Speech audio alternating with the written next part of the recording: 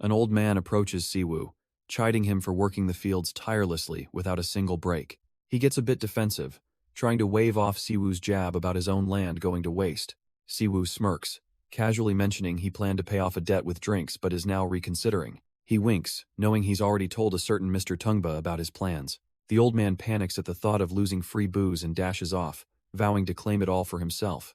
Once alone, Siwoo casually gestures, pulling up a hidden, holographic interface. He navigates to a making table and confidently selects the beer production option. A loading screen appears, the system immediately processing his request to craft a beverage. In a matter of seconds, the process completes, a digital mug of beer appearing on the UI. Siwoo looks on as the system presents his freshly crafted item, a simple solution to a simple promise. But his life here wasn't a choice. He remembers how utterly infuriated he was by the situation. It all started back in 2027, with a global company's revolutionary virtual reality tech. They created a game, Another World, using brain interface technology for maximum immersion, and Siwoo found himself selected for their very first, top-secret test. He and 2,000 other beta testers were dropped into the game world. But this was no game. It was a slaughter, with players being mauled by vicious beasts. Seeing the carnage, Siwoo's face hardens with a cold, determined fury. He stands his ground as one of the snarling wolves lunges straight for him. With a sharp glint of steel, he swings his sword in a practiced arc. The blade bites deep into the creature's neck, drawing the first spray of blood. He lets out a sharp gasp, the brutal reality of the situation crashing down on him. The slaughter continues as another wolf is slain, but not without cost to the others. He fought through goblins and men alike, surviving battles that left comrades dead on the grass. And just like that, 20 long, harrowing years slipped by inside the game. The threats had evolved from simple wolves to towering, monstrous orcs. Each one was a roaring, slavering gatekeeper to his next moment of survival. He watched countless allies, brave but foolish, step up to face impossible odds. And he watched them get mercilessly crushed, their lives ending in a single, brutal blow. All that remained were makeshift graves, quiet monuments to the fallen. After 2 decades, he knows he is still a prisoner, his fight for freedom far from over. In his desperation, he even challenged a vampire lord in a high-stakes boss raid. He thought that if he tried absolutely everything, maybe something would finally change. But his hopes were quickly dashed. The boss only seemed amused by their pathetic attempts to fight back. With a flick of his wrist, the vampire lord unleashed a torrent of crackling energy. Siwoo instinctively pulls his companion, Tungba, out of the line of fire. The old warrior roars in frustration, his axe doing absolutely nothing to the beast. The force of their clash sends the party scattering across the throne room floor. Other party members were swatted aside like flies, utterly helpless against him. Siwoo can only watch in horror, calling out to his stunned friend. This hopeless battle was the culmination of a life he never chose. He remembers giving up on escape, instead hunting mobs to level up. He took on quests for villagers, slowly finding his place in this world. 5 long years passed as he and his new comrades prepared for this day. But back in the present, the vampire lord is barely even trying, clearly annoyed. Tungba roars in utter despair, screaming that after 5 years, the boss is still at half health. Only Siwoo and Tungba remain standing amidst their fallen party members. But even now, Siwoo refuses to give up, his will burning brighter than ever. He charges forward in a desperate final assault against the raid boss. The vampire lord casually deflects the attack and blasts him away with contemptuous ease. Tungba can only hold the battered Siwoo as the vampire lord turns his back on them, the battle over. As his consciousness fades, his mind drifts back to a time years ago, remembering a colleague who believed death was the only escape. Alone in a village, a system notification pops up, informing him that his production is complete. He pulls out the newly crafted item, a simple wooden mug. Siwoo takes a long drink, lost in thought, contemplating his solitary existence. A strange energy seems to emanate from the simple wooden craft in his hands. His eyes narrow with a sudden, unshakable resolve. With a sharp crack, he smashes the mug against the ground in a moment of pure decision. After 20 long years, he decides he's done living passively like an NPC. The shattered remains of the mug begin to glow, turning into loot before his very eyes. This is the memory that haunts him, facing down a vampire lord who laughed at his courage. With a fierce battle cry, Siwoo charged in, determined to prove him wrong. His blade struck true, piercing straight through the monster's torso. But the vampire's crimson eyes merely narrowed in annoyance. While still impaled, the lord began gathering a terrifying sphere of crackling magic. A single blast sent Siwoo flying helplessly across the grand hall. He slammed into the unforgiving floor, his body screaming in protest. Using his sword as a crutch, He defiantly struggled back to one knee, but a searing pain suddenly coursed through him as his weapon began to glow ominously. He remembers the feeling of his own hands failing him, a symbol of his utter defeat. A blinding flash of energy erupted from the sword, coursing violently through his body. Even the vampire lord seemed caught off guard, a flicker of irritation crossing his face. In that desperate memory, Siwoo had tried attacking from every angle he could find. He'd charged forward, fueled by a reckless will to survive. But then his grip failed him, his fingers going numb around the hilt. His strength evaporated, and his sword clattered pathetically onto the red carpet. The vampire lord could only laugh, relishing the utter despair of his opponent. But even then, a defiant smirk played on Siwoo's lips as he mocked his captor's speech. The lord simply strode forward, his imposing figure casting a long shadow over the broken hero. He grandly announced the start of a new world, a cryptic final blow to Siwoo's psyche. Then, a bizarre system message fills the air, echoing the lord's words about a new world. Siwoo stares in utter confusion, unable to comprehend what is happening. But before he can even process the message, the vampire lord's hand lunges forward. In a blur of motion, razor-sharp claws tear through Siwoo's throat. He clutches his neck in shock as blood sprays from the fatal wound. His knees buckle, his body finally giving out completely. He collapses face first onto the cold, hard floor, his life draining away. The last thing he registers is the all-consuming, agonizing pain. And with that final memory of death, his consciousness shifts to a bright blue sky. The scene changes completely, revealing a modern hospital building in the present day. And here, in the real world, lies player Lee Siwoo, comatose in a hospital bed. His fingers suddenly clench, the first sign of movement in a long, long time. With a sharp gasp, his eyes fly open, his mind jolted back to reality after 20 years away. He sits bolt upright, a log-out message confirming his escape from that other world. Removing the strange helmet, he takes a shaky breath, the real world feeling alien. The memory is crystal clear. He died, brutally, and without question.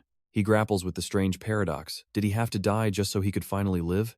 Just then, a nurse walks in for her rounds and freezes, her jaw dropping in shock. She immediately turns and runs, screaming for a doctor, announcing the patient is awake. But a faint smile touches Siwoo's lips as he realizes, looks like he's alive after all. And so, the news of his miraculous awakening spreads through Daehan General Hospital. Suddenly, the door to his room flies open as his name is called out in disbelief. His family stands there, frozen, his mother covering her mouth in absolute shock. She rushes to his side, overcome with emotion, finally able to hold her son again. As he processes their return, the world remembers the incident that took him away. A catastrophic event the community had grimly dubbed the Open Casket Incident. It all began when 2,000 eager testers logged in for a revolutionary new game. But a critical error occurred, and 500 of them, including Siwoo, fell into a coma.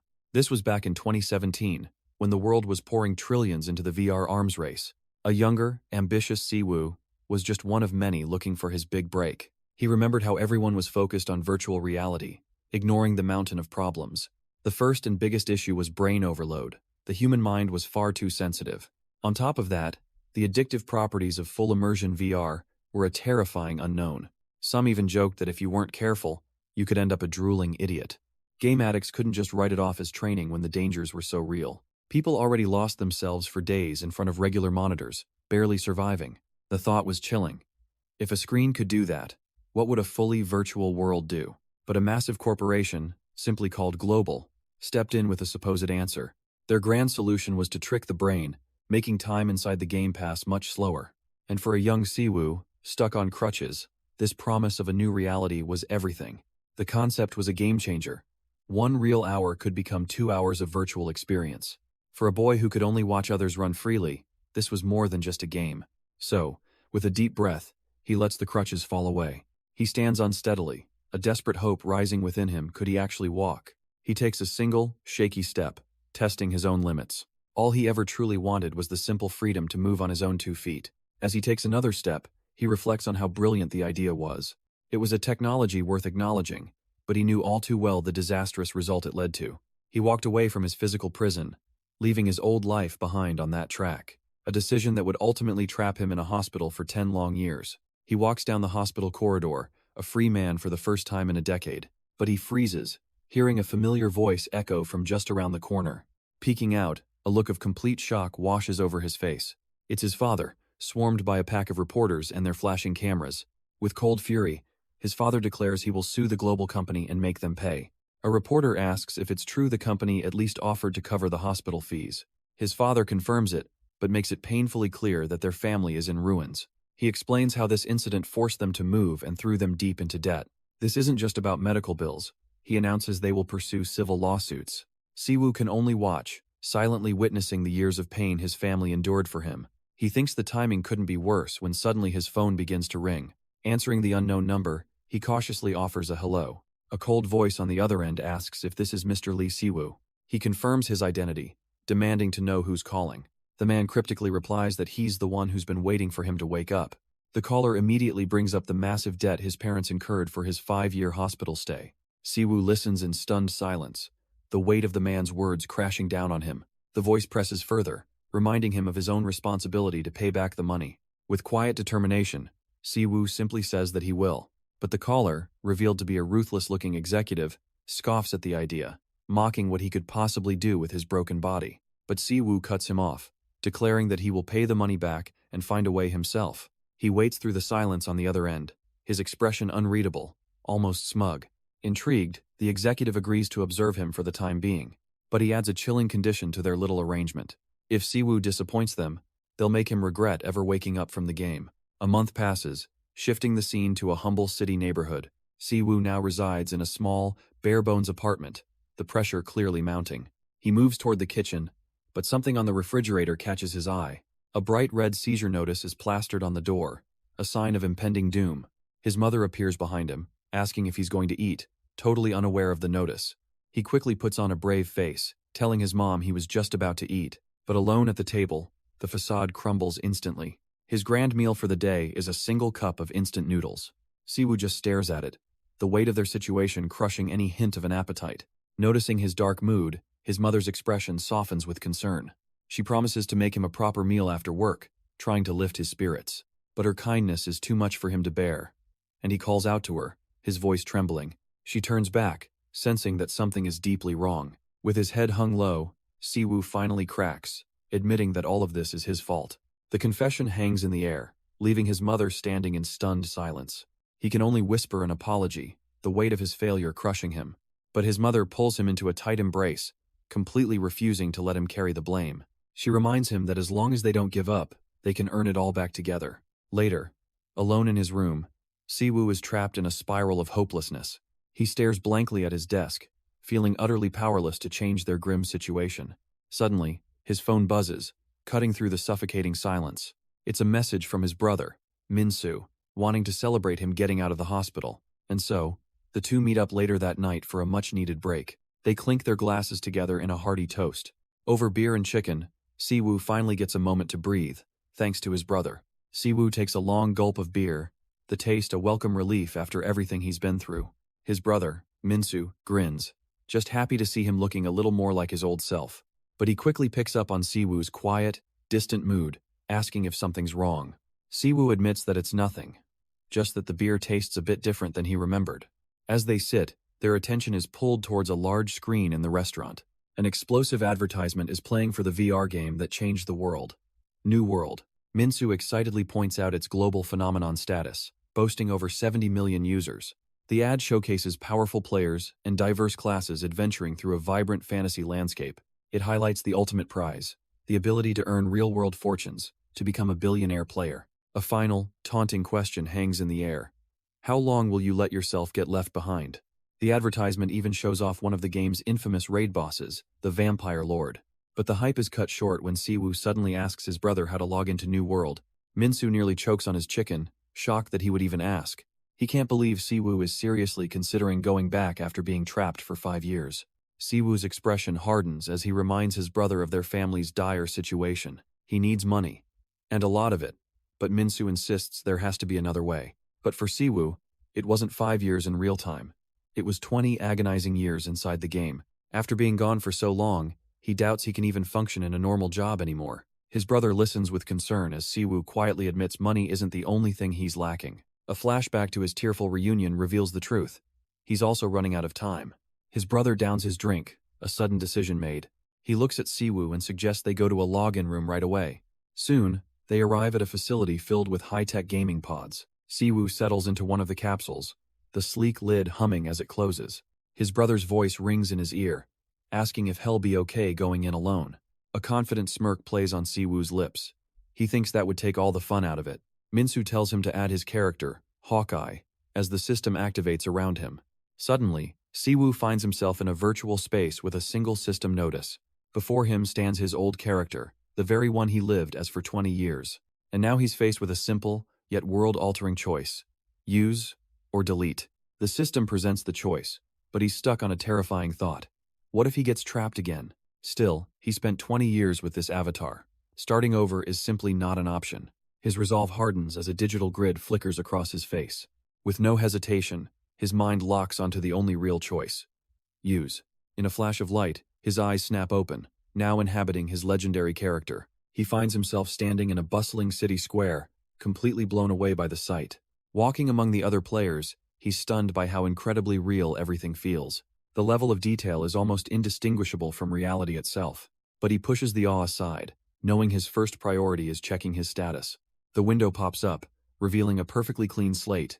All base stats are reset to 20. He's a bit puzzled, wondering why his stats are so high for a starting character. The description reveals his unique class, Normal Master, a special path where he must create his own skills. This is a special ability meant to help him challenge his limits and reach a new stage of mastery. Just then, a friend request pops up on his screen. It's from his brother, Minsu. He immediately taps the screen to accept the incoming call. His brother's voice rings out, teasing him about how it feels to be a complete newbie again. Siwoo brushes it off, confident he can catch up, even as his brother boasts about being level 50. That friendly taunt is all the motivation he needs, a determined fire igniting in his eyes. With a firm stomp, he plants his foot, ready to get started. And with a confident smirk, Siwoo dashes forward, beginning his legendary climb. He moves like a blur, scaling the immense tower with impossible speed and grace. While climbing, he taunts his brother, guessing that not many players have reached the max level. His brother's reply stops him cold. In this game, there is no max level. Siwoo scoffs, figuring the game must be full of shut-ins, but learns there's a 1-2 hour daily play limit. This new information fuels his ascent as he practically dances up the vertical wall. He leaps across a wide gap, catching a ledge with casual ease.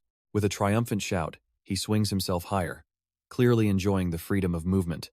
In seconds, he's already reached the top of the colossal clock tower, landing silently on a nearby roof. His brother gives him his first set of directions. Siwoo is told to head for the north gate, where other players are already milling about. But his brother's advice about some rabbit field is immediately ignored. Siwoo is determined to do things his own way. His brother relents, figuring it's better for him to learn firsthand as Siwoo strides into the starting village. With a confident smirk, he ends the call, ready to dive right into the action. An old man immediately approaches, offering a generic delivery quest for a paltry 50 experience points. Siwoo looks on with disdain, realizing this is just a boring tutorial and deciding hunting is a better use of his time. He promptly turns his back on the quest giver, leaving the NPC and the other players behind. The old man calls out, completely stunned that a new adventurer would just walk away. But Siwoo is completely uninterested, telling him to just ask one of the other players. The NPC is left flustered, waving his hands as the rookie breaks the unspoken rules of the game.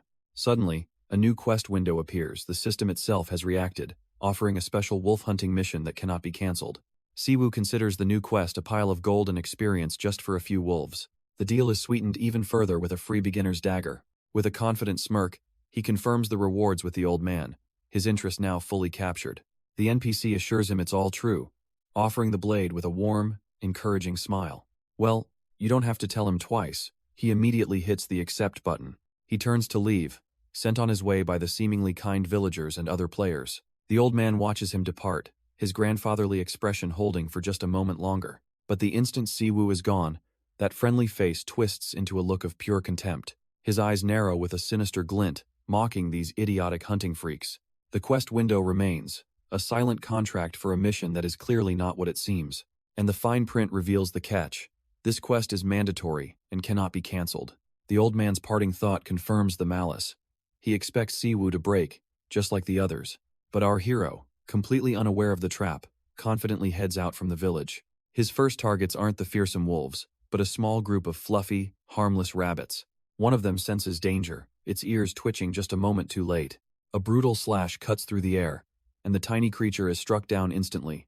Siwoo shows no hesitation, his dagger moving swiftly as the other rabbits scatter in fear. He holds up his kill, a system message coolly confirming his success. A grin spreads across his face. He's figured out the perfect strategy. He'll just grind on these weak mobs to level up before even thinking about those wolves.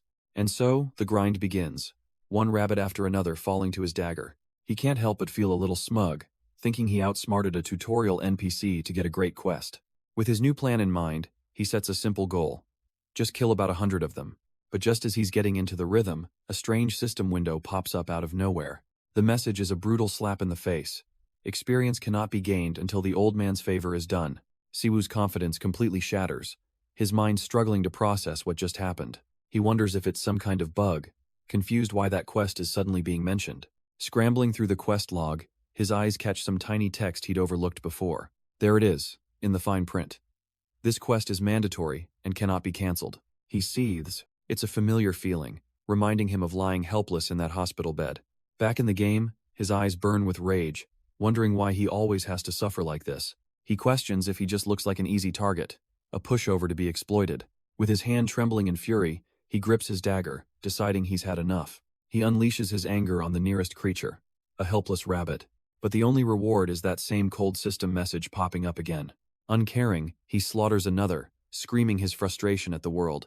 And again, the system denies him any progress, repeating its soulless text. He stands amidst the carnage, surrounded by floating windows mocking his every move. Finally, with nothing left to kill, Siwoo lets out a scream of pure, unfiltered rage. His frustration suddenly snaps into a cold, dangerous focus. He glares at the field, realizing the system sees him as just another helpless rabbit. Tightening his grip on his dagger, he vows to show this cursed game who's really in charge. But the peaceful village windmill keeps turning, completely oblivious to his rage. He takes out his anger on the nearest creature, a single rabbit falling to his blade. Then another, and another, as he carves a bloody path across the meadow. He doesn't stop until the entire field is littered with the results of his massacre. His dagger drips, the only evidence of his pointless, brutal rampage. But as he stands over the carnage, the bodies begin to glow with an ethereal light. Suddenly, a voice cuts through his haze, demanding to know if he's gone completely insane. Two other players mock his foolishness, warning that idiots like him will learn their lesson from the Great Rabbit. The ominous name hangs in the air, and a sudden sense of dread washes over him. Suddenly, the players are screaming, telling the idiot to run for his life as they bolt. Before he can react, the ground behind him trembles and violently cracks open. He turns back, his face a perfect picture of confusion and dawning terror. A massive, armored figure bursts from the shattered earth, blocking out the sun. It's a monster, a hulking, bipedal rabbit warrior whose red eyes burn with rage. This is the consequence of his massacre, a field boss standing ready to deliver judgment.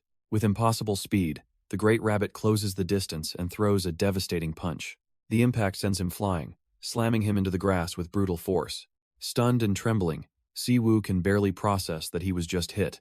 A system window confirms his worst fears.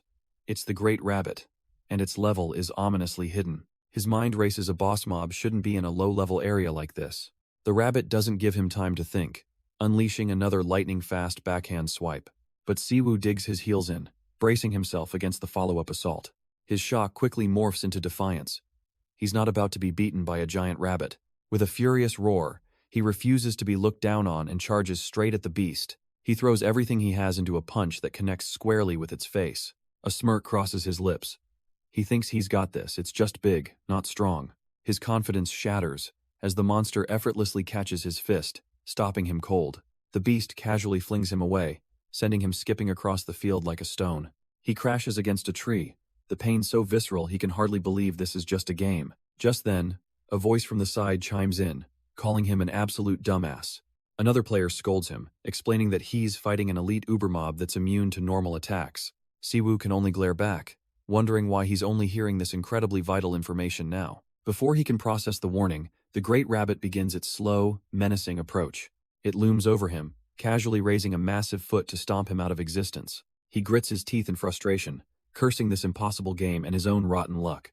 But as the shadow falls over him, his eyes snap open with a defiant glare. His moment of resolve is immediately interrupted by a swift kick from yet another player, mocking his sorry state. He looks up to see the two players, one of whom complains that Siwoo scared the life out of him.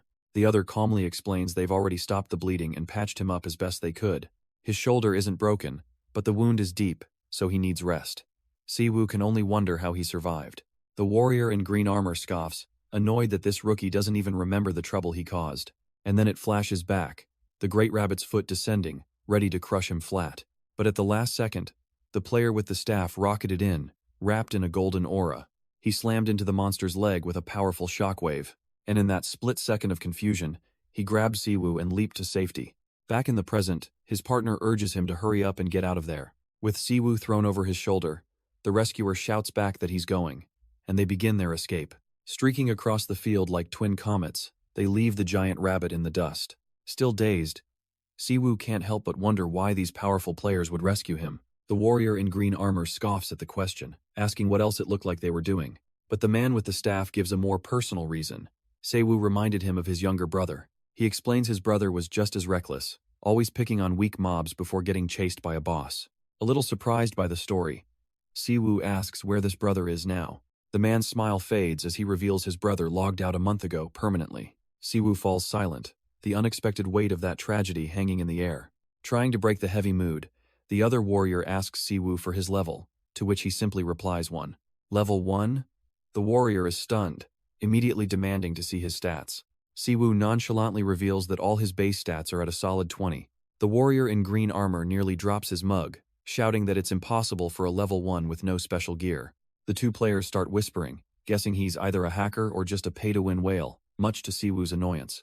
The man with the staff realizes this is why the great rabbit didn't instantly kill him.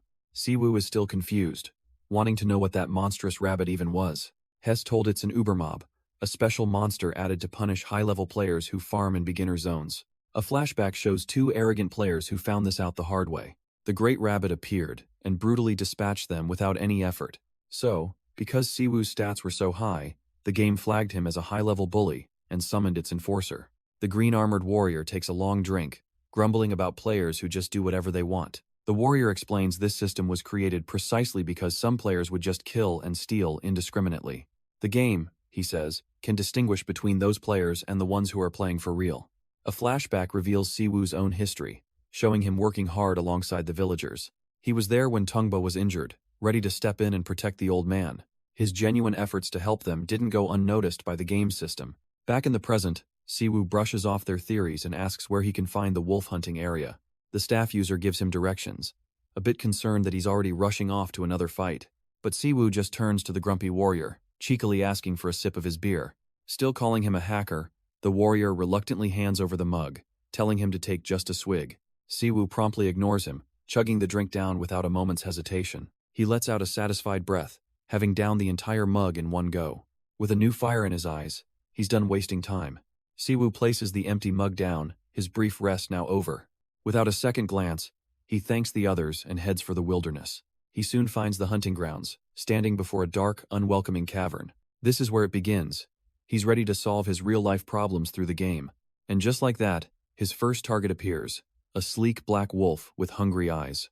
The level 10 beast immediately locks onto him and charges forward with a snarl.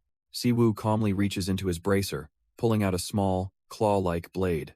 He prepares for the fight, a sliver of doubt creeping in as he questions if he can actually kill it. The beast bares its fangs, a low growl rumbling in its chest. It lunges through the air, but Siwoo forces himself to stay calm, to empty his mind. His grip tightens on the hilt of his blade, his knuckles white with resolve. Instead of meeting the attack head-on, he slides low to the ground, a blur of motion, and as the wolf soars over him, he thrusts his dagger upward into its soft underbelly. The small blade sinks deep, a spray of red confirming the lethal hit. Its momentum carries it forward, the once vicious beast now going limp. But Siwoo is already moving again, springing up to intercept the falling body. He grabs it by the scruff of its neck, ready to deliver the final blow. And with one last brutal plunge, he drives the dagger home, ending the fight. The wolf's body thuds lifelessly onto the green field. Siwoo stands over it, panting, the reality of his first kill sinking in. A system message confirms his victory, listing his experience and loot. He feels a rush of satisfaction, his body instinctively remembering his old combat skills. But his triumph is cut short, as a brilliant light suddenly envelops him. He's confused, wondering what he did wrong after completing the quest. An overwhelming surge of energy courses through his entire body. The light swirls violently around him as he braces for whatever comes next. Then, a new system notification cuts through the brilliant chaos. He stares in shock at the message, realizing he's just gained his first level. He smirks, realizing that at such a low level, killing just one wolf was enough for a level up. His moment of triumph is interrupted by the arrival of 3 more black wolves. One of the beasts snarls menacingly, its yellow eyes locking onto him. But instead of fear, Siwoo flashes a confident grin, taunting the pack to come at him. Enraged by the provocation, the lead wolf lets out a furious roar. His playful expression instantly vanishes, replaced by the cold focus of a veteran. He effortlessly dodges the first lunge, letting the massive beast rush right past him. In a stunning display of agility, he twists his body, using the wolf's momentum against it. With a brutal thud, his dagger finds its mark right between the creature's eyes. He lands smoothly on one knee, already turning to face the remaining 2 wolves. The 2 remaining wolves try to coordinate, spreading out to flank him, but he doesn't give them a moment, exploding into a gravity-defying leap. In a single, fluid motion, he twists and brings his dagger down on the second wolf's head. He lands lightly on his feet, his cold gaze already locked on the final survivor. Its packmate's gone. The last wolf lets out a furious, desperate snarl. Siwoo answers with a sharp battle cry, ready to end this hunt. He leaps onto the beast as it lunges, using its own momentum against it. A powerful, decisive blow from above, and the creature's attack falters. The lone wolf stumbles past him, completely exposed and off balance. With a final, clean slice, Siwoo ends the last of the pack for good. The dagger sinks deep, silencing the final wolf for good. A system notification chimes, confirming the kills and updating the old man's favor quest. As the screens flicker, Siwoo realizes with some surprise that he feels no tension at all. In fact, a cool, confident smirk settles on his face. This was almost too easy. He turns around, only to find himself completely surrounded by an enormous new pack of wolves. But it clicks into place for him. The game recognizes other players, and he thanks them for the welcome. Enraged, the entire pack of player wolves lunges forward in a coordinated, snarling wave. Without a shred of fear, Siwoo simply turns and breaks into a full sprint. He dashes back towards the village, leaving the pack of stunned players in his dust. The old man who gave him the quest watches from afar, utterly speechless at his return. A system window flashes, confirming the quest is complete. 117 wolves taken down. The old man is absolutely floored, asking if he really accomplished such a feat all by himself. Siwoo just smirks, cutting right to the rewards flood his screen. Gold, a massive chunk of experience, and a full level up. With his business concluded, he turns to leave, but the old man, Hans, frantically asks him to wait. He has a special job offer, clearly impressed by Siwoo's unprecedented strength. Hans wants to introduce him to the captain of the guard, a man named Fern. A new window immediately pops up, a hidden quest just to meet the captain. Siwoo pauses, recognizing this pattern instantly. A simple introduction quest. He knows these are the quests that lead to real rewards, accepting without a moment's hesitation. With the quest accepted, Siwoo gives a casual wave and turns to go. But before he can take 2 steps, a system alert stops him cold. His playtime is almost up. Just then, a call comes in from his brother, Hawkeye, who offers to recharge his capsule time. His brother then asks the million-dollar question. What does he think of the game so far? Siwoo takes a moment, the world of other players flashing by as he considers his answer. With a slight, knowing smirk, he admits that it isn't bad. Pleased, his brother offers him some starter gear he isn't using anymore. He almost retracts the offer, remembering Siwoo's solo player declaration, but Siwoo cuts him off, telling him to send it. This change of heart clearly surprises his brother, but Siwoo just smiles. He realizes that maybe, just maybe, games aren't meant to be played entirely alone as the new equipment materializes on him. With his new gear, Siwoo finds himself in the heart of a bustling city, teeming with other players. He approaches the main gate, where a city guard offers him a friendly handshake. Noticing he's a newcomer, the guard points him toward a particular establishment. The sign hanging outside shows a frothy mug and a sword, a classic adventurer's pub. Inside, the place is alive with the sounds of players swapping stories and boasting of their deeds. Of course, no RPG tavern is complete without a good old-fashioned brawl breaking out in the corner. Others simply sit back, enjoying their drinks, completely unbothered by the chaos. And some even pass the time with a quiet game of cards, testing their luck. Siwoo takes it all in, walking past the tables with a look of quiet amusement. Behind the bar, an old man polishes a goblet and gives him a warm welcome to the night's pub. The bartender offers him a drink, but Siwoo isn't here for leisure. He politely declines and explains he's searching for Fern, the captain of the guard. The old man's expression changes, a flicker of recognition in his eyes. With a simple gesture, he points Siwoo towards a table in the corner. There sits a grizzled man in guard armor, savoring a large mug of ale. Siwoo approaches, stating that Old Man Hans sent him, and asks to join the captain. Fern glances up, his eyes cold and completely uninterested in the newcomer. He gives a gruff, one-sided response, telling Siwoo to do as he pleases. Siwoo sits down, stunned by the captain's incredibly hostile attitude. His focus then shifts to the captain's mug, and the disgusting green liquid bubbling within it. To Siwoo's absolute horror, the captain downs the foul liquid in one go. The smell hits him like a physical blow, and he recoils, pinching his nose in disgust. Fern mockingly offers him a taste of the ghastly brew, which Siwoo instantly refuses. The captain's eyes narrow, correctly guessing that if Hans sent him, it must be about that favor. With a weary sigh, Fern prepares to shut the entire conversation down. He bluntly tells Siwoo has wasted his time on a hopeless job. But our hero isn't convinced. Siwoo presses on, asking for at least a simple explanation of the situation. The captain stares him down, judging the young man's resolve. But Siwoo doesn't flinch, meeting his intense gaze without a hint of fear. Finally, Fern relents, deciding there's no harm in just telling him the story. Siwoo is taken aback by the sudden shift in the captain's tone. Fern reveals a mangled, shackled leg, wryly stating there isn't much to his story. He was once a brave guard who fought for this town, but his career ended in ruin. Now, the very villagers he once protected look at him with nothing but contempt. After 20 long years of service, they see him as nothing more than a monster. He glares at Siwoo, convinced that all adventurers are exactly the same. They're just blinded by the hunt for money, experience, and levels inside dungeons, and have no time for forgotten guards with hopeless causes like his. But Siwoo calmly pushes back, stating that's not always true.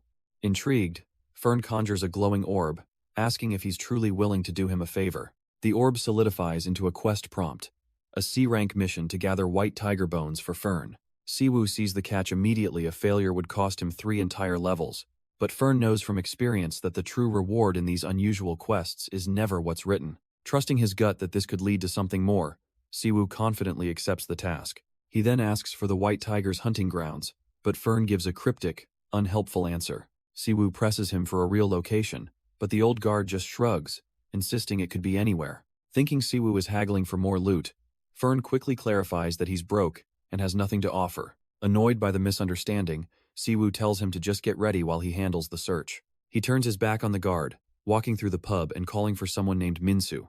Perhaps his friend will have the information that the stubborn old guard refuses to give. Another player answers his call, immediately hitting him with some confusing news. The white tiger isn't a normal mob. It's a special event monster that needs to be lured out. Siwoo asks how, only to learn the required lure item is practically impossible to obtain. In fact, the quest is so infamous that most players just give up on it entirely. A slow turn confirms his suspicion as he spots the person he was really looking for. Fern raises his mug with a smug grin, asking if he was really foolish enough to accept the quest. Siwoo's stony silence is all the confirmation the old guard needs. The other player just sighs, telling him he's completely screwed for taking the bait. But Siwoo remains calm, his mind already working. This is just a beginner's town, after all. He checks the C-rank quest log again. Surely it can't be that hard, though a 3-level penalty for failure is a steep price. Unfazed, Siwoo approaches the bar, figuring that difficulty is just a matter of perspective. He takes a seat and asks the owner for a moment of his time. He gets straight to the point, asking if the man knows where he can find some civet cat's perfume. The bartender's answer is blunt and immediate. He can't get that here. He explains that for religious reasons, the people of this town don't use perfume at all. Siwoo can't believe there's no way to get it, but the owner is firm. Why would he sell something nobody uses? With that, Siwoo slumps down in frustration, wondering why nothing can ever be easy. The horrible realization dawns on him. He's probably locked out of all other quests until he clears this one. He chides himself for getting cocky after a few simple wolf hunts, admitting he was careless. Seeing his despair, the bartender offers a simple, crushing piece of advice. Just give up and create a new account. The bartender continues, warning him that the request Fern gave him is a dead end. He won't even be able to find the white tiger. He's seen countless players just like him sit in that very spot, sigh in defeat, and eventually give up.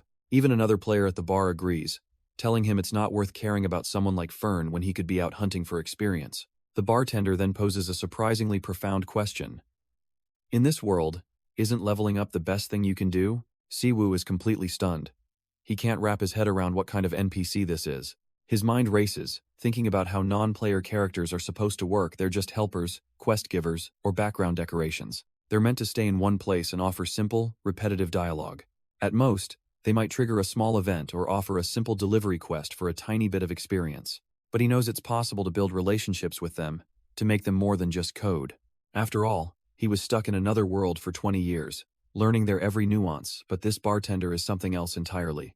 A smirk plays on his lips as he realizes no normal NPC would ever tell a player to quit. The bartender cuts him short, telling him to order something or leave.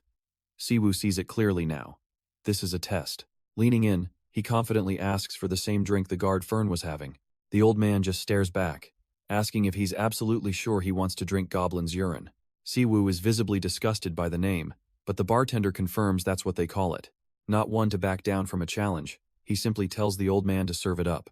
A wooden mug filled with a foul, bubbling green liquid slams onto the counter. The key to befriending NPCs is sharing their culture. He grimaces, looking at the disgusting drink. It looks exactly as bad as it sounds. Deciding to just get it over with, he tilts his head back and chugs the entire thing without hesitation. But as the drink goes down, his eyes fly open in pure shock.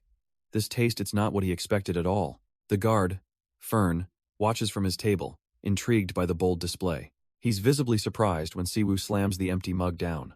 Siwoo takes a seat across from him, noting the drink tastes much better than its name implies. He wonders aloud why anyone would call something so good Goblin's urine. Unimpressed with the flattery, Fern cuts straight to the point, asking what he wants. Siwoo grins, changing the subject to a little something called civet cat's perfume. He correctly deduces that the foul smell clinging to the guard is actually this very item.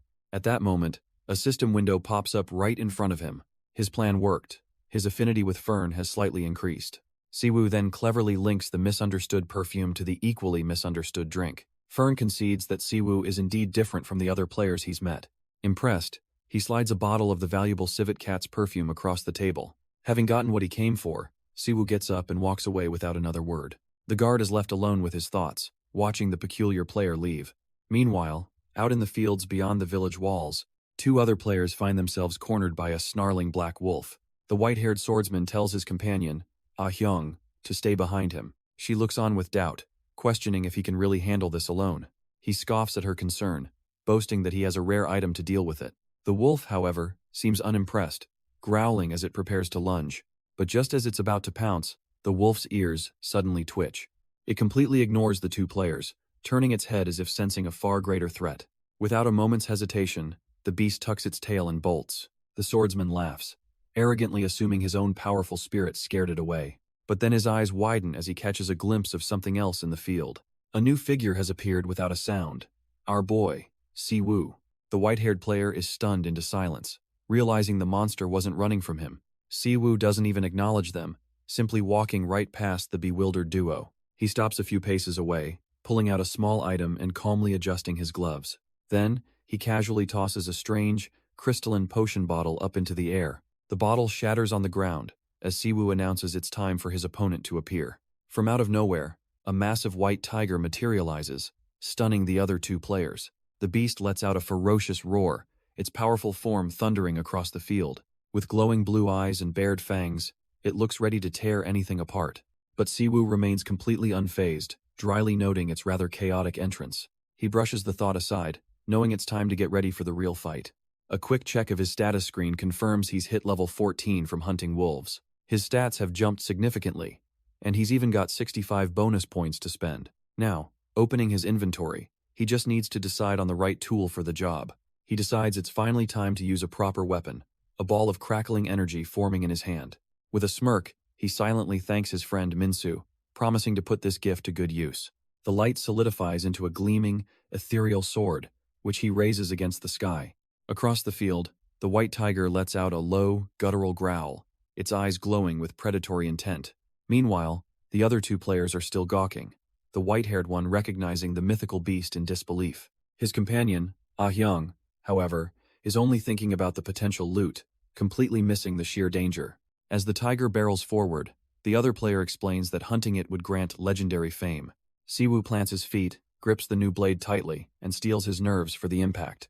But there's no more time for thought as the beast lunges, claws extended, aiming for the kill. He tries to calm his nerves, recalling his strategy against the wolves as he dodges the initial pounce. With focused determination, he twists his body mid-air, preparing to deliver a clean slice. But his blade only cuts through empty air as the white tiger lands with terrifying grace. The beast is impossibly fast, a white blur already repositioning for its own attack. It digs its powerful claws into the ground, coiling its muscles for a devastating strike. A single, brutal swipe connects, sending Siwoo flying like a ragdoll. He tumbles across the grass, the impact knocking the wind completely out of him. Scrambling back to a knee, he grips his sword, his face a mask of pained disbelief. He can't believe it. Even a grazing hit tore through his arm, revealing a massive gap in power. The white tiger's glowing eyes stare him down, a predator on an entirely different level. For a split second, Siwoo questions if he can even defeat this monstrous beast. But there's no time for doubt as it lunges forward with a furious roar. He grits his teeth and swings, barely managing to parry the ferocious claw swipe. In a shocking display of intelligence, the tiger uses its other paw to catch his blade. Its grip is like a vice, stopping his sword dead in its tracks. He's stunned. This monster is using its forepaw with the dexterity of a human hand. With his weapon trapped, the beast whips its body around to finish him off. Thinking fast, Siwoo abandons his blade and smashes a powerful kick into its flank. The kick connects, forcing a pained roar from the massive white tiger. Seeing that damage actually went through, Siwoo scrambles back to create space. He knows it's too strong up close, so he instantly crafts a hunter's bow to fight from a distance. But the beast is already on him, its speed far greater than he anticipated. With no time to spare, Siwoo kneels and fires his newly created arrow. The shot flies true, striking the tiger with a satisfying thud right on its head. He watches with bated breath, wondering if he finally managed to land a solid blow. But his hope turns to dread as the tiger reveals it caught the arrow in its teeth. Siwoo is left stunned, unable to believe the creature's impossible agility as it begins to advance. Watching from a distance, a female player named Ah Hyung is amazed by his hunting prowess. Her companion, however, scoffs, dismissing Siwoo as a high-level ranker just showing off. But his bitter complaints fall on deaf ears. Ah Hyung is completely captivated by the fight. A foolish idea then sparks in the white-haired player's mind for a chance at instant fame. He suddenly marches off toward the battle, leaving a confused Ah Hyung calling after him. Back in the fight, Siwoo lets another arrow fly, refusing to give up. But the white tiger moves like a blur, easily sidestepping the projectile as it soars past. Just then, the glory-seeking player foolishly charges in, inserting himself between Siwoo and the beast. Siwoo looks on in disbelief, his system showing he only has 2 arrows remaining.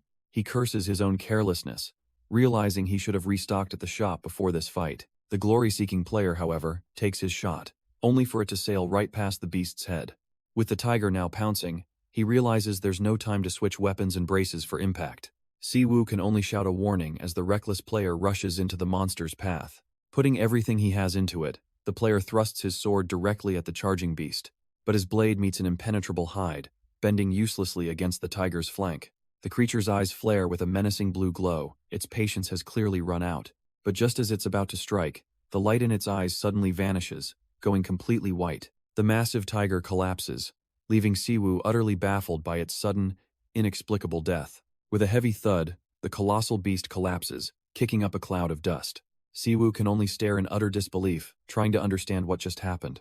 But before he can process it, another player poses triumphantly over the corpse, bragging about his one-shot kill. Siwoo immediately confronts him, furious that his quest monster was stolen right before his eyes. The white-haired player just scoffs, mocking him for being too weak to have beaten it anyway. Their squabble is cut short, as the tiger's dead body suddenly begins to glow with a sinister red light. The arrogant player cries out, clutching his head as a wave of dark energy assaults him. Siwoo feels it too, a suffocating pressure that forces the air from his lungs. Seeing her companion in distress, Ah Hyung rushes forward, calling out his name. But Siwoo screams at her to stay back as the malevolent aura begins to swirl violently around him. Ah Hyung can only watch from a distance, frozen by the sudden shift in the atmosphere. But Siwoo is still focused on the arrogant player, his hand glowing as the kill-stealer mocks his weakness. He glances away, a thought striking him the quest completion window never actually appeared. The other player's face twists in horror as he finally realizes what that means. Behind them, the dead tiger rises, wreathed in a sinister red aura, its eyes glowing with malice. Siwoo grips his sword, a grim understanding dawning on him. The real fight starts now. In a flash, the corrupted beast surges past them, leaving a trail of dark energy in its wake. A single strand of hair drifts past his eyes, a chilling testament to the creature's impossible speed. It barrels across the field, a white and black blur of pure, unrestrained aggression. Then, in the blink of an eye, the tiger completely vanishes from their sight. The white-haired player can only tremble, his bravado completely shattered. He screams out that he's had enough, that he's quitting this trashy game. As he turns to flee, Siwoo desperately yells for the idiot not to move. But the player freezes mid-stride, his escape suddenly cut short. The corrupted tiger has reappeared, standing directly in his path. Its eyes burn with a furious, unnatural red glow, locking onto its prey. The player's face drains of color as he realizes this isn't just a game boss. It's a real monster. Before he can even scream, the beast lunges forward with a vicious swipe of its claws. A spray of blood erupts across his face in his final, horrifying moment.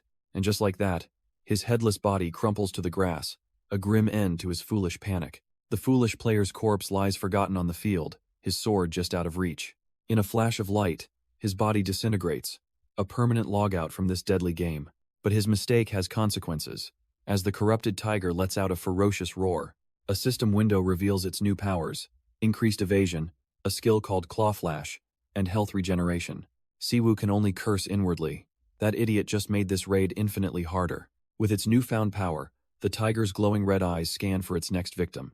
It locks onto Ah-hyung, who trembles, barely able to keep her sword raised. The beast lunges forward, claws extended, ready to tear her apart in a single strike. But Siwoo is faster, leaping between them to declare that he is the tiger's true opponent. He lands with a confident smirk, ready to finally begin this fight on his own terms. With a cocky grin, Siwoo taunts the enraged beast, inviting it to come and play.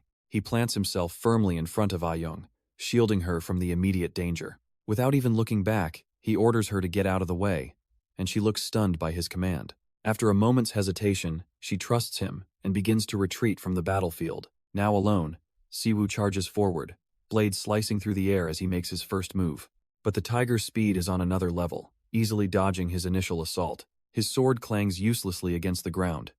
He realizes with a jolt that normal attacks won't even scratch it. Undeterred, he leaps into the air for a powerful overhead strike, putting his weight behind the blow. But the tiger effortlessly sidesteps the attack, leaving Siwoo to swing at empty air. He lands, a grim look on his face, knowing he can't win like this and must find another way. The beast simply leaps over his head, dodging with almost insulting grace. It lands perfectly, its glowing red eyes locked onto its prey as it begins to circle. The ground cracks under its paws as it prepares to unleash its true power. Siwoo just barely manages to block a devastating swipe with his sword. He knows with chilling certainty that a direct hit would have been fatal. The impact sends him stumbling backward, struggling to catch his breath. Steeling himself, he raises his sword again, refusing to back down. But in that moment, his eyes widen as a sudden realization dawns on him. The tiger has already closed the distance, its massive head right in his face. With a powerful crunch, its jaws clamp down hard on the steel of his blade. While the tiger's jaws are locked on his sword, Siwoo sees a tiny window of opportunity. But the beast is already moving, its massive paw swinging down as he realizes he's too late. He grits his teeth, straining against the overwhelming force of the corrupted creature. The tiger lets out a low growl, confident in its victory, its red eyes burning with malice. In a flash of inspiration, Siwoo lunges forward, sinking his dagger deep into the beast's neck. With a final, shuddering roar, the massive white tiger collapses to the ground, defeated. System notifications flood his vision, confirming the kill, a level up, and a haul of rare materials. Siwoo breathes a sigh of relief, the near-death experience leaving him shaken. Just as he collects himself, the woman he rescued, Ah-hyung, cautiously approaches. She looks at him with sincere gratitude, thanking him for saving her life. As the tiger's corpse vanishes into particles, Ah-hyung nervously admits this was her scary first experience. Flustered but grateful, she asks for the name of the man who saved her. Siwoo hesitates, the threatening voice of a loan shark echoing in his memory. He decides to use an old alias, coolly introducing himself as War Phantom. With his business concluded, he turns and walks away, leaving her to watch him go. Once alone, a grin spreads across his face. He can't believe he's already level 20. As night falls, he reflects that despite the rough start, this game is actually becoming fun. That feeling lasts all of 5 minutes before he's back in town, absolutely furious. He confronts Fern to claim his quest reward, but the guard just scoffs at the item he brought back. Blindsided by the broken quest, Siwoo demands to know what the hell he's supposed to do now. Fern relents, explaining the item needs to be taken to a doctor and that he'll guide Siwoo there. With a frustrated sigh, Siwoo follows the guard through the quiet, empty hall. Their short walk ends as they arrive at a simple wooden door. An elderly doctor answers, and Fern quickly asks if he's free to talk. The doctor seems annoyed, reminding Fern that it's after hours. but the guard insists it's important. Noticing the stranger, he asks who Siwoo is, and Fern explains this is the one who brought the white tiger's bone. The old man looks utterly shocked, finding it impossible to believe this kid could have retrieved such an item. He demands to see it, and a system window appears for Siwoo to hand over the bone. Siwoo glares, feeling the doctor's condescending gaze and getting seriously ticked off. But as he confirms the transaction, the quest is finally completed, rewarding him with a level and 5 gold. With his business concluded, Siwoo announces he's leaving. But the old doctor stops him, asking why a young man is in such a hurry. He offers a cup of tea as a token of gratitude for all the hard work. Though a bit suspicious, Siwoo accepts the gesture and drinks it down. Immediately, a warm, revitalizing energy spreads through his entire body. A system window pops up, revealing he's consumed vitality tea, which restores his health and even buffs his stats. Siwoo is pleasantly surprised. What he thought was just some smelly tea turned out to be a potent potion. Watching from the side, Fern smirks, finally understanding this was the doctor's plan from the start. Having received the unexpected bonus, Siwoo thanks the old man and turns to depart for real. But just as he reaches the door, Fern calls out, telling him to wait just a moment. Fern holds out a smooth gray stone, telling Siwoo he found it and wants him to have it. Siwoo inspects the item. It's a simple stone of unknown rank that might bring him fortune. He happily accepts the charm, wishing Fern good luck now that his legs can be treated. A system window pops up. Siwoo's encouragement has restored Fern's hope and boosted their affinity. Siwoo smirks, realizing the gruff guard was just a classic tsundere this whole time. But the quiet moment is shattered as the door suddenly bursts open with a bang. A massive tattooed warrior barges in, frantically calling for the doctor. His eyes land on Fern, and his urgent expression immediately sours. The warrior sneers, dropping a crude insult about Fern's previous injury. Before anyone can even process the hostility, the man draws his sword, ready to fight. Siwoo can only stare, completely bewildered by the sudden hostility. The tattooed warrior lets out a battle cry and brings his sword down with brutal force. But Fern, despite his condition, reacts instantly, raising his own blade to defend. Their swords crash together with a powerful clang that echoes through the room. The bald man grunts, clearly putting all his weight into the attack. Fern grits his teeth, his arms shaking as he desperately holds his ground. Watching this unfold, Siwoo seriously questions if any NPC in this game is normal. He calls out to Fern, trying to understand what's happening. But the aggressor just keeps pressing, taunting Fern for fighting like a girl. He sneers that even though Fern can't walk right, his mouth is still running. Suddenly, the old doctor chimes in, yelling at the bald warrior to show some respect. The tension shatters instantly as both men lower their swords. And in a complete 180, they clasp hands like old comrades, the fight just a rough greeting. The warrior, Teru, then laughs, teasing the old man who just scoffs back at him. His gaze finally falls on Siwoo, condescendingly asking who this newborn puppy is. Fern quickly steps in, telling his friend to be polite. This is the man who gave him the Bako bones for his leg. Teru's entire attitude changes. He offers a hand, introducing himself as an old friend of Fern's. Siwoo accepts, and Teru's grip is firm as he praises him for hunting the white tiger alone. But he doesn't let go, instead insisting that fate has brought them together and Siwoo must help the town guard. The scene then flashes to a horrifying, vampire-like monster, letting out a blood-curdling roar. This is the threat Teru spoke of, a ghoul-like creature called a Sixigui, chasing a mother and her child through a cemetery. He explains that these monsters are swarming the area, forcing the village to prepare for an invasion. Siwoo quickly puts the pieces together, realizing they want him on the punitive task force. Teru doesn't beat around the bush. He confirms this is exactly what he's asking. A quest immediately pops up for Siwoo, a C-rank mission to defeat the Sixigui in the cemetery. The rewards are tempting, but failure means a 3-level penalty. Teru formally pleads for his help. Siwoo sees this not as a risk, but as a golden opportunity to gain experience and the guard's trust. He accepts the quest without a second thought, and asks when they leave. Teru sets the time for midnight.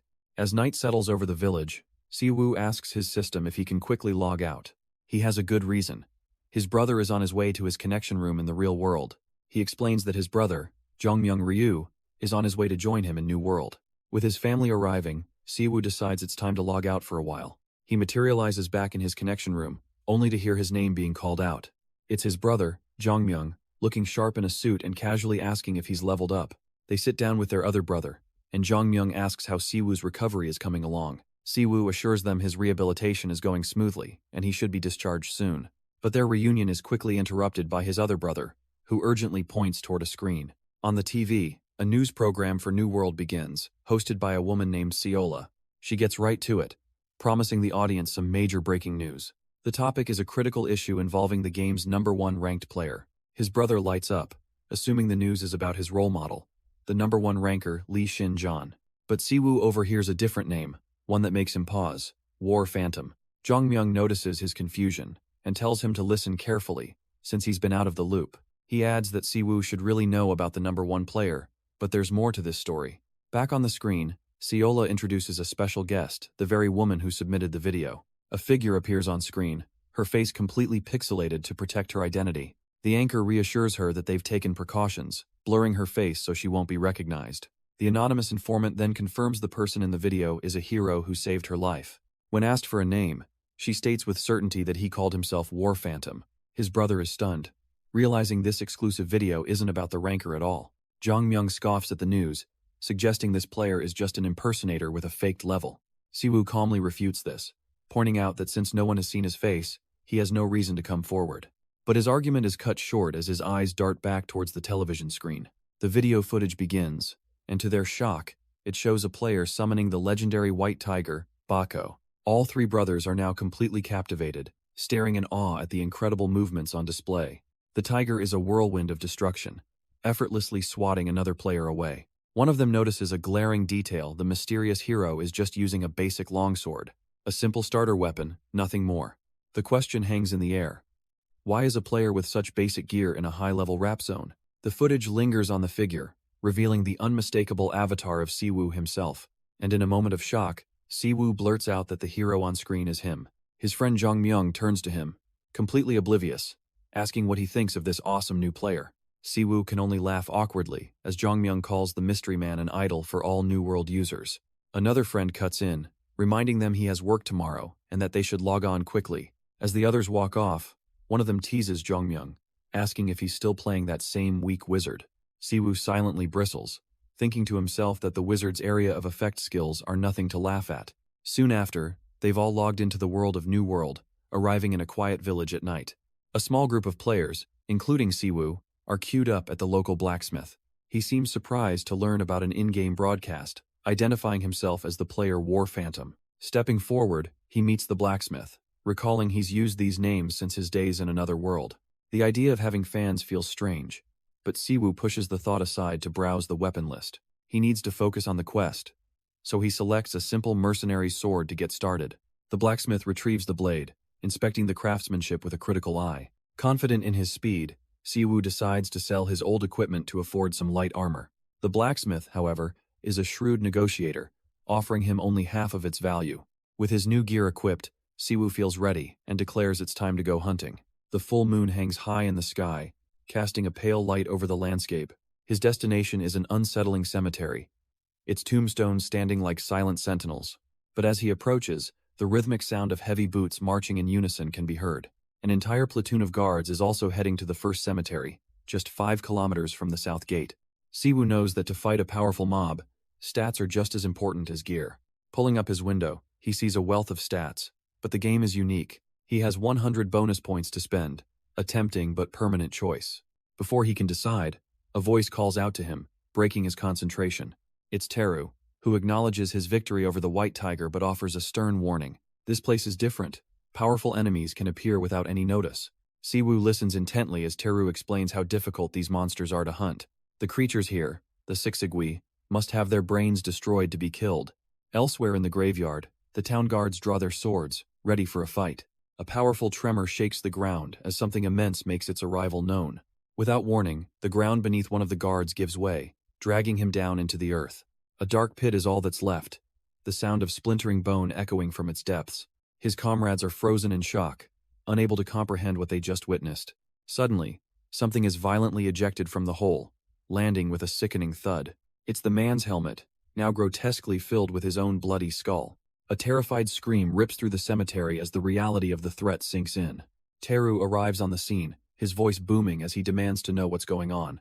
The remaining guards completely lose their nerve, turning to flee while screaming that the enemy is coming.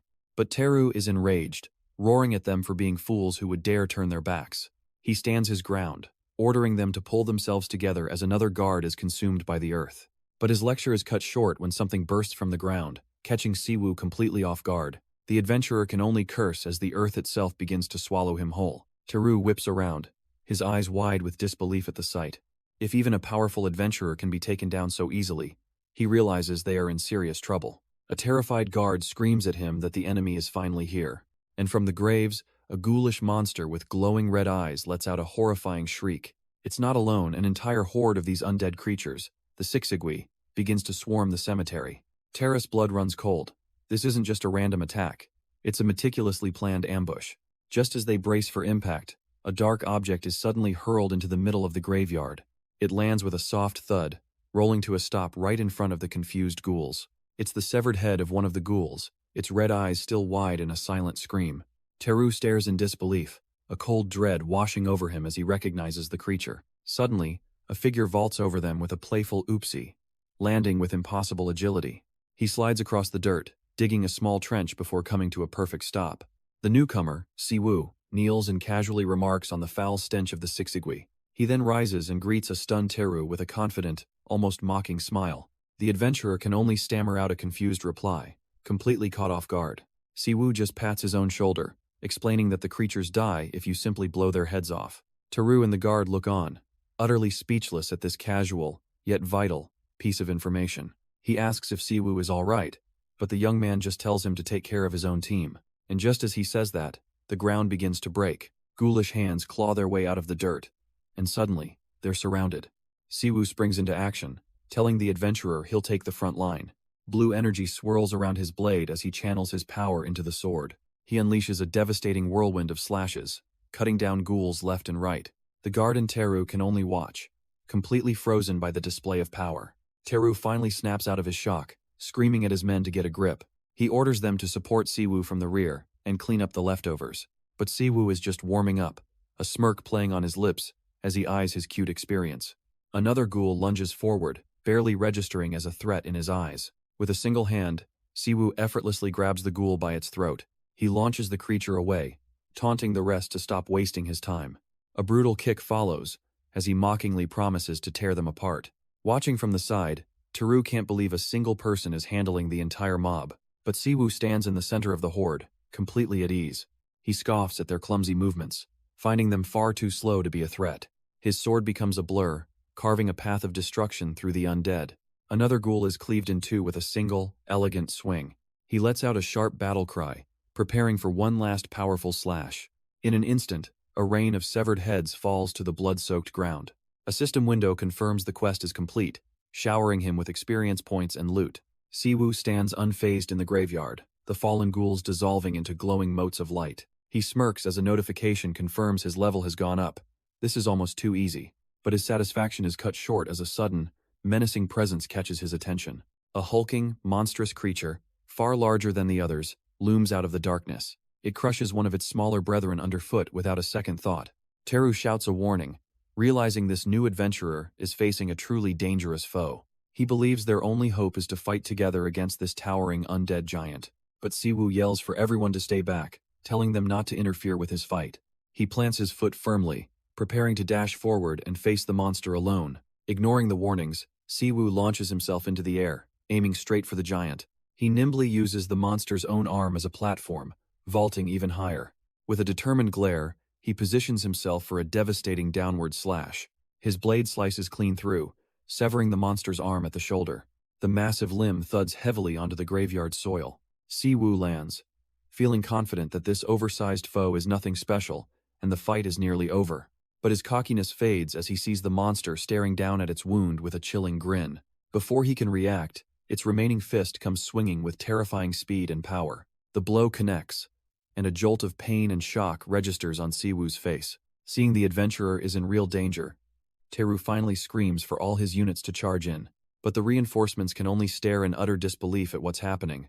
The entire graveyard suddenly erupts with smaller, shrieking ghouls swarming the field. Even the trained guards are overwhelmed, realizing the undead are now impossibly fast. Siwoo, however, is in no position to help. Gasping as the giant's grip crushes him, the agonizing pressure builds, and he realizes with dawning horror that he's about to die.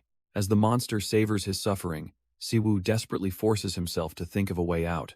He pushes the panic down, convinced he can survive, when a sudden realization hits him. Pinned beneath the towering, one-armed beast, a glimmer of hope finally appears. With a surge of desperate resolve, he focuses his remaining will. He calls forth the system window, accessing the bonus stats he had been saving all this time. With no time to spare, he dumps every last point into agility as the giant's foot comes down.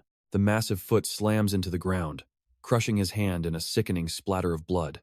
The monster grins, savoring the kill, believing its victim is nothing but a red paste. But its triumphant smirk quickly fades into a look of complete and utter confusion. It looks down to see only a severed hand, not the adventurer it was meant to crush. Suddenly, a taunting voice rings out from behind the lumbering beast. It's Siwoo, now moving at an impossible speed after sacrificing his hand to escape. Before the monster can even process what happened, his blade sinks deep into its temple. The colossal undead lets out a final, pained roar as it stumbles forward, its life fading. With a ground-shaking thud, the giant falls, leaving Siwoo standing victorious over its corpse. The village guards stare in utter disbelief, wondering how one man took down the Goliath.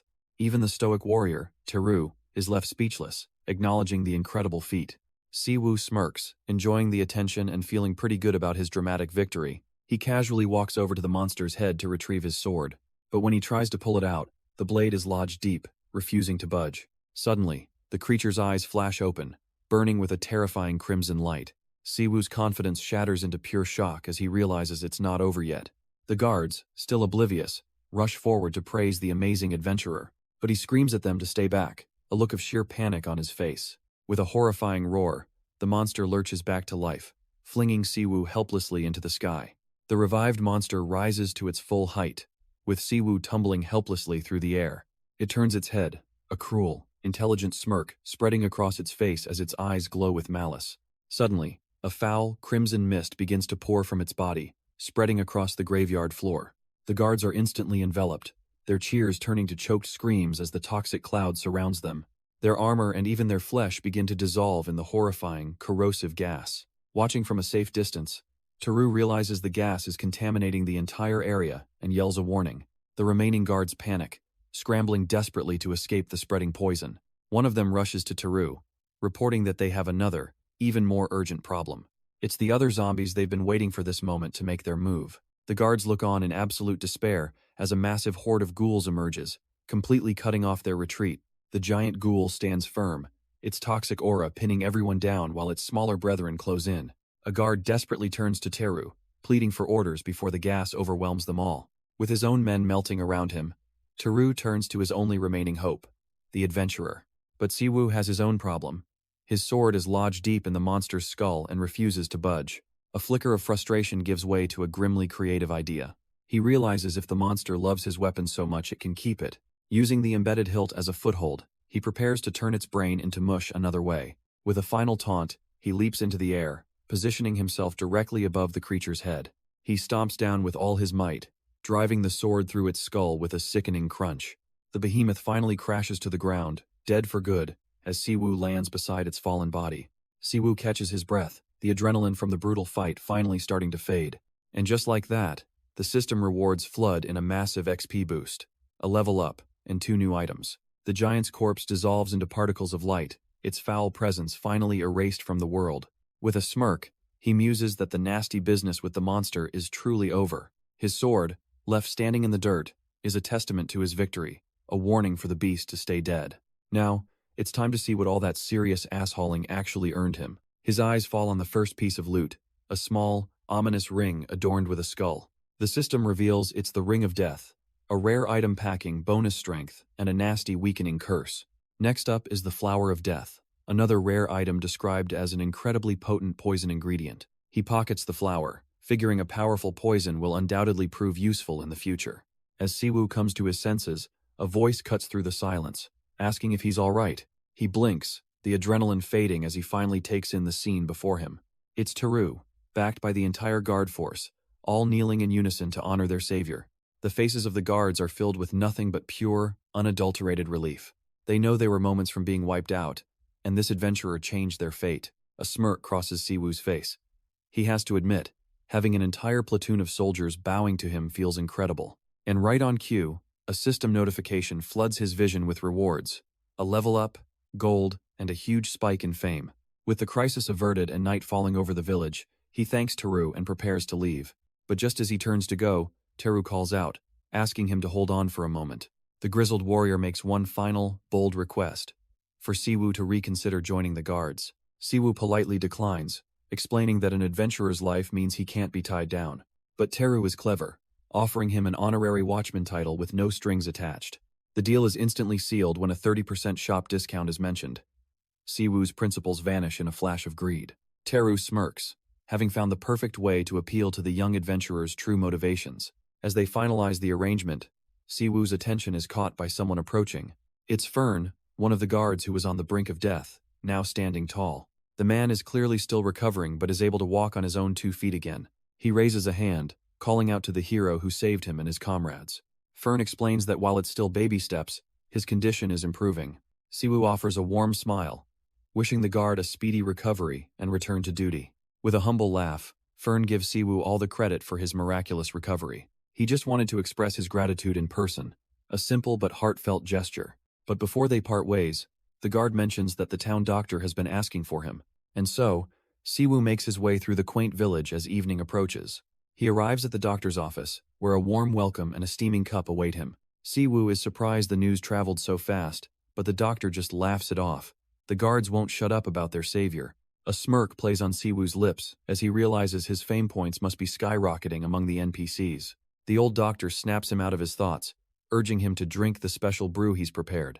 He takes a sip, noticing a different aroma and wondering what kind of powerful buff this tea holds. But instead of a simple buff, his eyes fly wide open in shock. Something is terribly wrong. His heart feels like it's on fire, and he stumbles back, completely blindsided by the sudden agony. The old doctor watches on, calmly asking if he's perhaps having a little trouble breathing. Clutching his chest, Siwoo furiously demands to know what kind of poison he was just served. But before the doctor can answer, a bright blue system window flashes into existence. He stares in disbelief. This wasn't poison, but an insane cocktail of buffs boosting all his stats. The doctor casually mentions the tea was a bit strong, making Siwoo realize he was just a test subject. He then offers a 10-year apprenticeship to learn the recipe, an offer our hero finds absolutely ridiculous. Siwoo decides he'd rather just leave and put these incredible buffs to use on a hunt. But the doctor stops him, a potion that good was never going to be free. He finally reveals the price, a quest to gather some rare samples for a theory he's testing.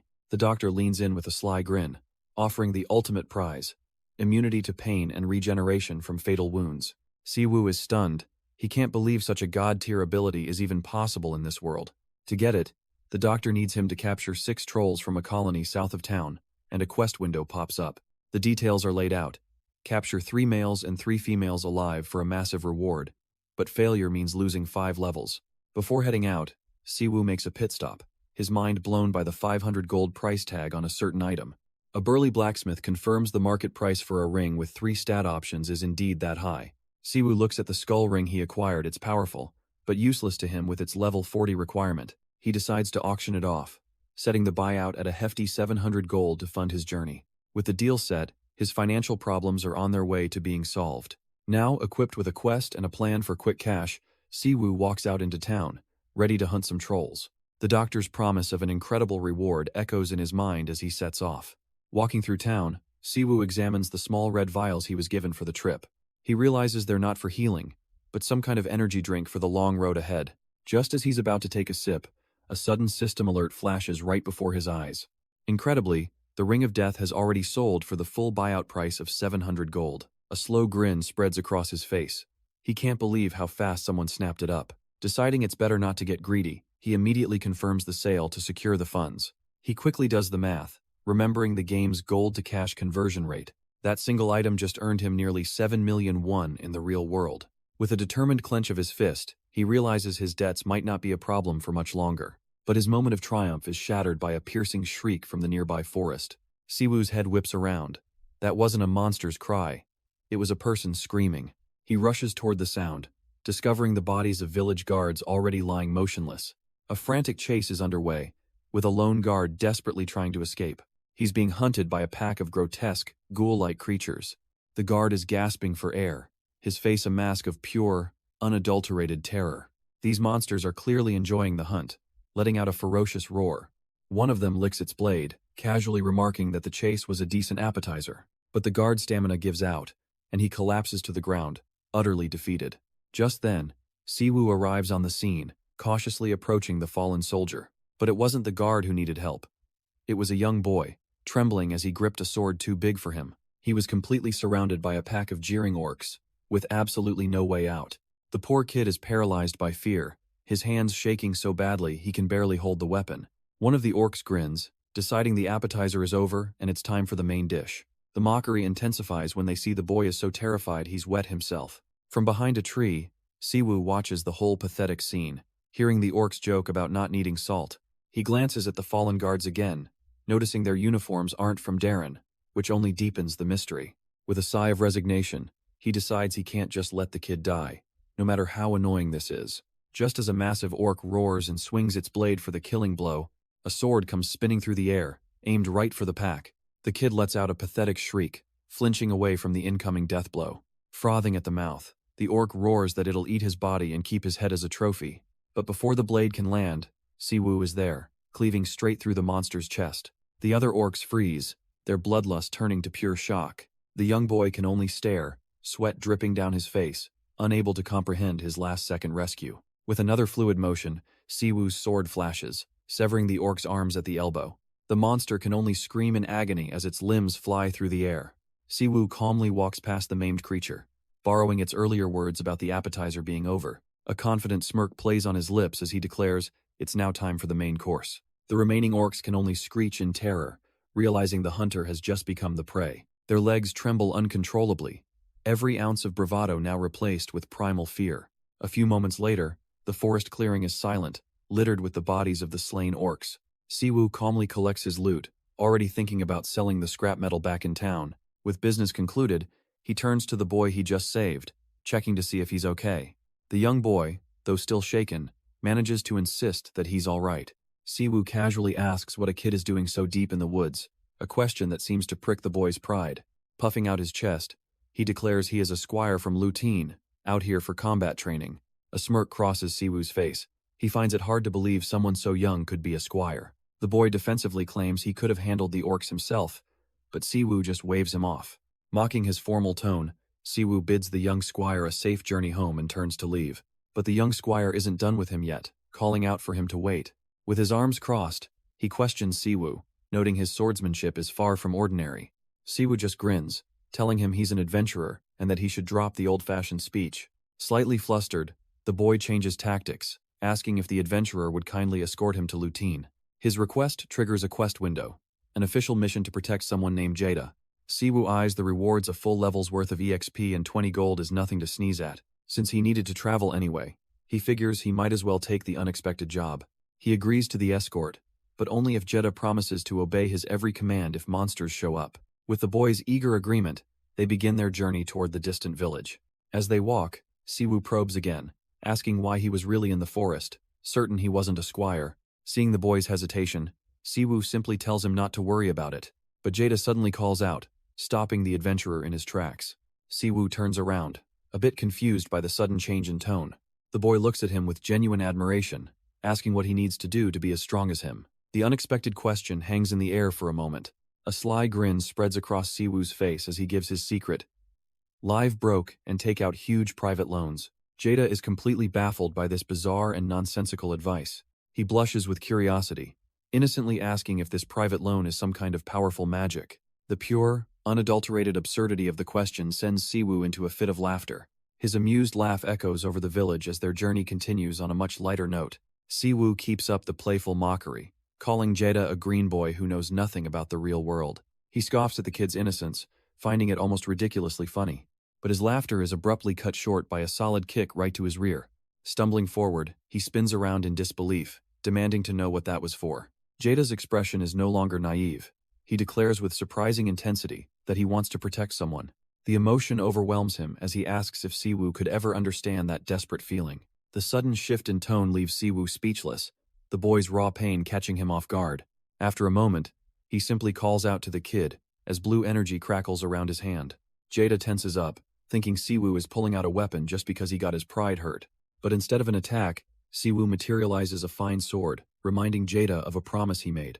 Jada stares blankly at the sword, completely lost by the sudden change in mood. Siwoo reminds him of their agreement. Jetta listens to him if monsters show up. With a firm step, he orders the kid to get behind him, his tone now deadly serious. The boy flinches, turning around just as Siwoo commanded.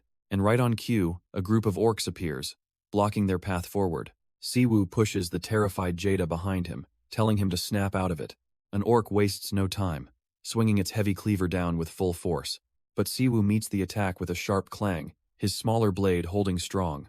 He effortlessly parries the blow, sending the monster's weapon wide. Facing the whole group now, he casually asks if they've come back for revenge. The lead orc tries to sound reasonable, telling Siwoo they have no fight with him. Their only target is the boy, and he advises Siwoo not to play the hero here. But Siwoo is completely over the conversation, tuning out their pointless threats. To him, these monsters aren't a negotiation, they're just a walking pile of experience points. The other orcs rush in, surrounding him with their crude weapons raised. But in a single, devastating flash, his blade lashes out, striking them all at once. One of the wounded monsters can only roar in agony and confusion. Siwoo, however, is already a blur, dashing past the fodder he just cut down. His sword sings through the air, aimed at his true target. He reappears instantly beside Jetta, who'd been snatched by another orc in the chaos. Frustrated, he pushes past the orc holding the boy, zeroing in on his target. With a furious battle cry, he swings his sword, ready to end this. In a flash, he snatches Jada's arm, pulling the boy free from the monster's grasp. His sword follows through, skewering the orc right through the face as Jada hits the ground. Siwoo delivers a brutal follow-up blow, making absolutely sure the creature stays down. He then effortlessly dodges another clumsy attack, weaving through the battlefield. With Jada now safely behind him, Siwoo plants his sword in the fallen orc. He takes a breath, realizing he could probably handle all these monsters alone. But protecting the kid at the same time? That's a different story. He might fail the quest. He decides there's no other choice, telling Jada to hang on tight for what's coming next. With a nod of understanding, Jada grips Siwoo's jacket tightly. Siwoo powers up, a crimson aura flaring around him as he prepares to move. The nearby orcs can only stare in confusion, not understanding what's about to happen. In a flash, he scoops Jada up, throws him over his shoulder, and makes a run for it. Enraged, the entire orc mob roars and gives chase, determined to catch their prize. Siwoo sprints with all his might, feeling deeply embarrassed, while Jada just seems to be enjoying the ride. He can't help but wonder who this kid is, and why every monster around is so obsessed with him. As they near a village, his question is answered when a guard shouts that young Master Jada has returned. A relieved guard captain rushes over, asking if the young master is all right, explaining the Baron was worried sick. He then reminds Jada that their campaign against the orcs made him a high-value target for revenge. It all clicks for Siwoo, so that's why the orcs were after the kid. The guard captain finally asks who this stranger is, and Jada proudly introduces his savior. Overjoyed, the captain expresses his deepest gratitude for bringing the young master home. Siwoo, clearly not used to this kind of attention, just stammers out an awkward response. But Jada suddenly declares that Siwoo will be his new personal sword instructor, much to Siwoo's utter disbelief. Seeing the immediate rejection on his face, the boy pleads, asking if he could just train him a little bit. Siwoo isn't having any of it, giving a flat refusal and turning to leave. Just then, an old man arrives with a summons. The Baron, Jada's father, wants to see him now. Jada turns back, surprised to see that his would-be teacher is already walking off into the distance. He watches him go, a curious glimmer in his eye as he murmurs the word adventurer. Alone now, Siwoo can't help but wonder if he'll ever reach that level of strength himself. Just then, a quest completion window confirms his success.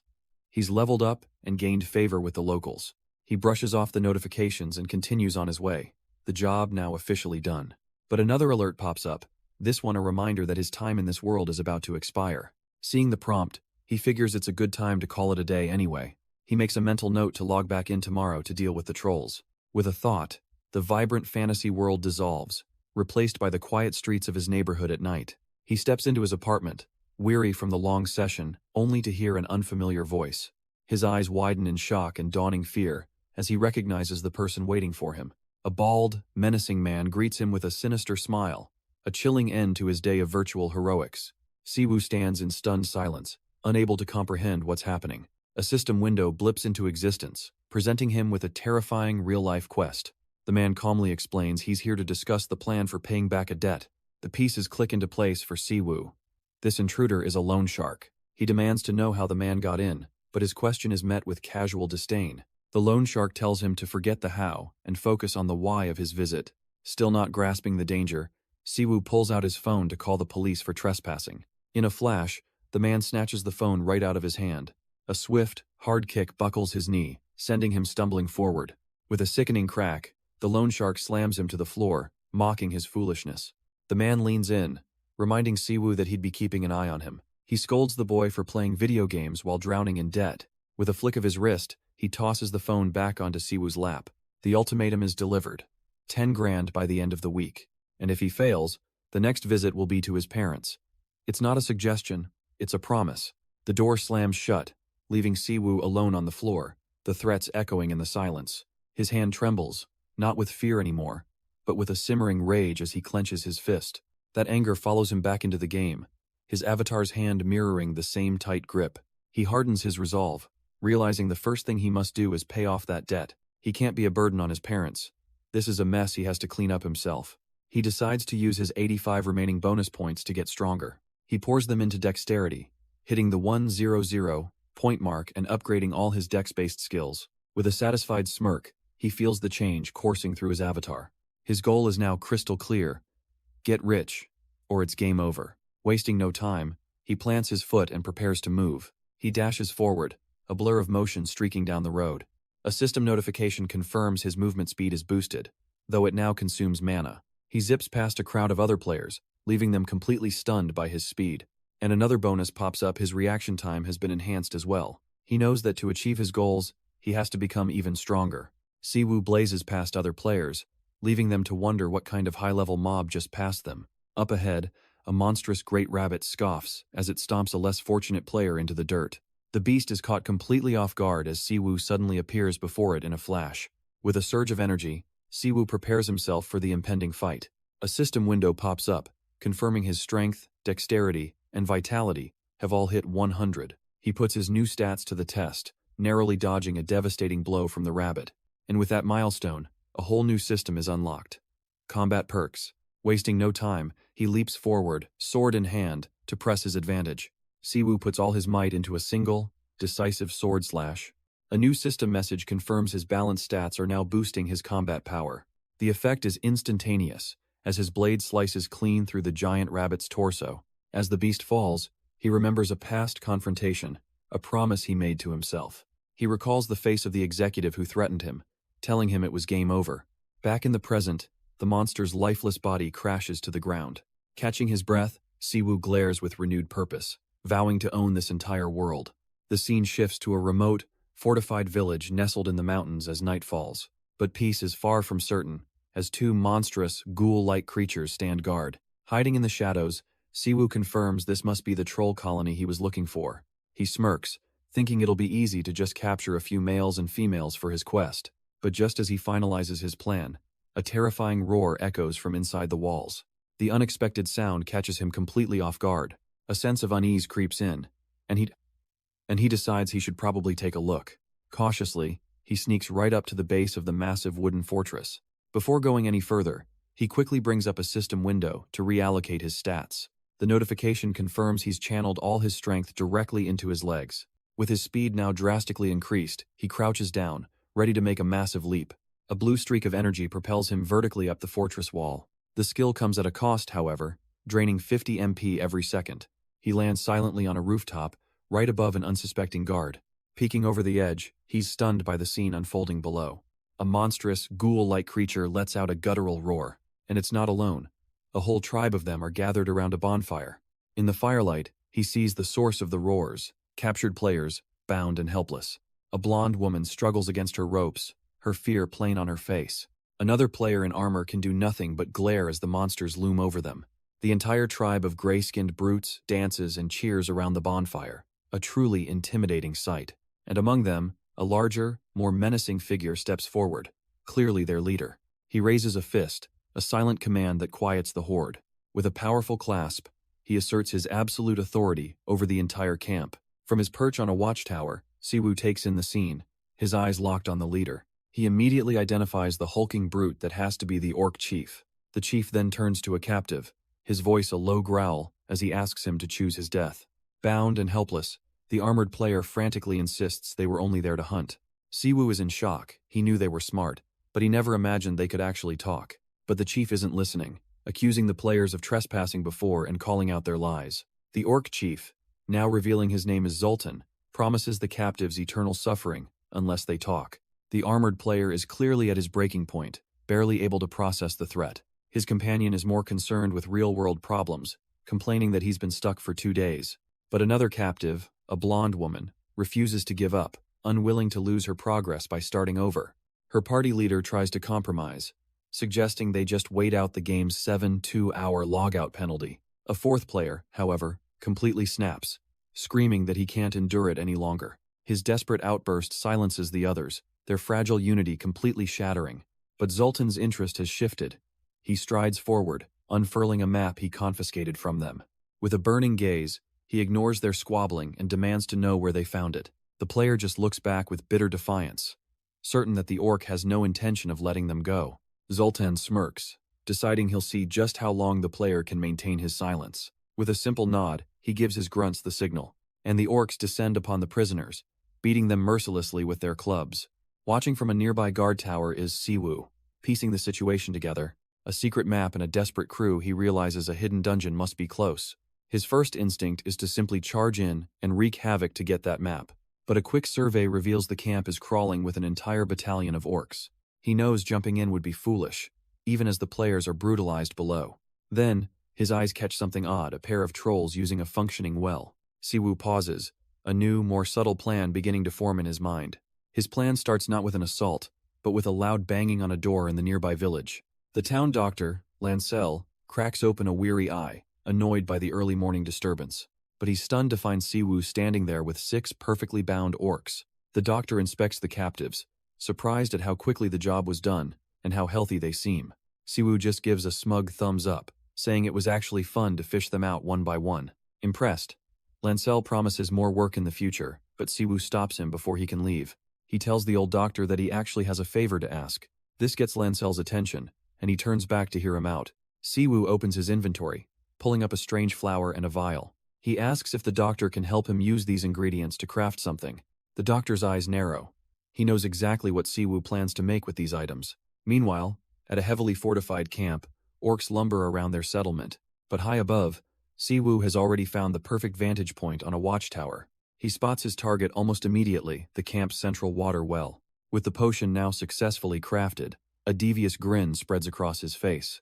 He uncorks the vial, ready to put his plan into action. From his hiding spot, he carefully pours the purple liquid down into the unsuspecting well. Just as planned, a thirsty orc wanders over, completely oblivious. He draws a pouch full of the now tainted water and begins to chug it down. Wiping his mouth, the orc feels refreshed, with no idea what he just willingly consumed. Meanwhile, 2 captured players are about to meet their end, and one of them, Minchul, is losing his nerve. He tells his friend Jihoon that he can't take it anymore and is ready to tap out. Jihoon, tied up beside him, desperately pleads for him to hold on. Their captor, an orc named Zoltan, finds their suffering absolutely hilarious, but his laughter is cut short by a new voice, mocking his face and his uninspired torture methods. Zoltan turns to see Siwoo standing there, having appeared from nowhere. Unfazed, Siwoo explains he simply walked in through the front door. The orc chieftain glances back, his face a mask of pure disbelief. At the entrance lies a mountain of his unconscious guards, all taken down without a sound. Seething with rage, Zoltan can only assume Siwoo used cowardly magic to get this far. Siwoo just shrugs, casually admitting it might have been cowardly, but it definitely wasn't magic. Zoltan cracks his knuckles, insulted that this unarmed human is smiling at him like a madman. With a scratch of his chin, Siwoo promises the chieftain is going to regret this whole encounter. That's all it takes for Zoltan to snap, roaring as he throws a punch meant to obliterate him. The massive fist barrels forward, yet Siwoo doesn't even flinch, maintaining his infuriating smirk. His captive friends can only watch in horror, convinced this newcomer has a death wish. But the punch stops dead in its tracks, hovering just an inch from Siwoo's face. Hez blocked it with one hand, and Zoltan's entire arm begins to tremble against an immovable force. The chieftain stumbles back, utterly bewildered by the human's impossible strength, as Siwoo steps forward. He demands to know what Siwoo has done, as we flash back a few hours to 2 orcs sitting weakly by the tribe's well. Siwoo had stealthily moved through the camp, finding the brutes completely knocked out. He then calmly poured a mysterious liquid into the tribe's main water source. This was all part of a plan he'd set in motion after a talk with the town doctor. Siwoo had requested a refinement of a toxic plant known as the Flower of Death. He'd remarked on how the trolls were smart enough to even dig their own well. The doctor mulled over the idea of putting that flower's essence into their water supply. He then agreed with a sly grin, promising to create a powerful paralytic, not a poison. Siwoo was confident, smart for a troll, but no match for human ingenuity. And back in the present, he grips a water skin filled from that very same well. He casually informs the chieftain that the paralytic seems to be taking a bit longer to work on him. The troll chieftain, Zoltan, is completely baffled, asking what effects Siwoo is talking about.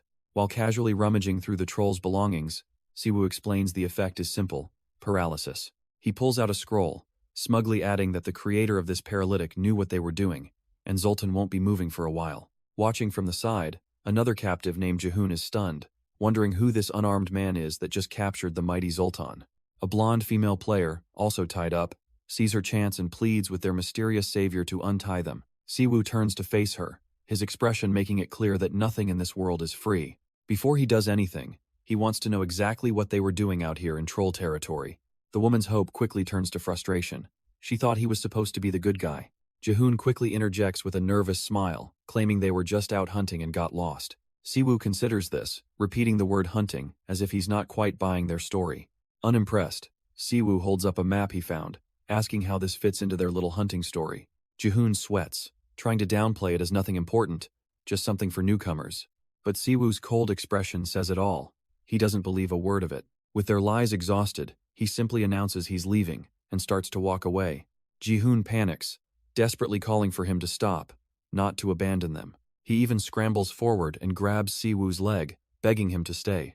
Siwoo halts, his patience gone. He gives them 1 minute for the real story, or he's gone for good. That's all it takes for Jahoon to break, immediately promising to tell him everything.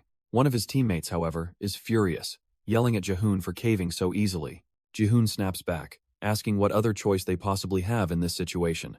With no other choice, Jahoon begins to spill the truth about why they're really here. The big secret is a hidden dungeon, one they found using a special map. He clarifies that the map they're holding is a rare artifact left by the first generation of trolls.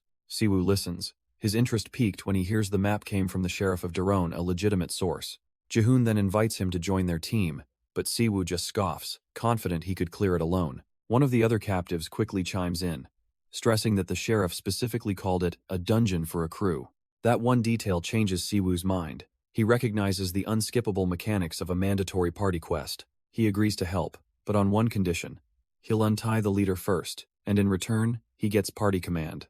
Elsewhere, a chaotic fight breaks out as a massive armored player brutally kicks a smaller adventurer to the ground. Now freed, Jahoon quickly lays out the urgent timeline. The trolls are only paralyzed for another 30 minutes. Jahoon can't believe his ears, asking if Siwoo really wants him to untie all of the captives.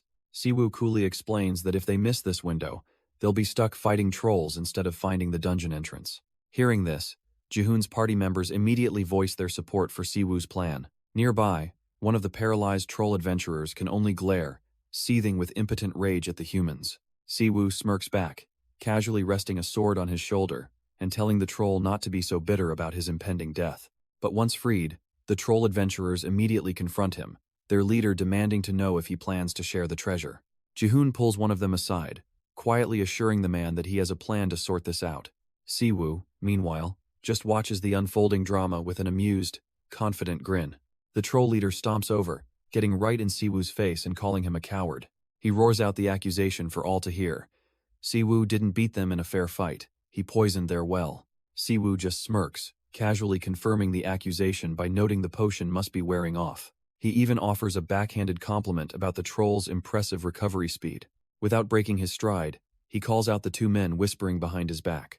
Jahoon and his tattooed companion jump, completely caught off guard by the sudden attention. Siwoo turns to them with a pointed look, warning that the paralysis effect is about to fade. He gestures to the downed trolls, suggesting they finish the job before it's too late. Hearing this, the troll leader's bravado completely shatters, and he cries out in panic. His tough guy act evaporates as he raises his hands, desperately begging for mercy. He even tries to bargain, asking to be spared even if his own men have to die. Siwoo is utterly unimpressed, raising his sword as the troll trembles, insulted by such a cowardly plea. Siwoo sees right through the troll's plea, knowing he'd just come back for revenge. With no patience for cowards, he tells the troll to accept his fate and swings his blade. And with that final execution, the troll outpost falls silent. Jihoon and his party waste no time, finishing off the paralyzed trolls just as instructed. Wiping his brow, Jihoon breathes a sigh of relief, confirming all threats on base are neutralized. Siwoo walks over, giving the party a simple nod of approval for a job well done. But he's not one to waste time, grinning as he announces their real objective, the hidden dungeon. Jihoon scratches his head, a bit flustered but ready to follow his lead. Taking charge, Siwoo pulls out a tattered map to find the entrance. The map reveals their location within the Taron lair, pointing the way forward. Jihoon points to a red cross on the map, the supposed location of the dungeon entrance. The party arrives, only to find themselves staring at a sheer, impassable mountain wall. Siwoo looks utterly unconvinced, questioning how a solid mountain could be an entrance. Jihoon just shrugs, admitting that his team was just as baffled when they first found it. The group stands there, a wave of doubt washing over them. But one of Jihoon's men, a rogue named Minchul, steps forward, placing his hands on the rock face. Jihoon explains that Minchul is a specialist, an expert at finding hidden passages and mechanisms. After a quick check, Minchul gives the wall a solid kick, declaring this is definitely the place. Yet after searching everywhere, even the expert comes up empty, unable to find the switch. Stepping in, Siwoo places his own hand on the rock, noticing the subtle wind flow, and echoes the others missed. A new theory begins to form in Siwoo's mind. He turns to Jihoon and casually asks to borrow his hammer for a second. Jihoon can only watch, confused, as Siwoo expertly hefts the weapon. With a knowing look, Siwoo declares this was never a hidden dungeon to begin with. The party leader is completely thrown, demanding to know what he's talking about. Siwoo just tells him he's about to find out, raising the hammer before the wall. He plants his feet firmly, gathering all his strength into his stance. Then, with a mighty swing, he smashes the hammer right into the rock face. The stone shatters under the impossible force, revealing a dark opening as the tool breaks apart. Jihoon stares in utter disbelief, completely speechless at what he just witnessed. As the hammer's owner quietly weeps for his broken weapon, Siwoo calmly explains the map's true purpose. It wasn't marking a hidden entrance, he reveals. It was a command to create one from scratch. With a smug thumbs up, he gestures to the new cave opening, ready to claim their prize. The rest of the party just stands there, dumbfounded, as Siwoo urges them to follow. They reluctantly venture into the darkness, the party's mage lighting the way with her glowing staff. Inside, one of Jihoon's companions immediately starts fuming, angry about all the time they've supposedly wasted. Jihoon tries to calm him, admitting a dungeon like this was clearly out of their league to begin with. He watches Siwoo, who is completely unfazed, and can't help but wonder about the source of his power. It's obvious this strength doesn't come from a rare item or the cash shop. It's something far more fundamental. Realizing they are way out of their depth, Jihoon quietly tells his man to call off their previous plan. His partner is paralyzed with a chilling realization. A man like Siwoo could destroy them all. But Siwoo just whistles a tune, completely at ease, a true monster in this world. As they venture deeper, the scene shifts to a desolate troll encampment under a clear blue sky. There, a fallen troll warrior lies motionless in the dirt, seemingly just another casualty of battle. His hand rests limply on the ground, a sign that his fight is over.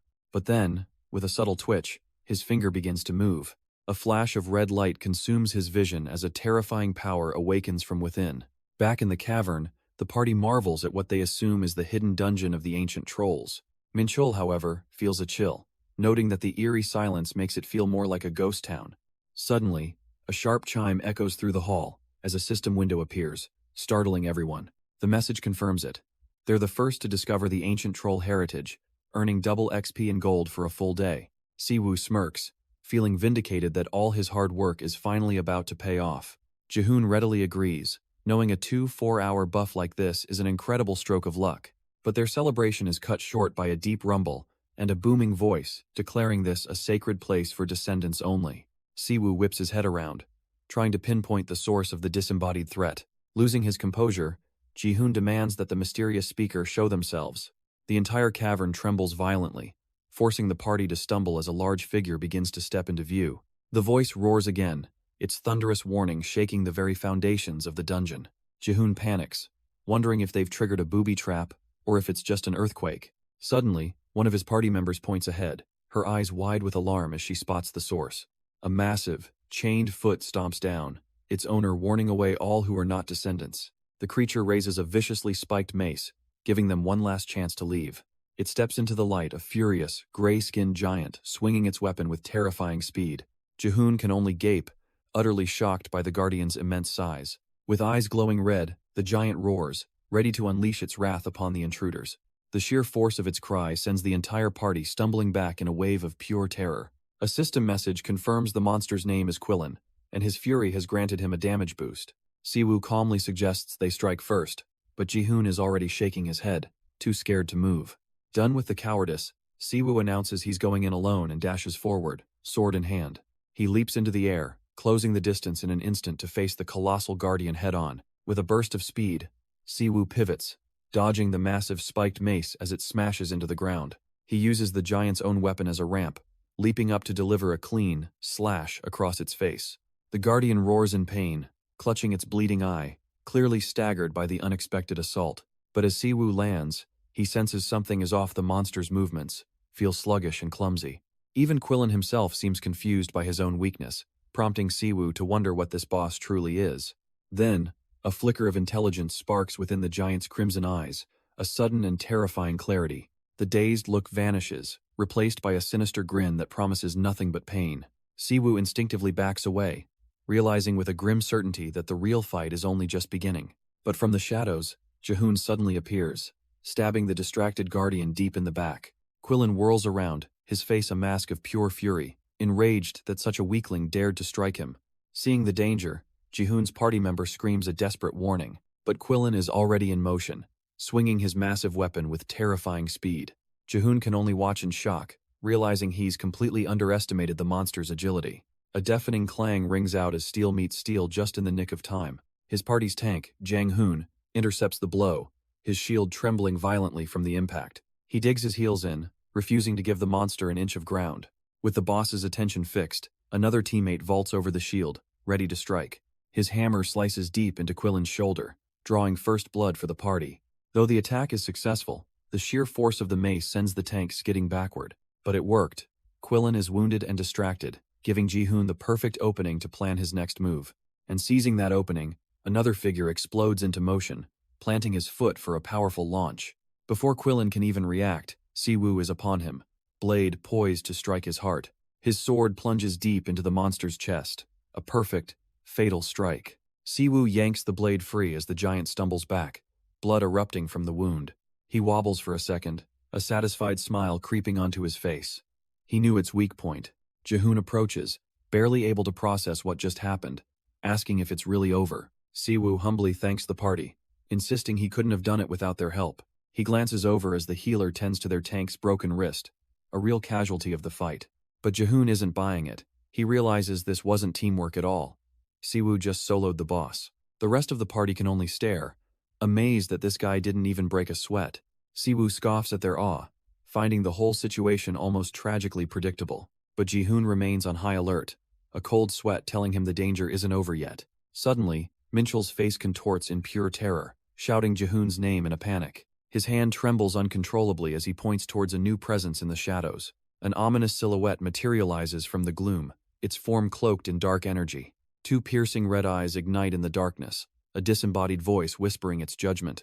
Siwoo immediately tenses up, the sheer weight of this new aura sending a chill down his spine. The smoke parts, revealing a pale, long-haired being who agrees their situation is a sheer tragedy. Refusing to be intimidated, Jihoon steps forward and demands to know who he is. The creature simply glides forward, mocking their arrogance and lack of manners. Minchel and Jihoon immediately raise their weapons, bracing for a fight. But Siwoo sees this for what it is. He's staring down the final boss. The creature introduces himself as Tarda, the alpha and omega of this entire place. A sudden, unnatural cold washes over the party, making the healer tremble. Jihoon confirms it's not just her.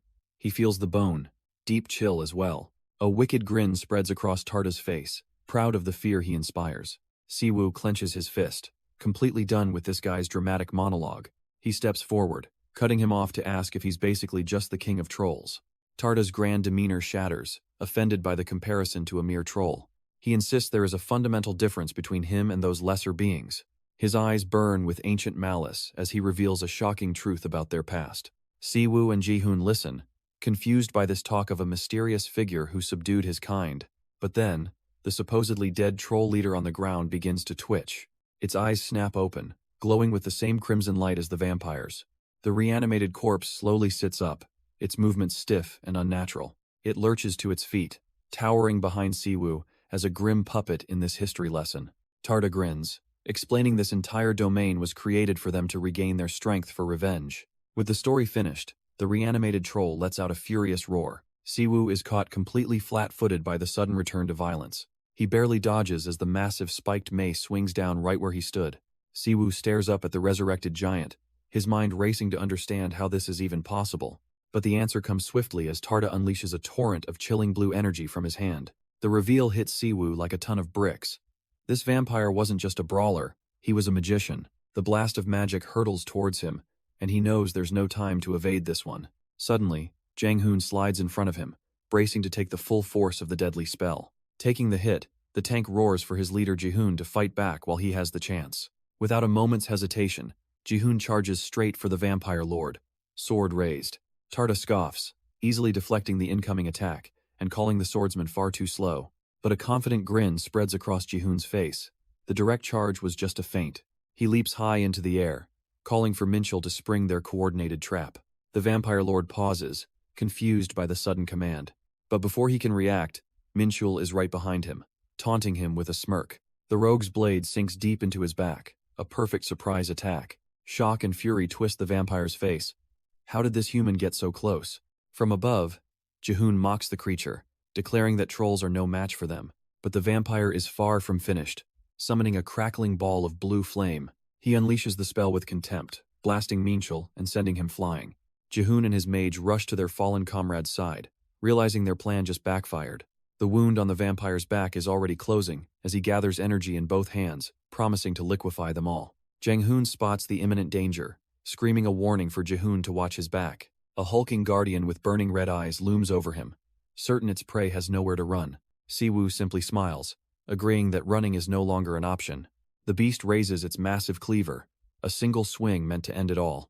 But a heavy, spiked mace materializes out of nowhere, intercepting the blow with crushing force. The troll can only watch in shock as Siwoo leaps past its guard, far faster than it anticipated. In a flash, his blade slices deep into the creature's arm, a clean and devastating counterattack. The monster roars in agony, clutching its wounded limb as Siwoo now wields the very mace that saved him. He gives his opponent a look, promising that this little fight will be over very soon.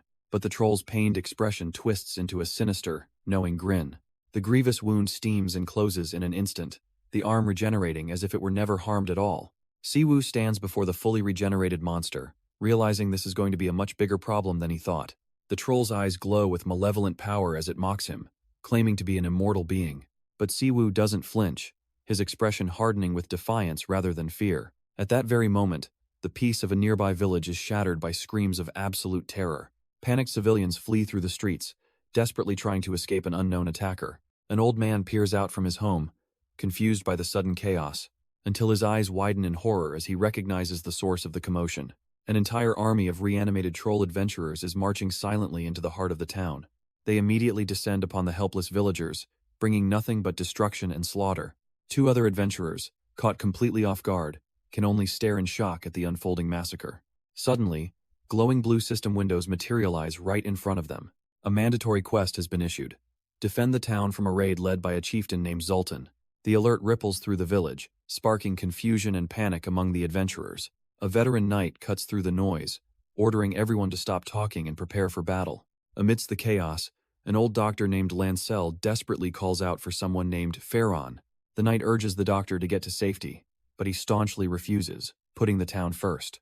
At that moment, the troll leader Zoltan brutally cuts down a defender, demanding someone named Su Li come out. Dr. Lancel's face pales, realizing this entire bloody invasion is targeting a single person. Zoltan's face contorts in fury, convinced this Su Li has humiliated him with some kind of trick. He roars his challenge to the entire town, vowing to burn it all down unless his target shows themselves for revenge. But Zoltan isn't the only one looking for Su Li, as a far more sinister voice echoes from the darkness. A vampiric creature descends, unleashing torrents of crackling blue energy, vowing to bring doom upon them all. Ji-hoon can only watch in frustration, completely outclassed by this sudden, overwhelming power. Before anyone can react, one of his party members is slammed to the ground, his shield offering no protection. The blast of energy engulfs another warrior as a desperate cry for Jang-hoon rings out. The vampire lord laughs, his glowing red eyes filled with sadistic glee at their futile resistance. Jang-hoon is thrown back, completely helpless against the relentless magical assault. From a safe distance, Siwoo assesses the battle, realizing the adventurers won't hold out for much longer. But as he's distracted, a massive figure looms behind him, and Quillen grabs him by the neck. Siwoo is caught completely off guard, trapped in the reanimated giant's crushing grip. Quillen dangles him like a rag doll, vowing to grind the arrogant human into dust. Siwoo can only curse his own carelessness. He was completely blindsided. But then, a strange blue energy flickers from Quillen's own hand, catching him by surprise. He notices a small scar on his back, a wound he definitely doesn't remember receiving. Confused and enraged, the giant roars and hurls Siwoo straight into the stone floor. The impact is immense, shaking the entire chamber and kicking up a thick cloud of dust. A cruel laugh echoes from Quillen, certain that he just turned his captive into paste. But his triumphant smirk vanishes as his glowing red eyes widen in pure disbelief. The smoke clears to reveal an empty crater. Siwoo has vanished without a trace. The only thing left is the sound of someone rapidly scaling the nearby walls. Meanwhile, the frontline defense is crumbling as Jang-hoon's shield cracks under a relentless magical assault. Ji-hoon can only look on in despair, whispering an apology as his party faces annihilation. The vampire lord grins with sadistic glee, preparing to obliterate them all in a flash of power. But from above, a voice cuts through the tension as Siwoo lands right behind the stunned vampire. Without a moment's hesitation, he leaps forward, sword raised high for a killing blow. The attack comes fast, but the vampire lord reacts even faster, catching the enchanted blade with his bare hand. He effortlessly stops the sword, the strange blue energy flaring as he grips the steel, much to Siwoo's surprise. Ji-hoon stares in disbelief, shocked to see the blacksmith he thought was a non-combatant is still alive. Siwoo shouts a warning, telling him to forget Quillen. This vampire is their true target. He reveals the old man's final words. The vampire lord is the core, the one they must eliminate. Just as the fight begins, the reanimated giant troll thunders forward, responding to its master's call. The vampire lord screeches in rage, ordering his undead minion to hurry and crush these humans. Siwoo grits his teeth, realizing he's in a terrible position. He can't fight both of them at once. But then Ji-hoon makes his move, charging the colossal troll despite protests that it's suicide. With a confident smirk, he clarifies that fighting was never the plan. He kneels and slams his sword into the ground, unleashing a skill, spacebind explosion. The charging troll freezes instantly, its massive body locked in place. It struggles uselessly, a wave of panic crossing its face as it finds it cannot move. Ji-hoon turns to Siwoo, explaining the skill slows the target and gives him exactly 60 seconds to act. The vampire lord can only stare, completely dumbfounded by this impossible turn of events. The vampire lord can only watch in confusion as Siwoo's sword clatters uselessly to the ground. But in a flash, Siwoo is right behind him, mocking the idea that a blade was ever his only weapon. Before the ancient creature can even process the threat, Siwoo's hand is already clamped around his throat. He taunts the vampire, sneering about the lifetime he must have spent building his power, and as he clenches his fist, he makes a chilling promise. That entire lifetime is set to end in the next 60 seconds as he drives a punch straight into the vampire's jaw. The blow sends a spray of blood from the vampire lord's mouth, his eyes wide with disbelief. Siwoo feels the solid impact. This isn't just a scratch. His damage is finally getting through. The once mighty vampire stumbles backward, completely dazed and unsteady on his feet, and Siwoo gives him no time to recover, lunging forward to land another crushing blow. The force of the blow crackles through the vampire lord's skull, his eyes blazing with shock. Another solid smack sends his head reeling, the ancient creature completely overwhelmed by the assault. Siwoo unleashes a relentless flurry of punches, beating the vampire back with pure physical power. Watching from the sidelines, the reanimated giant Quillen cries out in horror for his master. The colossal servant flinches and growls, completely helpless as he watches the beatdown unfold. The vampire lord finally gets a moment, wiping a trickle of blood from his mouth. He tries to regain his aristocratic composure, calling Siwoo's fists the tools of a Philistine. But Siwoo just tightens his gloves, retorting that magicians are naturally weak because they only rely on spells. The vampire's hand trembles with fury, insisting Siwoo can't win without Quillen's power. As he speaks, a chilling blue aura of raw magic begins to swirl violently in his palm. The vampire lord warns Siwoo not to get cocky, vowing he won't be defeated by a weak human again. His face twists in a furious snarl, screaming that being humiliated once was more than enough. He unleashes a torrent of arcane energy, but Siwoo is already a blur, easily leaping over the blast. With a confident smirk, Siwoo reminds him that such attacks are useless at close range. He drives his fist deep into the vampire's gut with a powerful body blow. The self-proclaimed lord crumples to his knees, gasping in pure agony from the impact. Before he can even process the pain, Siwoo is already behind him, his arm locking around his neck. He tightens the chokehold, coldly declaring that it's time to end this fight for good. From across the arena, Quillen lets out a desperate roar, screaming his master's name in terror. But his cries are cut short by Jihoon, who calmly informs the giant that his screaming won't change a thing. Apparently, Jihoon's restraining skill didn't last, as Quillen swings his mace with furious intent. The massive weapon smashes down with devastating force, and it's Jihoon who's crushed into the floor, taken out of the fight in a single, brutal blow. From the sidelines, his party's healer watches in horror, screaming his name. With his path now clear, Quillen charges forward, determined to save his master. The vampire lord panics in Siwoo's chokehold, demanding he do something about the approaching giant. But Quillen's rampage is cut short as the blonde healer bravely dashes to intercept him. She plants herself firmly in his path, a move the giant clearly wasn't expecting from a support class. Raising her staff, she channels her power and unleashes a blinding flash of holy magic. The sacred light engulfs Quillen, searing his undead form as he recoils in pure agony. Enraged, Quillen recovers and swings his massive mace down towards the healer, who falls back in terror. The vampire lord desperately tries to call out, attempting to guide his undead servant with his voice. But Siwoo tightens his grip, warning the struggling lord not to even think about interfering. The healer, barely dodging the blow, screams in frustration for someone to finally finish him off. With a final, determined grunt, Siwoo applies all of his strength, ready to end the charade. A sickening crack echoes through the chamber. The vampire lord's body suddenly goes limp in Siwoo's hold. He lets the lifeless puppet drop to the floor with a final, unceremonious thud. Across the room, Quillen freezes mid-rampage, a gasp escaping his lips as the link to his master is severed.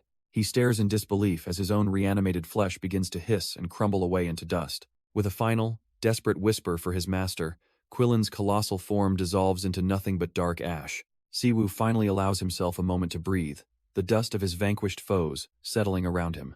The fight is over, and the immense strain of it all finally hits him. But elsewhere, another battle rages on, and a veteran knight is on the verge of breaking. His men are being cut down one by a horde of monstrous, gray-skinned warriors. Blood splatters across his face, but he can only stare forward, his resolve wavering. An undead commander bellows for his troops to slaughter anyone holding a weapon. The knight's forces are completely surrounded, his subordinates screaming for new orders that will never come. He cries out in despair their attacks are useless against an army that simply resurrects itself. But then, one of the undead warriors stops, confused, as his own arm begins to hiss and crumble away. The confusion spreads as another undead warrior begins to hiss and dissolve into black dust. He cries out in agony, feeling his own body crumbling away into nothingness. Even their commander can't believe it, his form cracking and disintegrating before his eyes. The veteran knight and his subordinate can only stare, wondering what is happening to their enemies. He watches in silent, stunned disbelief as the tide of battle miraculously turns. Miles away, in the depths of the dungeon, the true cause is revealed.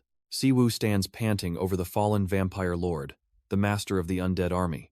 The defeated lord looks up, his red eyes fading as he laments this sheer tragedy. With his last breaths, he reveals that the tribe of Taran is now coming to an end. His one wish was to get revenge on the man named Perlin, who brought his people to ruin. The vampire lord calls it a tragedy, his very form dissolving into black dust. Siwoo can only watch as the formidable boss crumbles into nothing, vanishing completely. A system notification chimes in, confirming the kill and showering him with a massive XP drop. Catching his breath, his eyes lock onto two of the rewards, the vampire's heart and its blood. Jihoon appears beside him, remarking that those are top-tier boss ingredients that will be incredibly useful. The rest of the party catches up, and while Jihoon checks on Siwoo, the healer sighs in disappointment. She complains about wasting all her mana for nothing, getting a comforting pat from the party's tank. But the mood sours as she starts yelling, placing all the blame on Jihoon for the lack of treasure. He desperately tries to defend himself, insisting he never made such a promise. His denial earns him a swift smack from the healer, bringing their dungeon crawl to a comical, disappointing end. Minchel tries to break up the pointless bickering, telling them to just let it go. But he suddenly freezes, pointing at something impossible that has just appeared. The party's argument instantly dies, as they all turn to see what he spotted. A simple wooden casket has materialized out of nowhere in the boss room. Minchel cautiously approaches it, giving the lid a suspicious tap. The healer and Jihoon realize with a chill that this is the exact spot where their friend Tarda died. He kneels down, confirming what they're all thinking. This chest definitely wasn't here before. The possibility of a trap makes him break out in a cold sweat. Jihoon warns the group to be careful, realizing it could be a deadly mimic. But curiosity wins out, and with a heavy clunk, Minchul forces the lid open. Minchul stares into the chest, utterly speechless at what he sees. Jihoon leans in close, impatiently asking what's inside. It's not a trap, but a treasure chest overflowing with glittering gold. A system window pops up, Tarda's hidden treasure, along with a bonus of 1,000 gold. The party erupts in a greedy celebration, already dreaming of new cars and bags, while Siwoo hangs back. He calmly cuts through the noise, asking how they intend to split the loot. Jihoon offers a deal. Siwoo can keep the boss, level organs, and everyone else gets 200 gold. Siwoo is surprised by the seemingly generous offer and asks for his reasoning. Jihoon's friendly mask slips. Since Siwoo dealt the final blow to Tarda, the original party will take his gold and ring. But before anyone can react to this blatant swindle, a loud clack echoes from the entrance behind them. A new system window appears, announcing a secret passageway sustained by Tarda's life force is now open. The party is stunned. They can't believe there's more to this dungeon. They turn to face the massive stone doors that had just clicked into place. One of the adventurers, greedy for more, doesn't hesitate and pushes his way inside. With a heavy creak, the hidden entrance swings open. The entire party steps into the newly revealed chamber, their eyes adjusting to the dim light.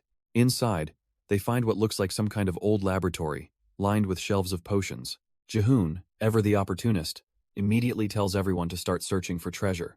But while the others scan for gold, Siwoo's attention is drawn to a single book glowing on a shelf. He pulls it out, the strange energy humming under his fingertips as he wonders what he's found. He eagerly opens the mysterious book, only to find its pages are completely blank.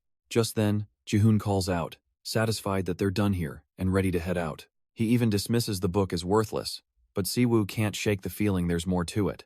Once outside, the party discusses their next move, with someone suggesting they go to Darren to relax. Jihoon, however, looks terrified at the idea, nervously insisting they should go to Lutein instead. Before the argument can continue, Siwoo is surprised to see a familiar knight named Pharaon nearby. He calls out to the man, asking what he's doing here, but receives a hostile welcome. A blade whips out, stopping just inches from Siwoo's neck, stunning him into silence. The ground trembles with the sound of marching boots as soldiers move into formation. In a flash, Pharaon's guards have the entire party completely surrounded, their swords drawn and ready.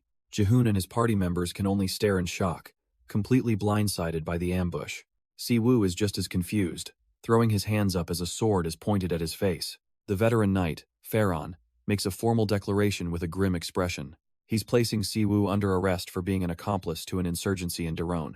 The accusations are a complete shock. Siwoo has no idea what he's talking about, but Pharaon pivots, demanding to know if he has the map to the ancient dungeon of Tarda. Complying, Siwoo calmly pulls out the very map he was given, asking if this is it. Pharaon's face contorts with fury, demanding to know how it came into Siwoo's possession. With his sword still drawn, he roars that the map was stolen property. Siwoo protests, insisting that can't be true since the sheriff of Darren gave it to him. Siwoo explains that their relationship with Darren has always been friendly, but his words trail off. He watches in disbelief as guards grab hold of Jihoon, the very man who brought him here. Jihoon is escorted away, turning back to look at Siwoo with a strange expression. The veteran knight barks out a new order: disarm everyone except for the main accomplice. His soldiers immediately surround Siwoo's entire party, who are now considered criminals. The knight then turns his attention solely to Siwoo, telling him to follow. Letting out a heavy sigh, Siwoo realizes he has no choice but to comply for now. Pharaon explains that the chief commissioner himself will decide his punishment after they meet. As he's led away, Jihoon flashes a smug, insincere apology, a smirk playing on his lips. Siwoo's confusion instantly turns to rage as he realizes he's been set up. An angry voice booms through an ornate office, declaring an end to the nonsense. Siwoo stands before a furious chief commissioner, who begins laying out the charges. He's accused of taking a stolen map and causing an invasion by Zoltan and his tribe. Slamming his fist on the desk, the commissioner roars that Tarda's hidden dungeon was forbidden territory. His eyes burn with fury as he blames Siwoo for all the chaos that followed. Siwoo attempts to defend himself, insisting he had no idea the map was stolen or the area was restricted. But his ignorance is irrelevant. The commissioner reveals the grim cost of his actions: over 300 casualties. While being berated, Siwoo calmly opens his system menu, stunning the official into silence. He scrolls right past his weapons, the commissioner demanding to know what he's doing. His finger stops on his inventory, searching for the one piece of evidence that could turn this entire situation around. With a quiet apology, he empties his inventory directly onto the commissioner's desk. He explains these are the spoils from killing Tarda, and he won't make excuses. He offers it all as reparation for the damage his actions caused the town. Then he stands firm, ready to accept full responsibility and whatever punishment is given. The commissioner stares back, his initial rage now replaced with a calculating curiosity. Suddenly, the tense silence is shattered by a loud, booming laugh. Leaning forward, the official admits he likes Siwoo's style, calling it a refreshing change from selfish adventurers. This complete 180 in attitude leaves Siwoo utterly baffled. Just then, a familiar voice cuts through the room. It's Dr. Lancel, declaring Siwoo is not a criminal. Siwoo turns, shocked to see the old doctor he saved standing right there in the office. Dr. Lancel explains he came to plead on Siwoo's behalf, taking partial blame for requesting the trolls. He recalls seeing Zoltan's forces seize the town, knowing immediately that something had gone terribly wrong. A flashback shows Siwoo by the well, as the doctor explains he connected the dots between Zoltan and the poisoned water. Returning to the present, he tells a stunned Siwoo he never imagined he would encounter the infamous Tarda. The commissioner interjects, acknowledging the irony. Siwoo created a war zone but also annihilated a tribe that plagued them for years. He then leans in, asking if the rumors are true that Siwoo killed Tarda with his bare hands. Siwoo quietly confirms. Impressed, Dr. Lancel calls him a true independent pathfinder, a title that leaves Siwoo completely lost. He asks the doctor about the apex level and master generalists, shocking Lancel that he's unaware of his own power. The doctor admits he doesn't have all the answers, explaining that beings like Siwoo are legendary figures he's only read about. Until now. That is, revealing he's met one other adventurer who ventured out on a similar path of conquest. The doctor begins to reveal the name of this other legendary figure, but before he can finish, his eyes land on a simple brown book Siwoo has, and he's utterly stunned. He explains that the book's original owner entrusted it to him to be passed on to an apex-level player. It had been stolen years ago, and Lancel had lost all hope of ever seeing it again. Siwoo, ever the pragmatist, wonders why the monster Tarda would even want it, since the book is completely blank. But the doctor corrects him to the untrained eye. It might seem empty, but it is far from ordinary. Our hero is, once again, completely lost. Closing the cover with a decisive snap, Lancel declares that its return means the time has come. He opens it again, revealing the empty pages, and states that this book is not meant to be read. Suddenly, a brilliant light erupts from the book, engulfing a very surprised Siwoo. He throws his hands up, completely baffled by the energy flowing into him. A system window materializes, asking if he will accept the new title, The Descendant of Perlin. Siwoo shouts the name aloud, utterly stunned by this impossible turn of events. Dr. Lancel, however, is completely unfazed, telling the young man to stop yelling. He calmly explains that Siwoo should consider himself incredibly lucky to receive such a gift. But our hero hesitates, saying it's all happening way too fast. The doctor squints, asking if he's actually refusing, forcing Siwoo to quickly backtrack. He clarifies he just wants an explanation, but Lancel seems to think he's just being picky. Dr. Lancel presents a blank book, instructing Siwoo to activate it with a spoken command. It all clicks for Siwoo. This is why the book was meant not to be read, it had to be heard. With a deep breath of hesitation, he speaks the activation phrase. The book immediately erupts in a brilliant blue light as an ancient voice greets its dear descendant. It's a recording from Perlin himself, who begins to detail the tireless training he underwent. The voice reveals his secret was learning to wield mana, the very source of a magician's incredible power.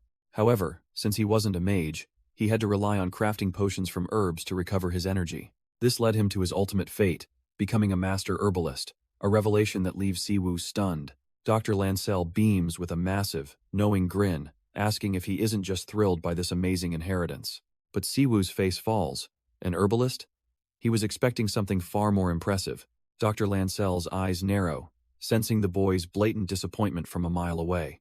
Siwoo tries to deny it with a nervous wave, but the old man isn't fooled for a second. Caught, he just laughs awkwardly, admitting his true feelings must have been obvious. This enrages Lancel, who scolds him for belittling a title millions of herbalists die trying to achieve. Siwoo just shrugs, confessing that he'd much rather be a warrior than a glorified gardener. Lancel explains that his own skills are child's play compared to what Perlin could do with herbs. He reveals that Perlin was also a legendary combatant who single-handedly defeated the ruler of the Dragon Forest.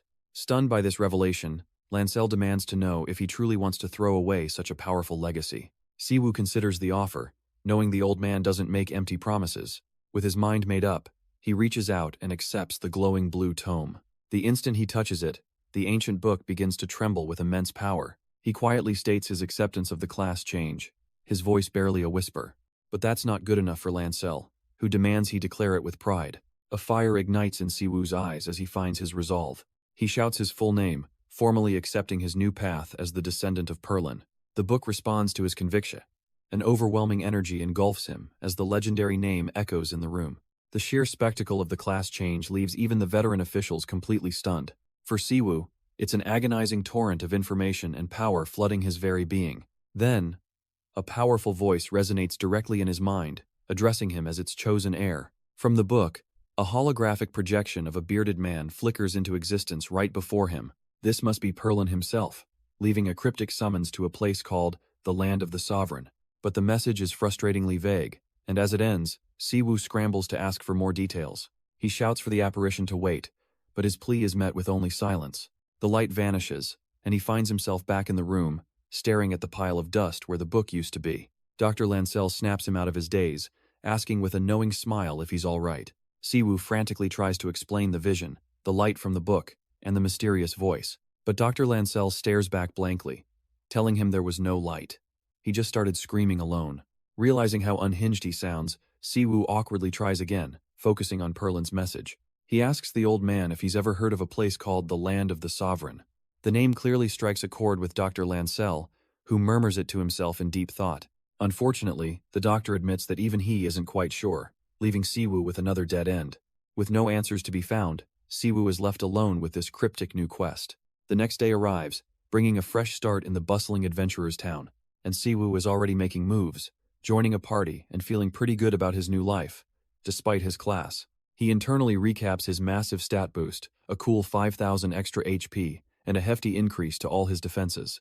But the raw stats are just the appetizer. He's got something far more valuable in his arsenal now.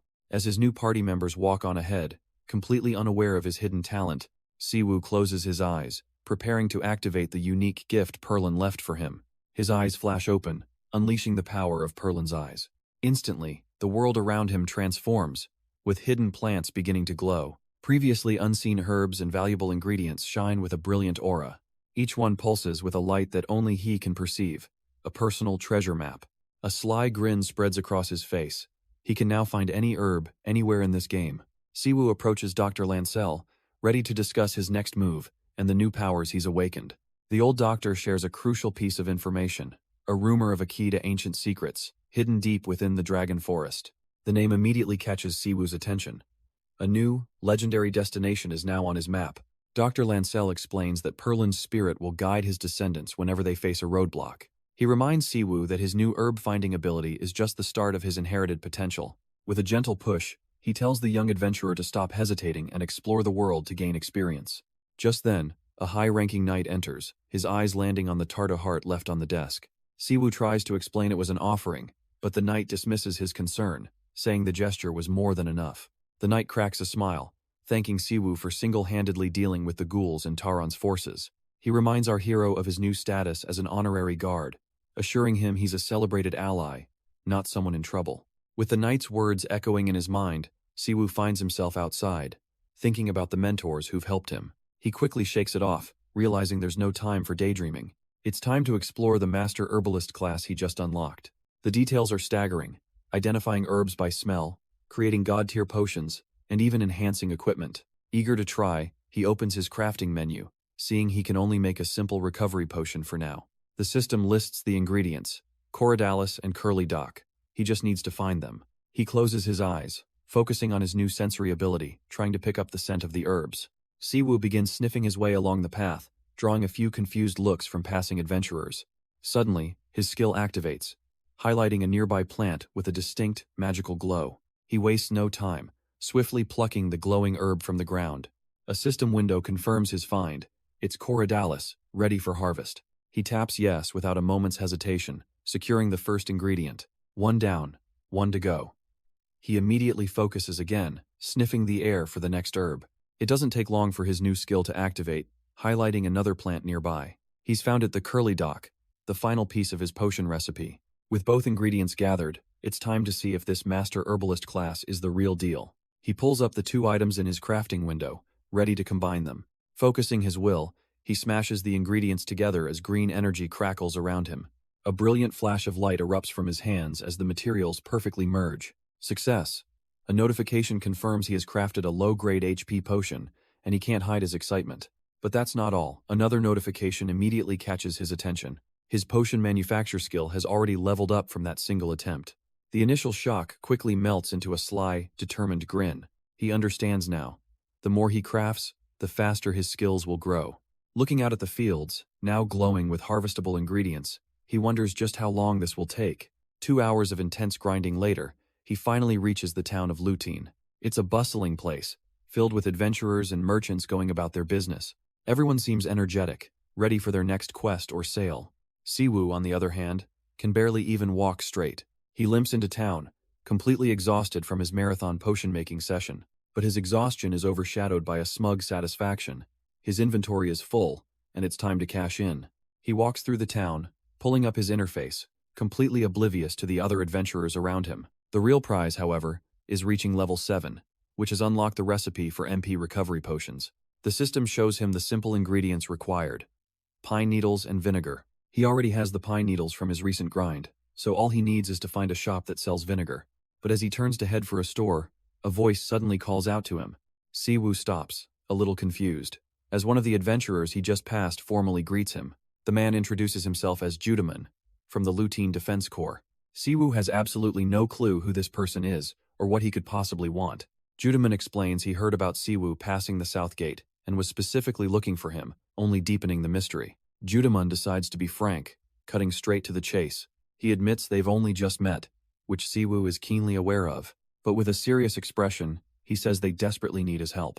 Siwoo is just left standing there, completely baffled by the sudden request. Judaman then begins to explain the situation, flashing back to a dark, creepy hallway. He mentions an incident from a few days ago, when Siwoo unknowingly rescued someone important. That someone was the firstborn child of their baron. Suddenly, the door in the memory slams open, revealing a terrifying eye. It peers through the crack, a monstrous, yellow orb filled with malice. The eye flashes, a clear sign of the unnatural danger they were facing. Back in the present, Siwoo repeats the name he just heard, Jeddah. The memory flashes back to the boy, a sweet, naive kid who once asked if loan sharks were monsters to be slain. Judaman laughs, recalling Siwoo was also there when he met that clueless but well-meaning kid. But his expression turns grim as he gets to the point. Master Jeddah is in critical condition. He's been afflicted with something called the troll disease, a curse created from their own regenerative abilities. Judaman explains that once infected, the victim slowly and painfully transforms into a troll. He flashes back to the day the trolls overran Darren, tearing through their soldiers without mercy. Only a few escaped, and Jeddah was one of them, chased through the woods by a pack of the beasts. The boy managed to survive, but not before taking a severe, festering wound to his chest. And that very night, Judaman concludes, the symptoms of the troll disease began to manifest. Siwoo is confused, asking why they need his help when there are surely competent doctors in town. But Judaman cuts straight to the point. They don't need a doctor, they need a descendant of Perlin, and time is short. In a shocking display of desperation, the proud warrior drops to his knees, begging for mercy. He tells Siwoo that Master Jeddah's fate is now entirely in his hands, leaving the adventurer speechless. With Siwoo's implied consent, they are led to a grand hall lined with heavily armed guards.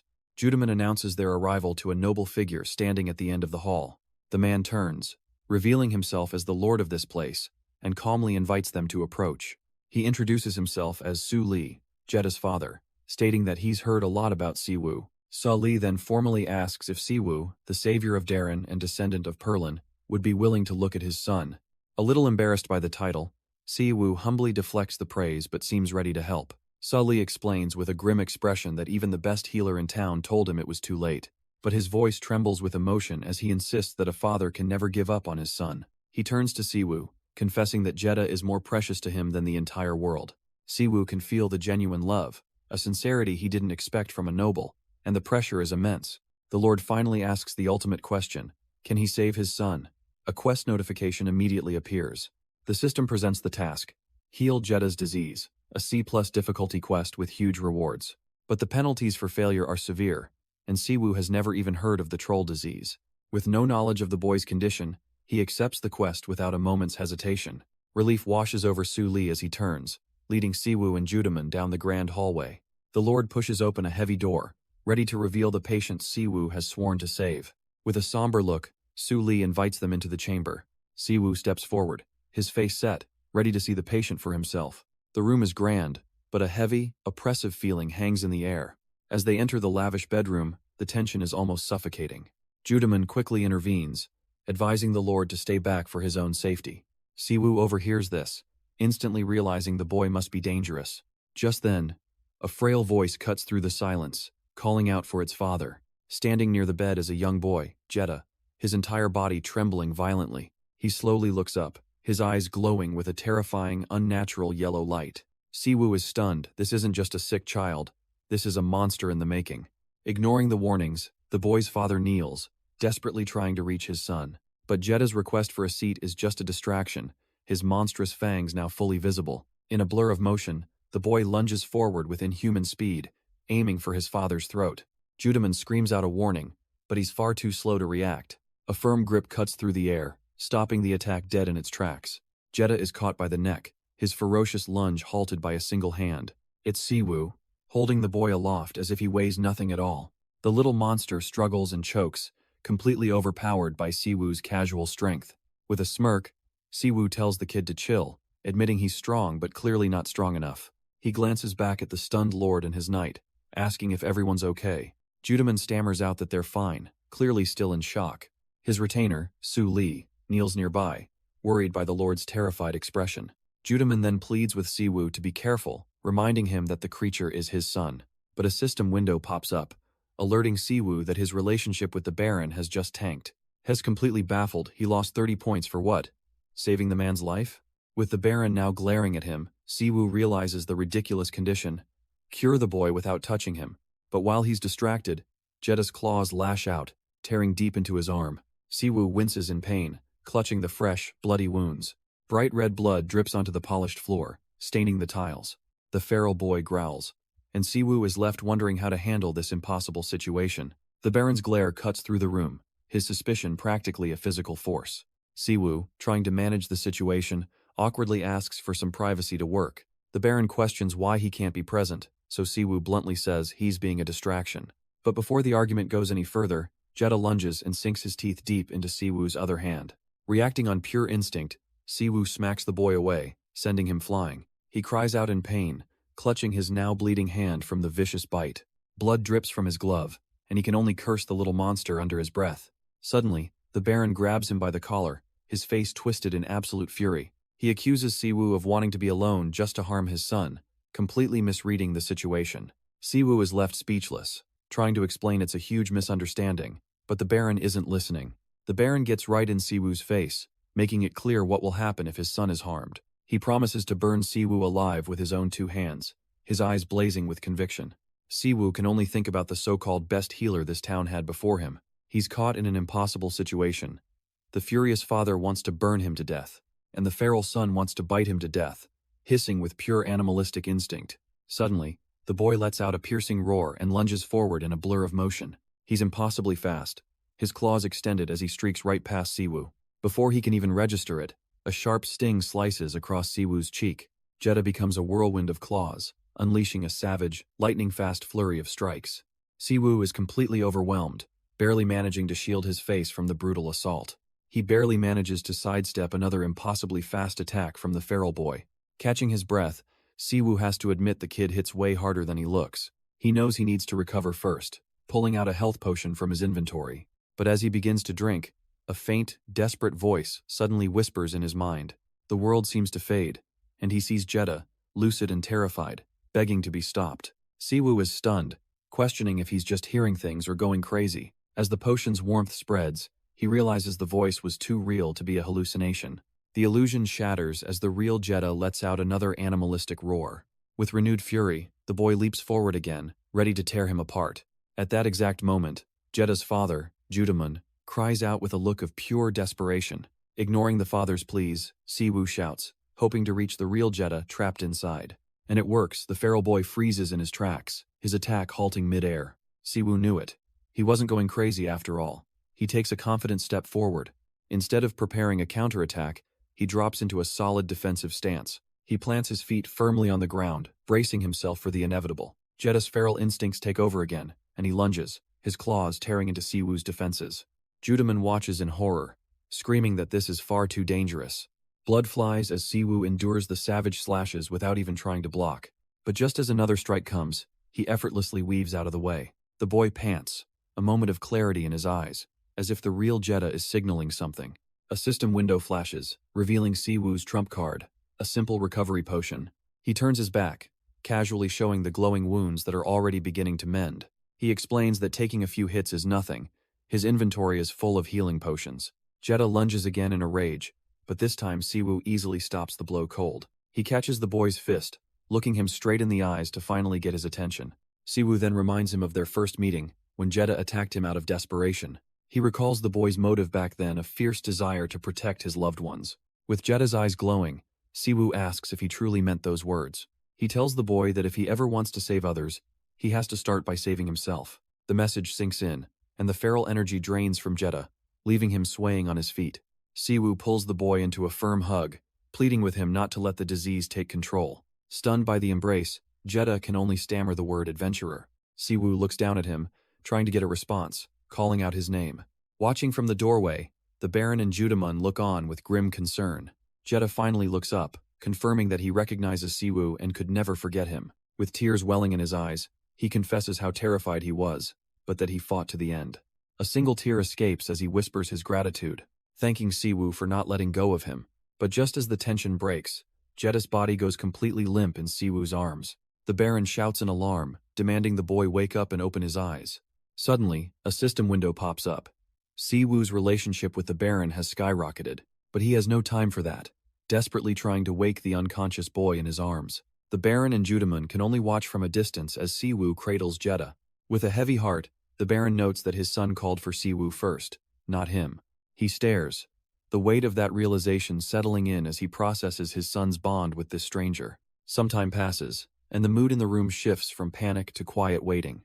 Later, Jetta finally stirs in a proper bed, weakly calling out for his father. The Baron is instantly at his side, gently touching his son's head, asking if he remembers him.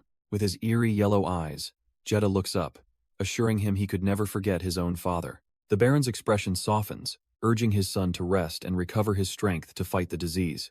Jetta confirms he's awake, but admits to his father that he feels incredibly tired. The Baron turns away, his face etched with worry, and asks if his son is truly going to be all right. Siwoo has to manage his expectations, explaining that they've only just gotten his consciousness back. It's a small victory, but the Baron latches onto it, acknowledging that at least there's progress. With others watching, Siwoo confidently promises the Lord he will find a cure for the boy. But to do so, he apologizes and tactfully asks if they can have some privacy.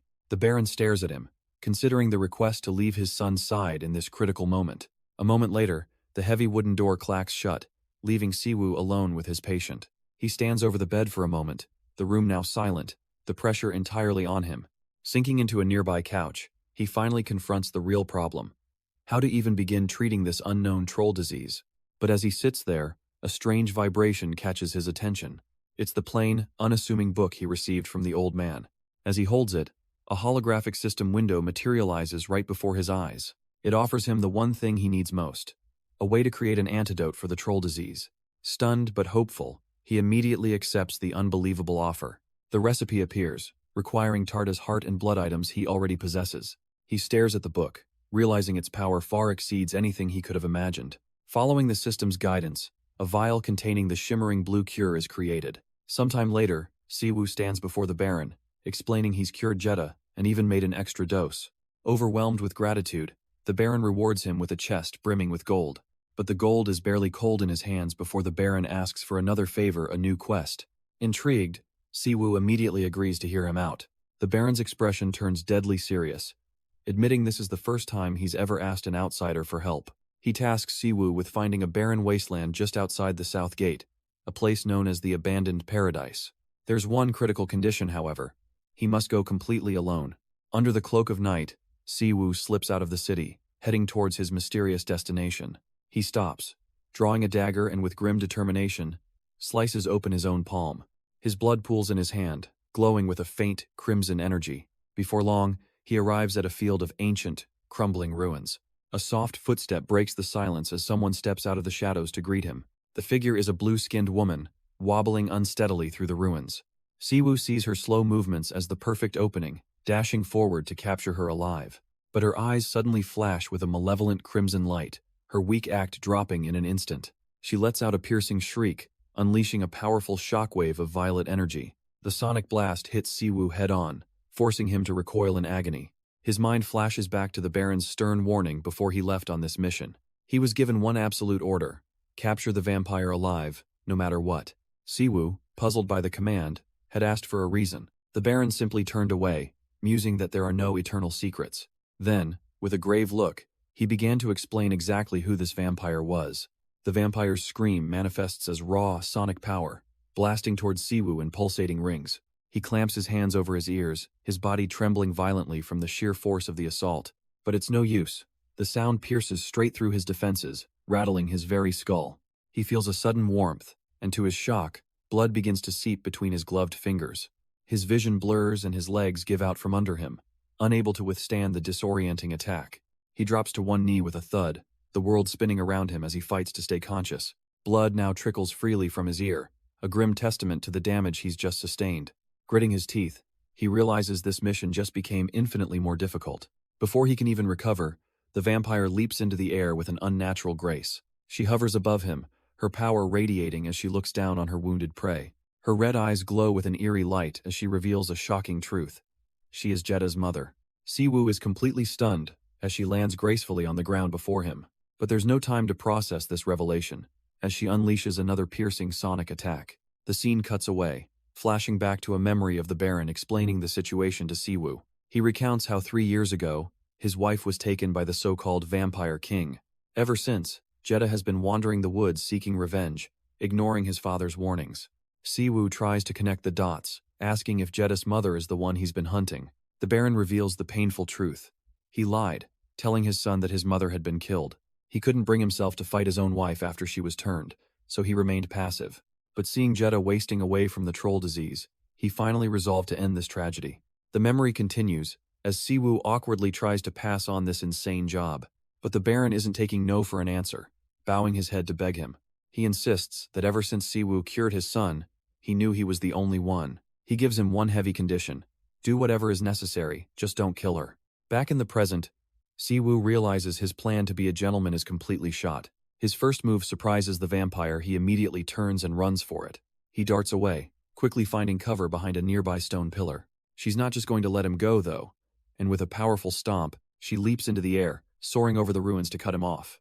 Then, Siwoo pivots, rushing towards her while yelling that he's here for a rescue. His words mean nothing to her. The vampire just roars and lunges forward to attack. But Siwoo is already a step ahead, easily dodging her clumsy charge. He's already vaulted onto the ruins above, knowing he needs to end this in one clean hit. With perfect timing, he dives from his perch, aiming a precise strike for her neck. A sharp chop connects, and her eyes go wide with shock before she can react. She collapses to the ground, and for a moment, Siwoo thinks his plan worked perfectly. But then a system window pops up, showing her health only dropped by 50%. He's stunned. He realizes he was holding back, yet the blow was nearly fatal.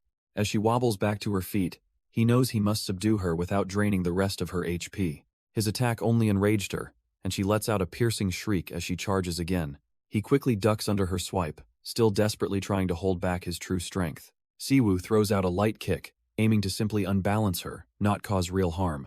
The impact sends her sliding back across the ground, surprisingly effective. He can't believe it when her health drops by another 20 points from his weakest attack. But before he can process this, she suddenly leaps into the sky, hovering above him. She unleashes a piercing shriek that manifests as concussive rings of energy. The sonic blast hits him head-on, making his vision blur and his head spin uncontrollably.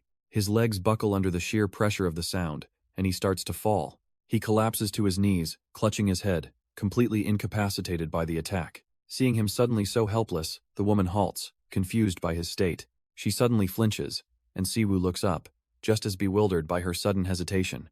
But then he understands as his eyes adjust. The sun is rising, and daylight is here. The vampire snarls, trying to lunge away from the light, but Siwoo knows this is his chance. He grips his bow, ready to seize the opportunity. With a sharp twang, he releases a specially prepared arrow. It soars through the air, racing towards the fleeing monster. The shot connects with a solid thud, but not in the way she expected. His arrow has pinned her dress securely to a stone pillar. She screams, pulling frantically at the fabric, but she's completely stuck. Seeing her immobilized, Siwoo sprints forward to finish the fight. With a violent tear, she rips her own dress to break free from the pinning arrow. She spins around with a furious screech, her eyes blazing with pure hatred. Finally loose, she lunges at Siwoo, swiping wildly with her claws. But her attack is clumsy, and she stumbles, her body weakened by the encroaching dawn. Siwoo exploits the opening, grabbing her from behind and locking his bow against her throat. She gasps, her vampiric strength useless against the cold, hard wood digging into her neck. The system confirms his move is working, as her health bar begins to plummet. The once proud monster starts to tremble, her facade crumbling into desperate fear. Her life force drains away, the red bar ticking down to the single digits. She's completely at his mercy, her struggles becoming weaker with every passing second. With her strength gone, the vampire finally falls unconscious in his arms. Dawn breaks over the horizon, and Siwoo breathes a sigh of relief, thinking the fight is finally over. Exhausted, he carries her through the quiet courtyard, needing to get back before sunrise. But just as he lets his guard down, a sharp, sudden pain shoots through his arm. In a last-ditch effort, she sinks her fangs into him, a desperate, final attack. He shoves her away, crying out in shock and pain from the unexpected bite. The vampire wobbles on her feet, the morning light scorching her, but her eyes glow with a faint triumph. A moment later, her body gives out, and she collapses to the ground, finally defeated. But the damage is done, and to his horror, Siwoo realizes it's happening all over again. The world resets, and a familiar voice asks if he's hurt, pulling him back to the start. He finds himself standing in the room again, with the Baron and the chained vampire. Trying to get his bearings, he turns and asks how Jeddah is doing. The Baron smoothly reassures him, promising to speak with the boy himself. But Jeddah just stares back, offering nothing but a chilling, empty silence. Suddenly, a searing pain shoots through Siwoo's chest, a phantom echo of the bite. He glances at his hand and sees that the puncture marks are still there, red and raw. A system window confirms his deepest fear.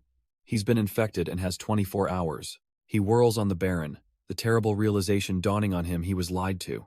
The Baron's calm facade shatters into a booming, triumphant laugh. And on the bed, the vampire sits up, chains rattling as her red eyes gleam. It was all a trap. Her eyes glow a menacing red, a cruel smile playing on her lips as she speaks. The Baron quickly warns Siwoo not to fall for it. This is one of their tricks. But the boy, Jeddah, approaches the bed, tearfully apologizing for not recognizing his mother. She plays the part of a suffering victim perfectly, begging her son to free her from the chains. The Baron shouts in alarm, ordering the boy to stay away from the creature. Jeddah ignores him completely, lunging for the chains as the Baron grabs him from behind. "Yes, my sweet boy," the vampire coos, her eyes gleaming with a predatory hunger. "Mother is just so very hungry." Her face twists into a snarl as she lunges for his throat. But before her fangs can connect, a loud thwack echoes through the room. Siwoo stands over the now unconscious vampire, having knocked her out cold just in time. As the boy wails for his mother, Siwoo immediately panics, realizing he might have hit the creature a little too hard. A system notification chimes, confirming the obvious. His relationship with the Baron has officially soured. The Baron, however, seems completely unfazed by the scene, calmly recalling how his own wife had tried a similar trick on him. He was only saved, he admits, because a man named Judaman was there to intervene at the critical moment. Siwoo listens, finally understanding that the entire elaborate lie was constructed to protect the boy from the truth. But the Baron gravely states that this deception can no longer keep Jeddah safe. There's only one thing left to do. He looks Siwoo dead in the eye and gives him a new mission. He must kill the Vampire King. The Baron recounts his own tragic failure, a time when he sent his entire army against the king, only to watch them all get slaughtered. Their situations are the same. The king's blood is the only thing that can create the antidote they both desperately need. To aid him on this impossible quest, the Baron offers up a powerful artifact, a sacred necklace given to him by a high priest. With a glint of magical light, Siwoo gratefully accepts the sacred necklace. The Baron makes one last, desperate plea: save his wife and himself. As Siwoo is escorted out, he feels the weight of the clock ticking down only 24 hours until he turns. Alone now, he focuses on his own survival, the timer in his head now reading 22 hours remaining. He immediately pulls out a book, determined to learn how to create the vampire antidote. His system responds instantly, confirming he can learn the recipe. The easy part is over.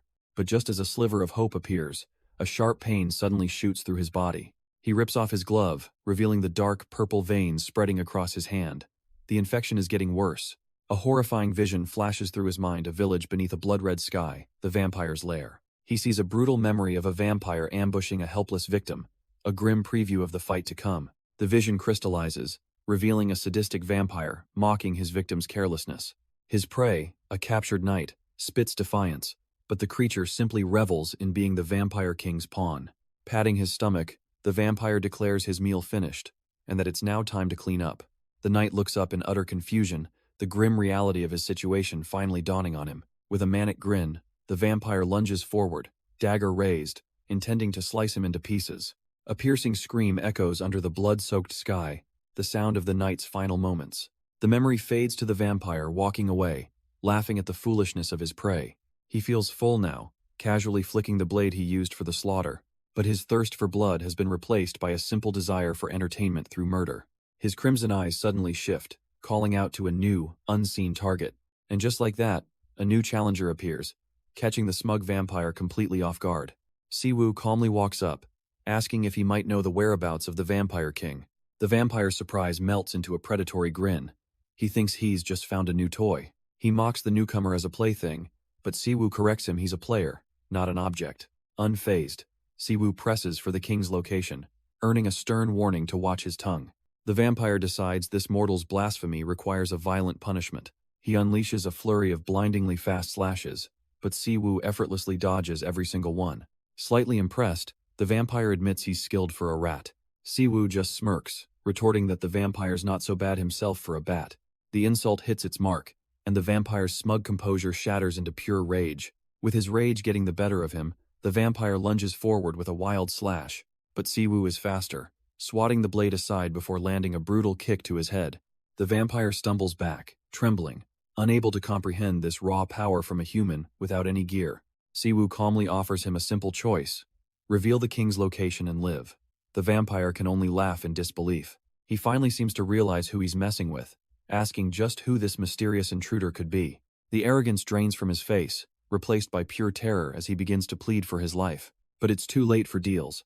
A dark, oppressive aura descends as the Vampire King himself appears in the blood-red sky. The king's glowing eyes fix on Siwoo, demanding the intruder reveal himself. This is the man he's been looking for. He sneers, clearly annoyed that some mortal would dare disturb his slumber. His subordinate begs for another chance, and the king grants it, ordering him to deal with this rat once and for all.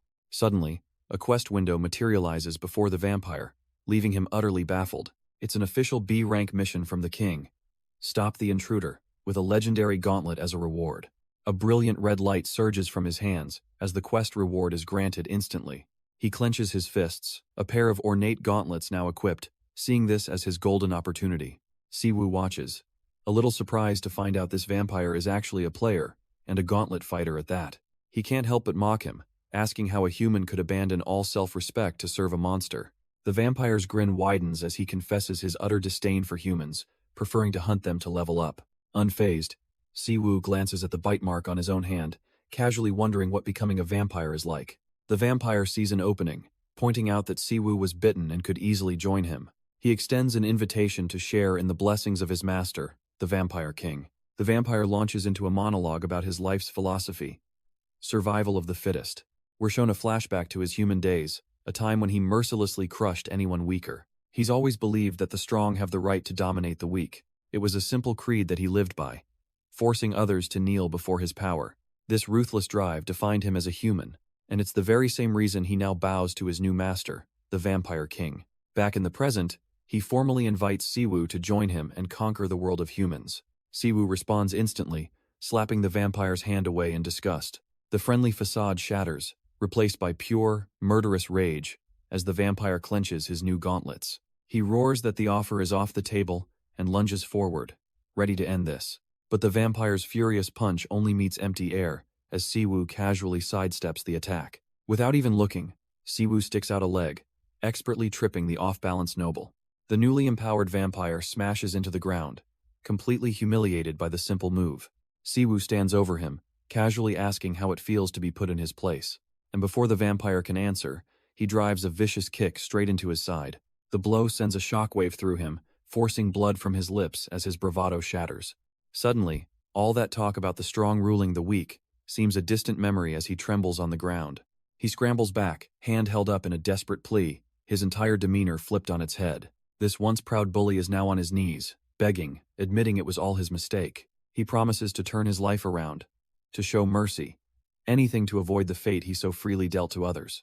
But his pathetic begging was just a ruse, as he lunges forward, thinking he's finally got the upper hand. Siwoo, having none of it, silences him with a single, devastating kick that connects with a sickening crack.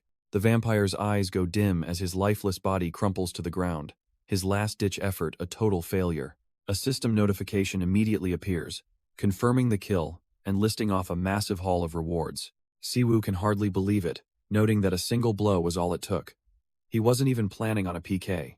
Suddenly, a powerful and ancient voice cuts through the air, speaking directly to him. The Vampire King himself materializes in a blood-red sky, declaring that Siwoo will soon thirst for blood.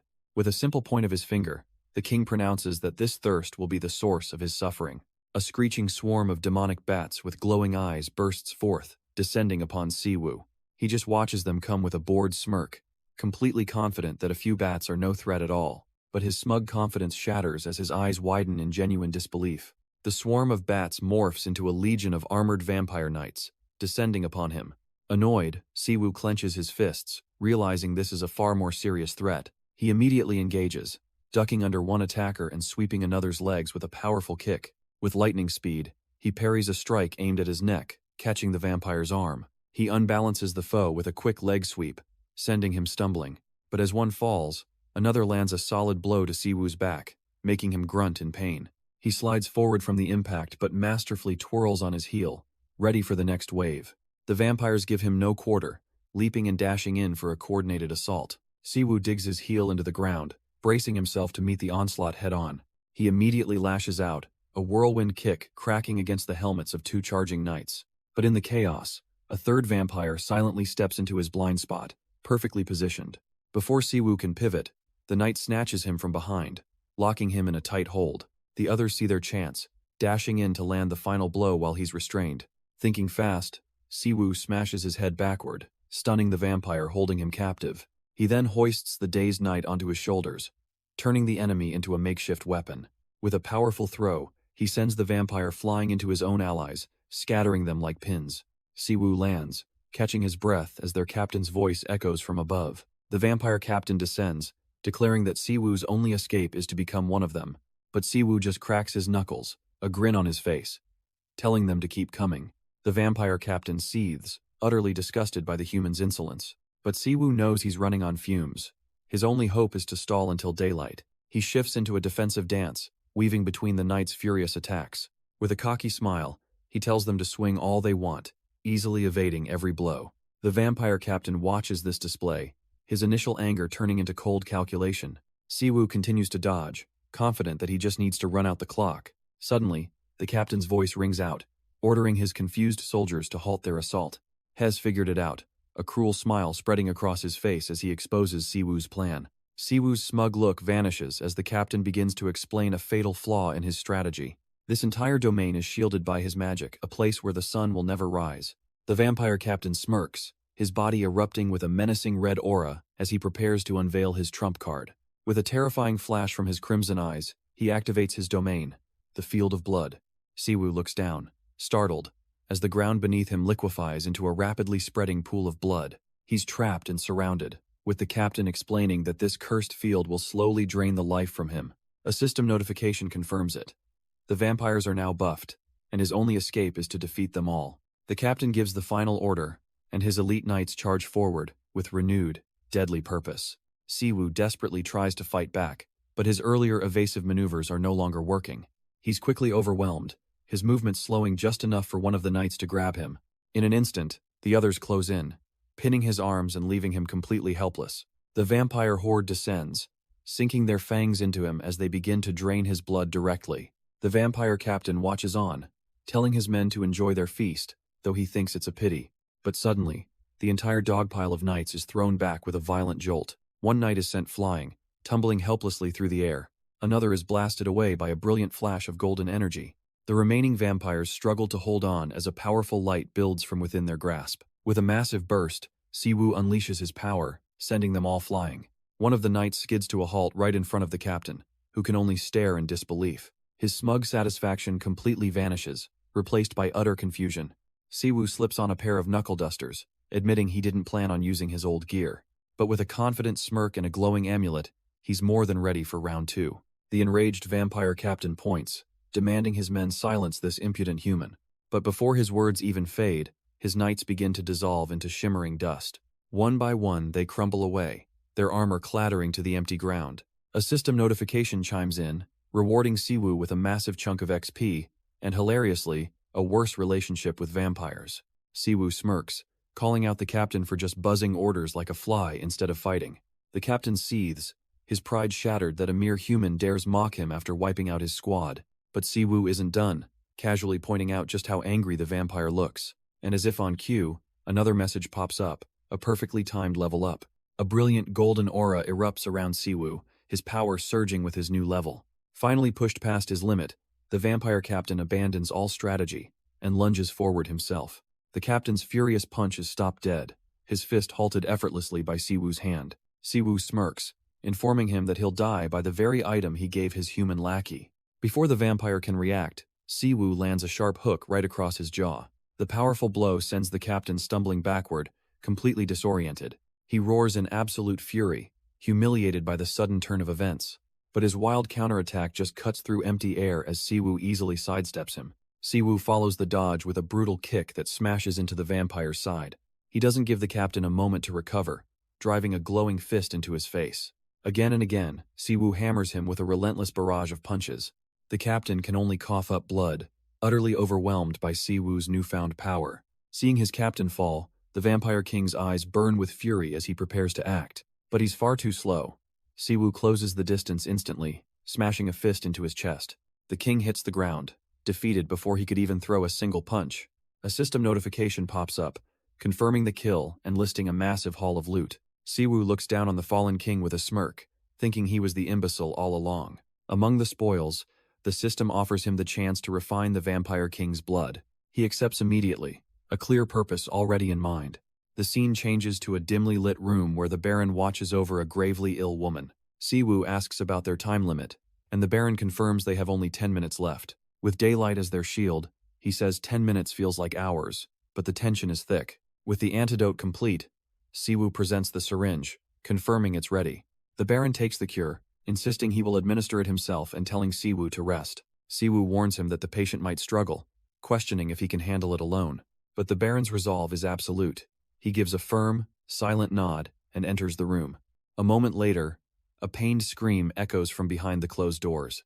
Outside, Siwoo calmly reassures the terrified young boy that his mother will be fine. The boy, Jeddah, can only look on in anguish, whispering for his mother. Suddenly, the door clicks open, silencing the hall. The Baron steps out, his head lowered as he addresses Siwoo. He grabs Siwoo's shoulders, his voice thick with emotion, swearing he will never forget this debt.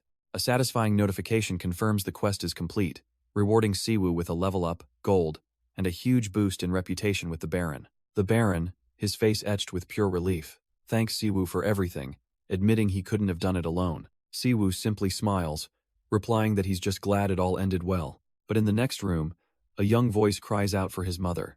Jeddah rushes to his mother's bedside, holding her hand and desperately pleading for her to wake up. When she doesn't respond, he turns to Siwoo, his eyes full of fear, asking why she's still unconscious. Siwoo calmly explains that her body was possessed by a vampire for a long time and just needs plenty of rest to recover. The Baron agrees, reassuring his son that she will wake up if they just give her time. With the immediate crisis over, he turns to Siwoo, offering him a place to stay as a guest of honor. While he appreciates the offer, Siwoo politely declines, explaining that his journey to explore the land must continue. The Baron, however, isn't quite ready to let him leave just yet. He beckons Siwoo over, claiming to have some very interesting information to share. The Baron begins to explain the history of the Lutine region. He tells of how it was once a dangerous, monster-infested land, prompting Siwoo to wonder what could have cleared it. It wasn't dragons, the Baron explains, but the work of a single man. A flashback reveals a man named Perlin and his wife, researching ancient ruins together. But their work ended in tragedy when the Vampire King kidnapped his wife. A look of dawning realization crosses Siwoo's face as he connects the dots. The Baron confirms that the ruins Perlin was studying are the very same ones where Siwoo fought the vampire. He then drops the final bombshell. He felt obligated to tell him all this because Siwoo is Perlin's descendant. But the Baron adds a solemn warning. Siwoo must be careful. He explains that he has no clue what's inside the ruins, a place Siwoo is suddenly teleported to. He looks around, completely bewildered by his new surroundings. His eyes land on a strange carving on a stone pillar, a single handprint. Realizing this must be the key, he places his hand over it, and a blue light flares to life. The pillar hums with energy, reacting instantly to his touch. A voice echoes from the stone, stating this site is reserved for Perlin's heir, where an heirloom is stored. It tells him his courage will lead the way, leaving Siwoo to ponder its meaning. A glowing portal opens in the stone, and he cautiously reaches his hand inside. His fingers touch something solid, and his eyes widen in surprise at what he feels. He pulls with all his might, complaining that the object is incredibly heavy and won't budge. Gritting his teeth, Siwoo lets out a yell, pouring every last bit of strength into the pull. With a flash of blue light, the object finally starts to give way. His eyes widen in surprise as he feels it finally sliding free from the portal. He stands back, holding the mysterious weapon and wondering if this is really Perlin's heirloom. But before he can get a good look, a voice from above cuts through the air. He looks up to see an unwelcome guest floating down from the sky with a grand, mocking gesture. It's a vampire, whose glowing red eyes and sinister grin reveal just how long has been waiting for this. Siwoo, however, just smirks, recognizing the Vampire King's henchman and telling him to get lost. The vampire smirks, casually announcing he's completed his class change and is now the new Vampire King. Siwoo stares in disbelief. He can't believe this arrogant fool is now the king. The new king strolls forward, complaining about all the quests he had to suffer through to gain this power. He glances back with cold eyes, informing Siwoo that his life is now officially over. Of all the terrible timing, Siwoo thinks, as he continues to struggle with the stubborn weapon. With a guttural roar, the vampire drops the act and dashes forward, promising to tear him to pieces. Siwoo's hands start to slip on the hilt, and he desperately tries to pull the heirloom free.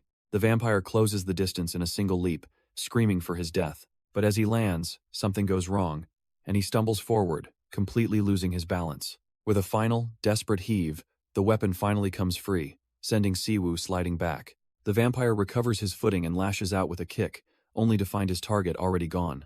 Dropping to one knee, Siwoo counters with a wide, sweeping slash of his own. He glares up at his foe, sick and tired of this vampire's endless arrogance. The glowing blade passes straight through the new king's chest, stunning him completely.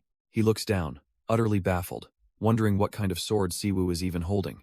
Confused, the vampire places a hand over his chest, feeling for a wound that isn't there. His shock quickly turns to mockery as he realizes the attack was barely a tickle. He boasts about the weapon's pathetic damage, just as a strange blue light starts to glow from within him. The vampire's boast is cut short by a blinding flash of light erupting from his chest. A pathetic groan is all he can manage, as his body begins to violently disintegrate. Siwoo watches calmly as the once mighty Vampire King turns to nothing but dust in the wind.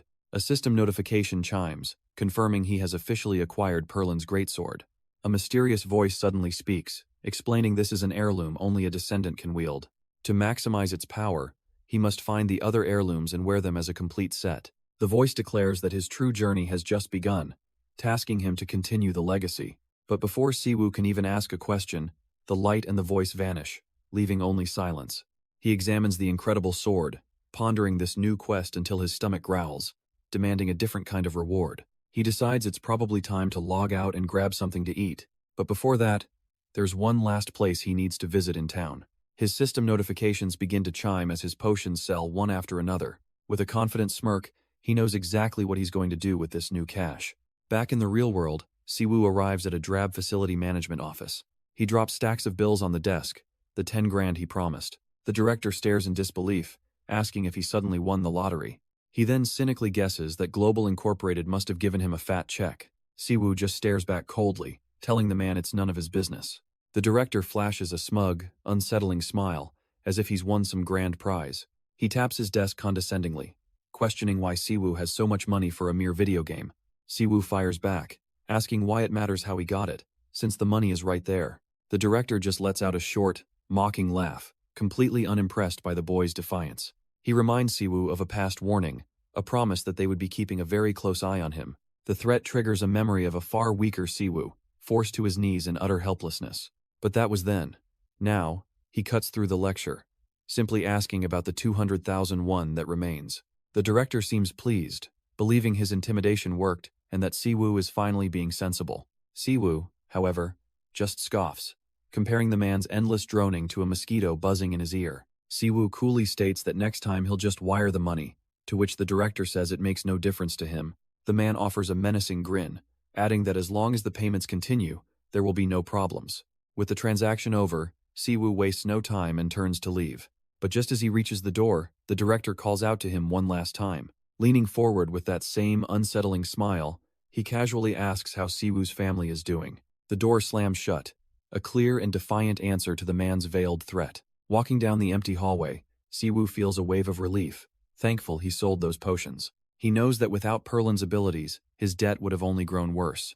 This encounter solidifies his new goal. He needs to make more money, a whole lot more. Meanwhile, at the headquarters of the massive corporation, Global Incorporated, a meeting begins with the chief marketing director, a man named Seong-jo Kim. He sits across from two guests, a young man and a woman.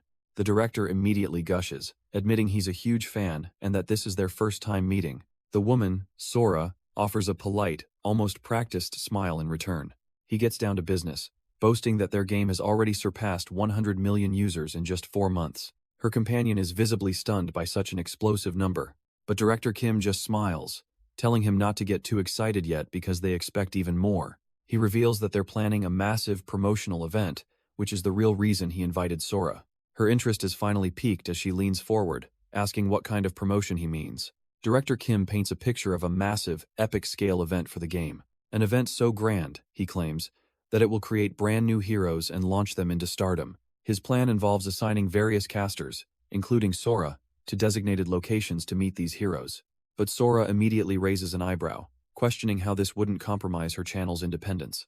He brushes off her concern, claiming it's merely to prevent casters from fighting over the best spots. Leaning back with her arms crossed, she seems utterly unimpressed by the offer. That's when he adjusts his glasses with a sly grin, revealing a special exception just for her. Her cool demeanor shatters for a moment, genuinely surprised by this sudden twist. The director explains that the network has granted her the special privilege of choosing any area she wants.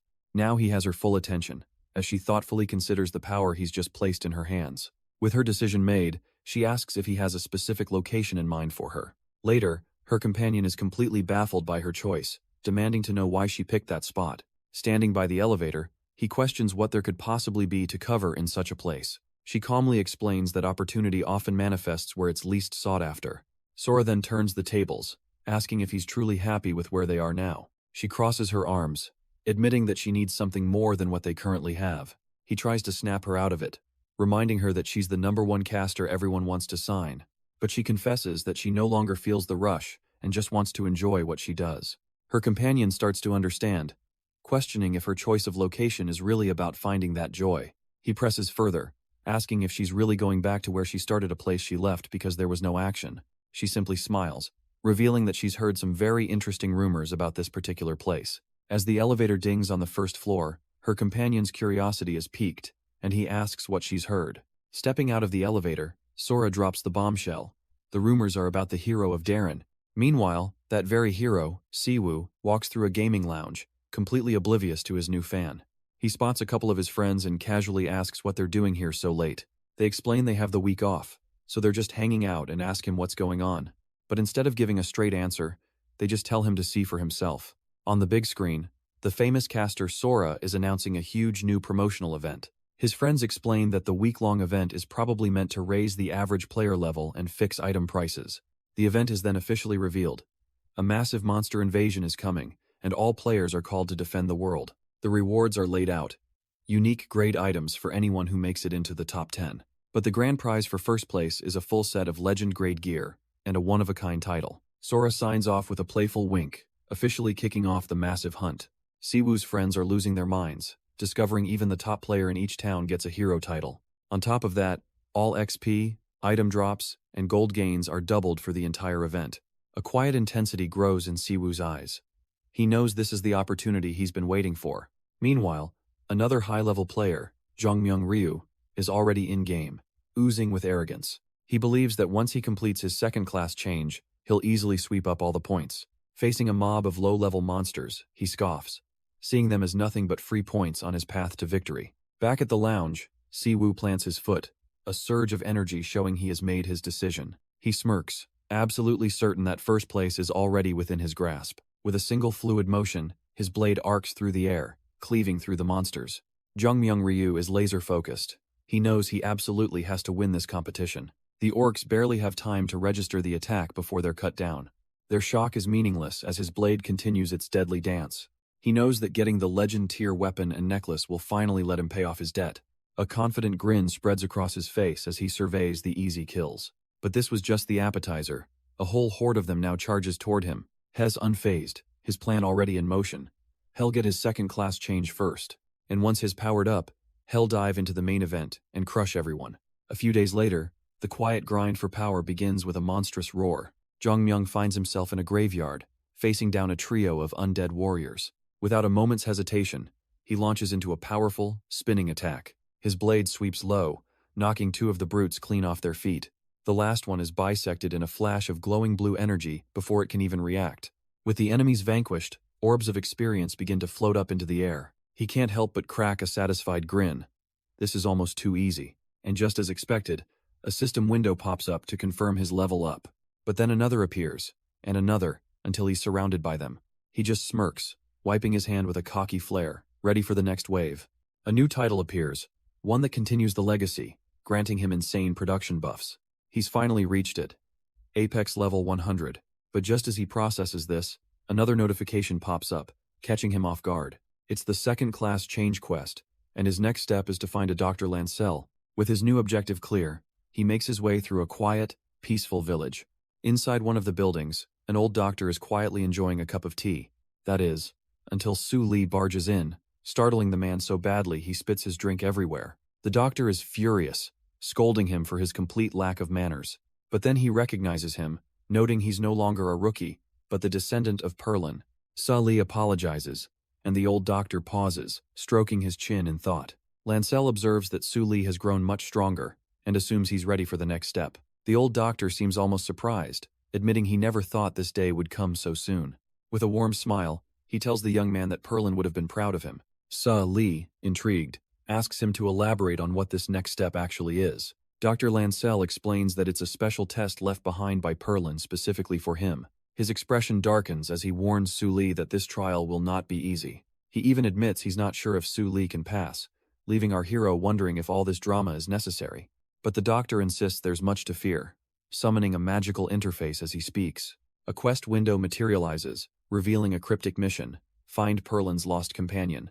Staring at the screen, Su Li is baffled by the objective, a companion in hibernation. Dr. Lancel corrects him, explaining that while some call them pets, they are properly known as companions.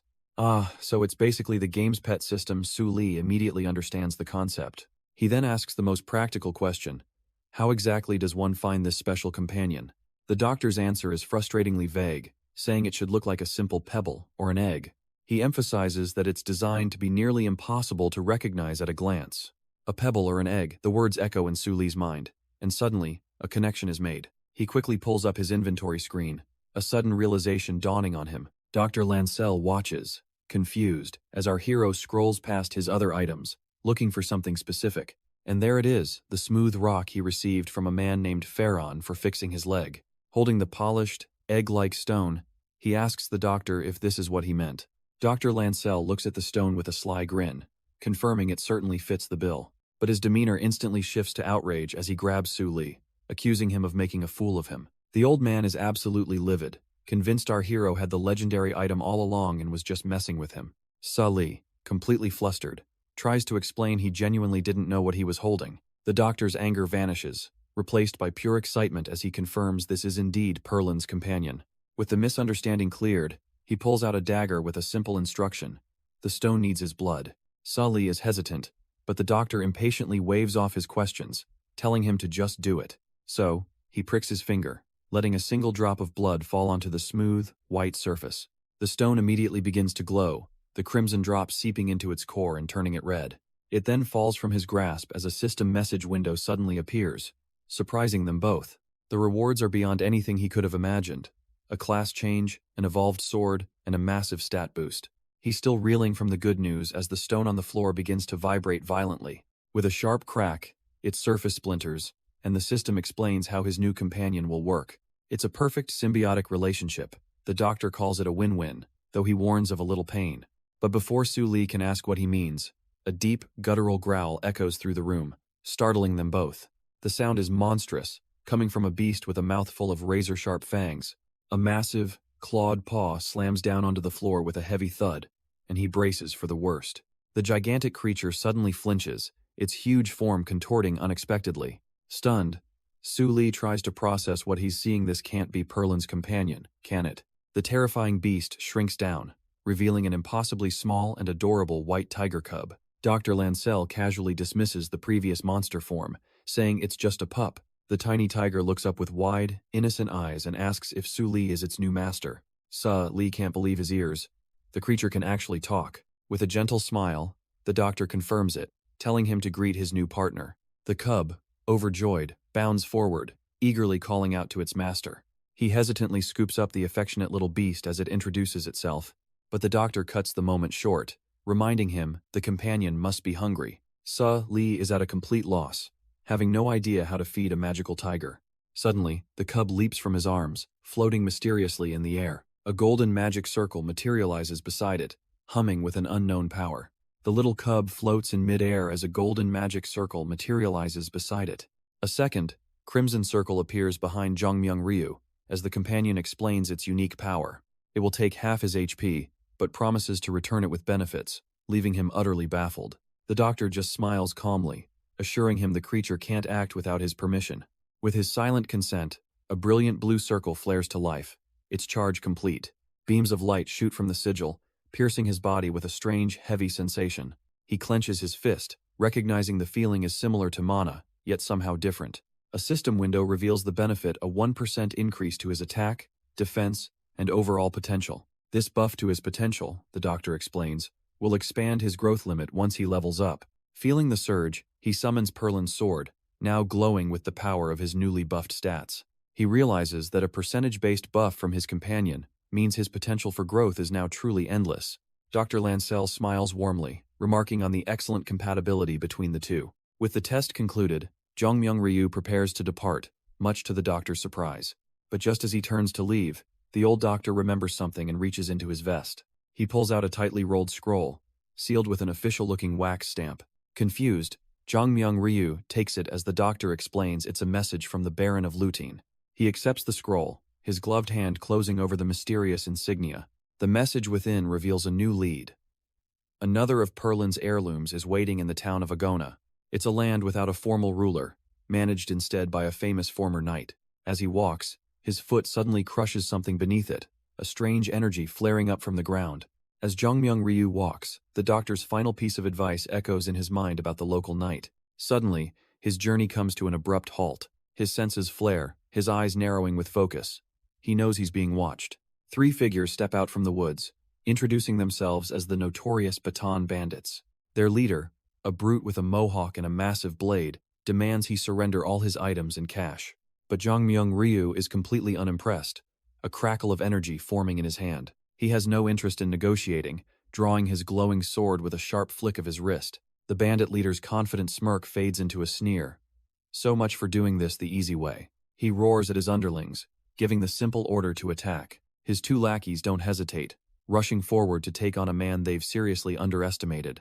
The first bandit rushes in, swinging a wide, clumsy arc that Zhongmyung easily reads. He sidesteps the attack and hooks a leg out, tripping the man with perfect timing. His opponent goes down hard, sliding helplessly across the dirt. With a confident leap, Zhongmyung vaults over the fallen goon, completely unfazed. But the leader is already there, swinging his massive blade with a triumphant cry. The sheer force of the blow connects, sending Zhongmyung staggering backward. He digs in his heels, sliding to a stop and realizing these aren't just common thugs. He calculates that they're a threat suitable only for those above level 100. It's time to even the odds. He calls on his white tiger, activating its supply mode. A crimson magic circle flares to life as the second bandit skids to a halt, stunned. The second bandit rushes in, but Zhongmyung has already seen through their simple attack patterns. With a flash of light, He easily parries the pincer attack from both of them. He twists under the blade, slamming his pommel into the first bandit's face with a sickening thud. But their leader just laughs, stepping forward with an air of absolute confidence. He admits Jong Myung is no ordinary fighter, claiming he was just trying to be merciful before. Just then, the glowing circle around Jong Myung intensifies as the supply transfer completes. A new wave of power settles over him, his expression hardening with focus. His eyes flare with a vibrant green light as he fully deploys supply mode. A chilling grin forms on his face as he asks the bandit leader if he's finished his prayers. The bandit's laughter dies in his throat, his arrogant smirk replaced by stunned silence. The bandit leader erupts in laughter, completely unfazed by Jong Myung's new aura. He scoffs at the mention of last prayers, dismissing the threat with a flick of his finger.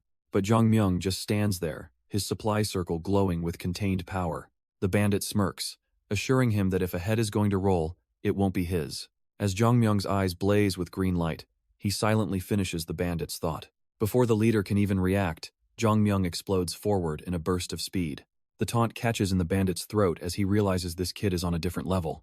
With a single, fluid motion, Jong Myung's sword cleaves the bandit's weapon in two. His two cronies can only stare, their jaws hanging open in utter shock.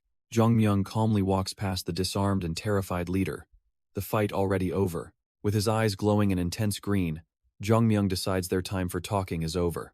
A sudden, blinding flash of power erupts, taking out one of the bandits instantly. The remaining crony can only stare in disbelief at how easily his companion was dispatched. Jong Myung slowly turns his attention to the last two, who flinch under his cold gaze. A wicked little smile creeps across his face, a sign that he's just getting started. He raises a finger, beginning a childish game of eeny, meeny with the terrified men. The simple rhyme becomes a death sentence as he playfully decides their fate. His finger lands on one of the bandits, who freezes in absolute horror. The two thugs are sweating bullets, realizing they're just toys for this monster. As the rhyme concludes, one of them bolts, leaving his friend behind to beg for mercy. Jong Myung lets out a satisfied little puff of air, his game with the bandits now concluded. But his moment of victory is cut short as a massive holographic announcement suddenly appears. A virtual announcer named Sora greets all players, revealing the promotion period has finally arrived. She tells everyone to mark their calendars, as the event will begin tomorrow at 8 p.m. sharp. As she mentions small giveaways for the promotion, Jong Myung's casual demeanor sharpens with interest. He realizes he needs to get moving, turning to head for the city without another moment's hesitation. His destination is a large, European-style city, bustling with players and activity. The streets are already crowded with fellow adventurers and stern-faced guards on patrol. Jong Myung confidently approaches two heavily armored guards, standing watch at a doorway. One of the sentinels turns, asking him to state his business. Jong Myung confidently tells the guards he's here to meet someone. Soon, he's brought to what appears to be a guild hall or manor. Inside, a man in charge inspects a letter, confirming it's from the Baron. Hez shocked by the contents, noting Hez never heard the Baron praise anyone so highly. The man introduces himself as Besson, shaking Jong Myung's hand with respect. Jong Myung, ever the professional, asks if there's anything he can do to help. Besson agrees that he does need something, but his friendly demeanor shifts slightly. His expression turns dead serious as he demands that Jong Myung draw his weapon. To emphasize his point, Besson unsheathes his own massive broadsword with a sharp whip. Jong Myung is completely caught off guard, questioning why he would need a weapon now. Besson clarifies his demand. He wants a friendly duel to see if Jong Myung is as good as the Baron claims. He then boasts about his own rank as a source master, subtly flexing his power and experience. A quest window suddenly appears for Jong Myung, turning this friendly spar into a high-stakes test. With failure, meaning a massive level drop, he realizes this is a fight he absolutely must win. Besson takes his stance, graciously offering Jong Myung the first attack to size him up. Jong Myung just smirks, telling him that such a handicap won't be needed. The veteran knight's grin widens. He recognizes the legendary weapon as Perlin's sword. Waving off any further talk, Besson simply tells him to get on with it. As he draws the ornate blade, Jong Myung feels a surge of confidence, believing his superior gear will grant him victory. With a fierce battle cry, he prepares to launch his first assault. He charges forward, convinced he'll end this by shattering the knight's blade. But the veteran knight barely moves, casually sweeping his own sword in a defensive arc. With a calm command, he activates his sword barrier. A massive dome of energy erupts around him, stopping Jong Myung dead in his tracks. Too arrogant to stop, he follows through anyway, swinging with everything he has. Perlin's sword slams into the shield, but the impact sends him flying backward. He slides violently across the stone, the force of the rebound completely overwhelming him. From inside his perfect defense, the knight mocks his opponent's lost confidence. Jongmyung stares at his blade, his mind racing. He can't believe Perlin's sword isn't working. His opponent just smirks, telling him that staring at the barrier certainly isn't going to break it. Staring at the impenetrable shield, Jongmyung mutters that this just isn't fair. The knight simply smirks, telling him there's no such thing as fairness in a real fight. The chilling realization hits Jongmyung. This man truly is a source master. Panicked about a promotion that's about to start, he has no time for this. He winds up and smashes his sword against the barrier once more. He needs to end this duel now, refusing to be delayed any longer. Again and again, he batters the shield, but it refuses to give. From inside his dome, the veteran knight looks on with utter disappointment. These young fighters, he thinks, rely solely on their gear and raw energy. The relentless impacts finally send a shockwave up his arm, nearly ripping the sword from his grasp. With a flick of his energy, the knight effortlessly disarms him, sending his daggers flying. Jongmyung is left panting, forced to listen to a lecture about using his head. The old master explains that without a proper strategy, his attacks are meaningless. He taps his temple, reminding the boy that true power comes from the mind, not just raw energy. The words hit their mark, and a desperate idea forms in Jongmyung's mind. He throws his head back and calls out for his companion, the white tiger. A brilliant red magic circle instantly appears, responding to its master's summons. He activates recharge mode, preparing to pour all his remaining power into one final assault. His system confirms the command, informing him that the final recharge will now commence. But his triumphant smirk vanishes as he processes that one crucial word, the last. His companion's system explains that after this recharge, it can finally enter combat. It can absorb powers from enemies, other adventurers, or even himself. Then it can transfer that absorbed power to its master, granting a temporary skill upgrade. It can also provide a temporary power-up, or, more importantly, a power-down. A wicked smile spreads across Jongmyung's face as he realizes he can weaken his opponent. The recharge completes, deploying a supply mode that slightly boosts all his stats. With a flash of green light in his eyes, he knows this is the opening he needed. He asks if his companion is ready to jump into the fight now. With confirmation, he wastes no time, requesting to use the capability Decrease ability. His target is locked, the veteran knight, still waiting patiently for his next move. The companion confirms the command, and a glowing blue magic circle materializes. Jongmyung smirks, thanking his partner for the good news. Suddenly, a strange red sigil appears above the veteran knight's shimmering barrier. The ominous red energy flares to life, tendrils of power lashing out. It slams directly into the knight's defense, causing it to crackle and destabilize. The knight watches in disbelief as his impenetrable barrier begins to fail him. Hez completely baffled, protesting that this kind of interference shouldn't be possible. Jongmyung mockingly throws the knight's own words back at him about fairness in combat. A grimace of frustration twists the veteran knight's face. His composure is broken. Realizing his defensive advantage is gone, he furiously charges forward to attack. The knight attacks, convinced his offense will win the day, but his blade is stopped cold. Jongmyung braces, acknowledging the raw power behind the attack, yet he remains unshaken. With a furious roar, the veteran knight puts all his might into another wild swing. But Jongmyung is simply on another level, effortlessly leaping over the clumsy, wide arc. He uses the knight's own shoulder as a springboard, flipping over him with contemptuous ease. Landing with perfect balance, he prepares his counterattack in a flash. A confident smirk crosses his face. This knight clearly picked the wrong opponent. He pivots, gathering a brilliant blue aura around his foot for the finishing blow. Revealing his true identity as Perlin's heir, he smashes his kick into the knight's guard. The veteran knight is sent sliding across the courtyard, completely and utterly overpowered. With his blade hovering over the defeated knight, Jongmyung gives him one last chance to surrender. He coolly informs the man that the choice is his, and his alone. As the duel reaches its conclusion, news of the fight begins to spread throughout the city. One of the city guards excitedly relays the rumor. An unknown adventurer is fighting the famous Sir Besson. His partner grumbles about missing the action, completely oblivious to the new figures approaching them. A sudden splash of warm blood hits his helmet, and his eyes widen in pure shock. He turns just in time to see his comrade being brutally run through.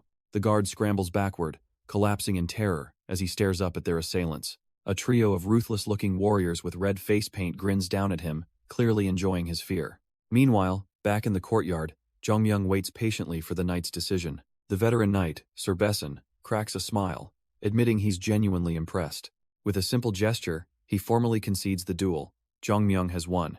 Our hero helps the knight up, humbly claiming it was a close match for him as well. A system window flashes, confirming the quest is complete, granting a level up and making Besson a firm ally. The knight places a hand on his shoulder, praising both his skill and his fighting spirit. He thanks Jongmyung, not as a loser, but as someone who faced a truly formidable opponent. Besson then begins to ask a favor, and Jongmyung grins, realizing a new quest is about to begin.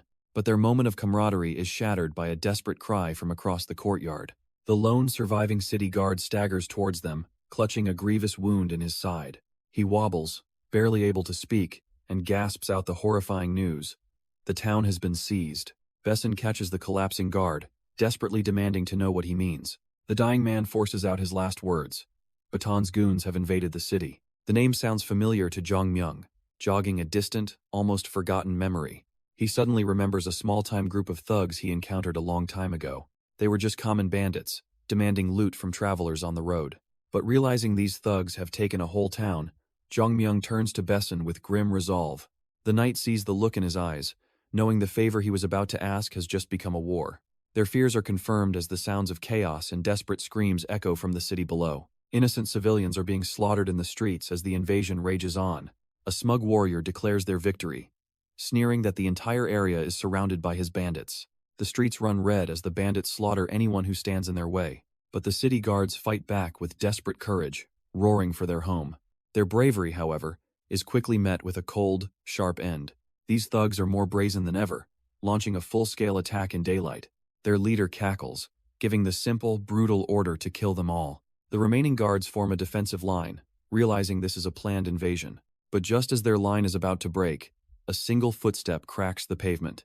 A blur of crimson and steel dashes past the stunned defenders. It's Jongmyung, leaping into the heart of the massacre without hesitation. The plea for help is answered before it's even fully spoken, with the swift, silent justice of his blade. A brilliant blue light cracks the air as he accepts the challenge. The once mighty Tauron warriors flinch back, suddenly looking like frightened children. With a subtle, confident grin, Jongmyung confirms he's taking on this mission. Their coordinated attack dissolves into a chaotic scramble for survival. And as this battle begins, a broadcast camera somewhere else starts its countdown. The long-awaited New World promotion event goes live, hosted by the charismatic Sora. She addresses the audience, explaining they'll be watching heroes defend their towns. 3 key locations are under surveillance: Darren, Lutine, and Agona. But almost immediately, she gets an update. A hero is already causing a commotion. The scene shifts to a city street, where brilliant flashes of power signal a one-sided battle is underway. And that hero is Jongmyung Ryu, calmly facing down a group of Tauron warriors who are terrified of his glowing sword. One of the brutes, marked with red face paint, loses his patience and charges forward with a roar. But Jongmyung effortlessly sidesteps the telegraphed swing, making the warrior look like a fool. The man's eyes widen in pure shock, unable to believe he missed at point-blank range. Before he can even process his failure, Jongmyung slams his sword down, taking him out of the fight. His expression remains cold and focused, as if this is nothing more than a warm-up. Another warrior tries to attack from the side, but Jongmyung simply ducks under the blade. He pivots smoothly, sweeping his own sword in a low, vicious arc. The blade connects, crippling his second opponent, who wobbles and begins to fall. As the last two charge in, Jongmyung slides back, easily evading their clumsy assault. He plants his foot, using the momentum to swing low with incredible force. His blade flashes in a brilliant arc, cutting down the last of his attackers. Watching from the sidelines, the veteran knight is in absolute shock. Jongmyung is a completely different person now, a deadly, one-man army. But this incredible feat is being broadcast on a massive screen elsewhere. A woman named Sora watches intently as her earpiece buzzes to life. Tapping it, she answers the call, confirming she's ready. The voice on the other end asks if this is the man they've been searching for. With a confident smile, Sora confirms that their target has been located. Their long search has finally led them to the hero of Darren. Elsewhere, under the quiet darkness of the city rooftops, another battle has just ended. A lone Tauron warrior collapses to the ground, utterly defeated. The street is littered with the bodies of his comrades, as glowing orbs of energy rise from them. Jongmyung stands alone amidst the carnage, catching his breath as he surveys his handiwork. System notifications confirm his victory, granting him a level up and a huge boost in fame and rewards. But one survivor, trembling in absolute terror, struggles back to his feet. With a panicked scream, he turns and bolts, trying to flee from the monster who slaughtered his squad.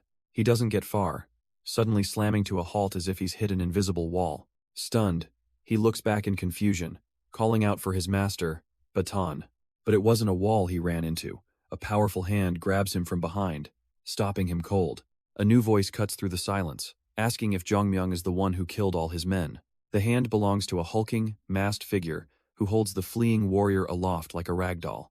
Terrified, the man recognizes his master, Batan, and desperately begs for mercy. But Batan has no pity for failures, coldly calling him trash, as a sickening crunch echoes out. He drops the lifeless body and points at Jongmyung, letting him know that he's next. The colossal bandit leader stomps forward, promising to shatter every bone in the young hero's body. Jongmyung, however, simply smirks, completely unfazed by the threat and ready for the challenge. He explodes into motion, sword at the ready, shouting that he'll be the one doing the chopping. Batan seethes with rage, shocked at the sheer arrogance of this challenger. With a deafening clang, their weapons collide, marking the violent start of their duel. And as they fight, the entire world is watching this duel broadcast live.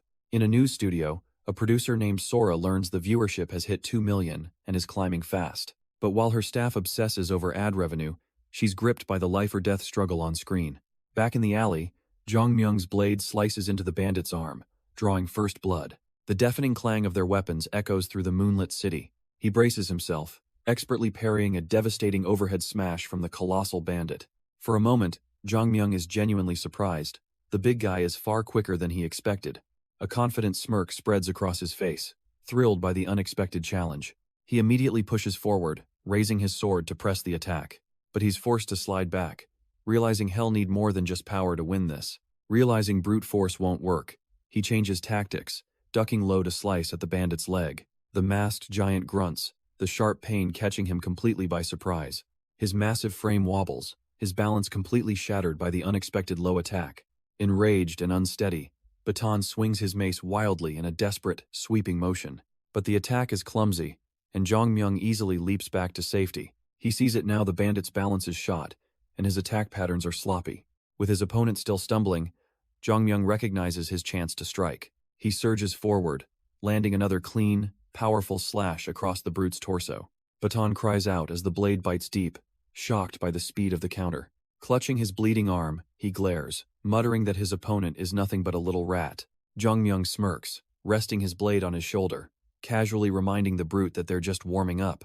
But Batan ignores the taunt, suddenly muttering strange pleas to a ruler of thunder. Completely caught off guard by the bizarre behavior, Jongmyung can only ask if he's all right.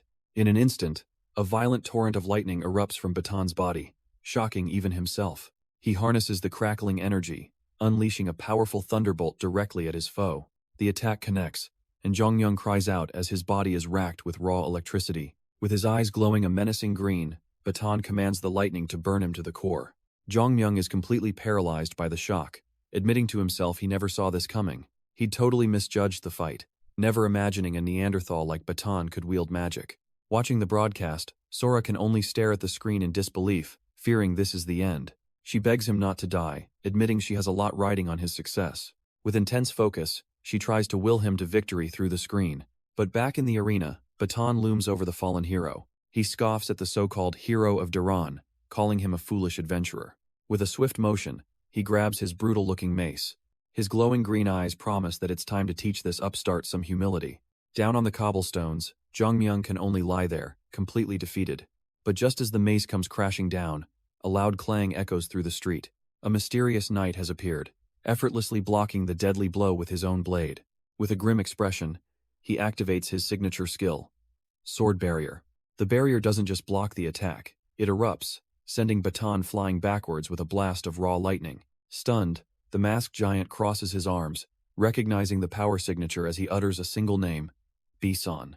Inside the dome, the knight calmly suggests Batan follow his minions, who have already fled the town in terror.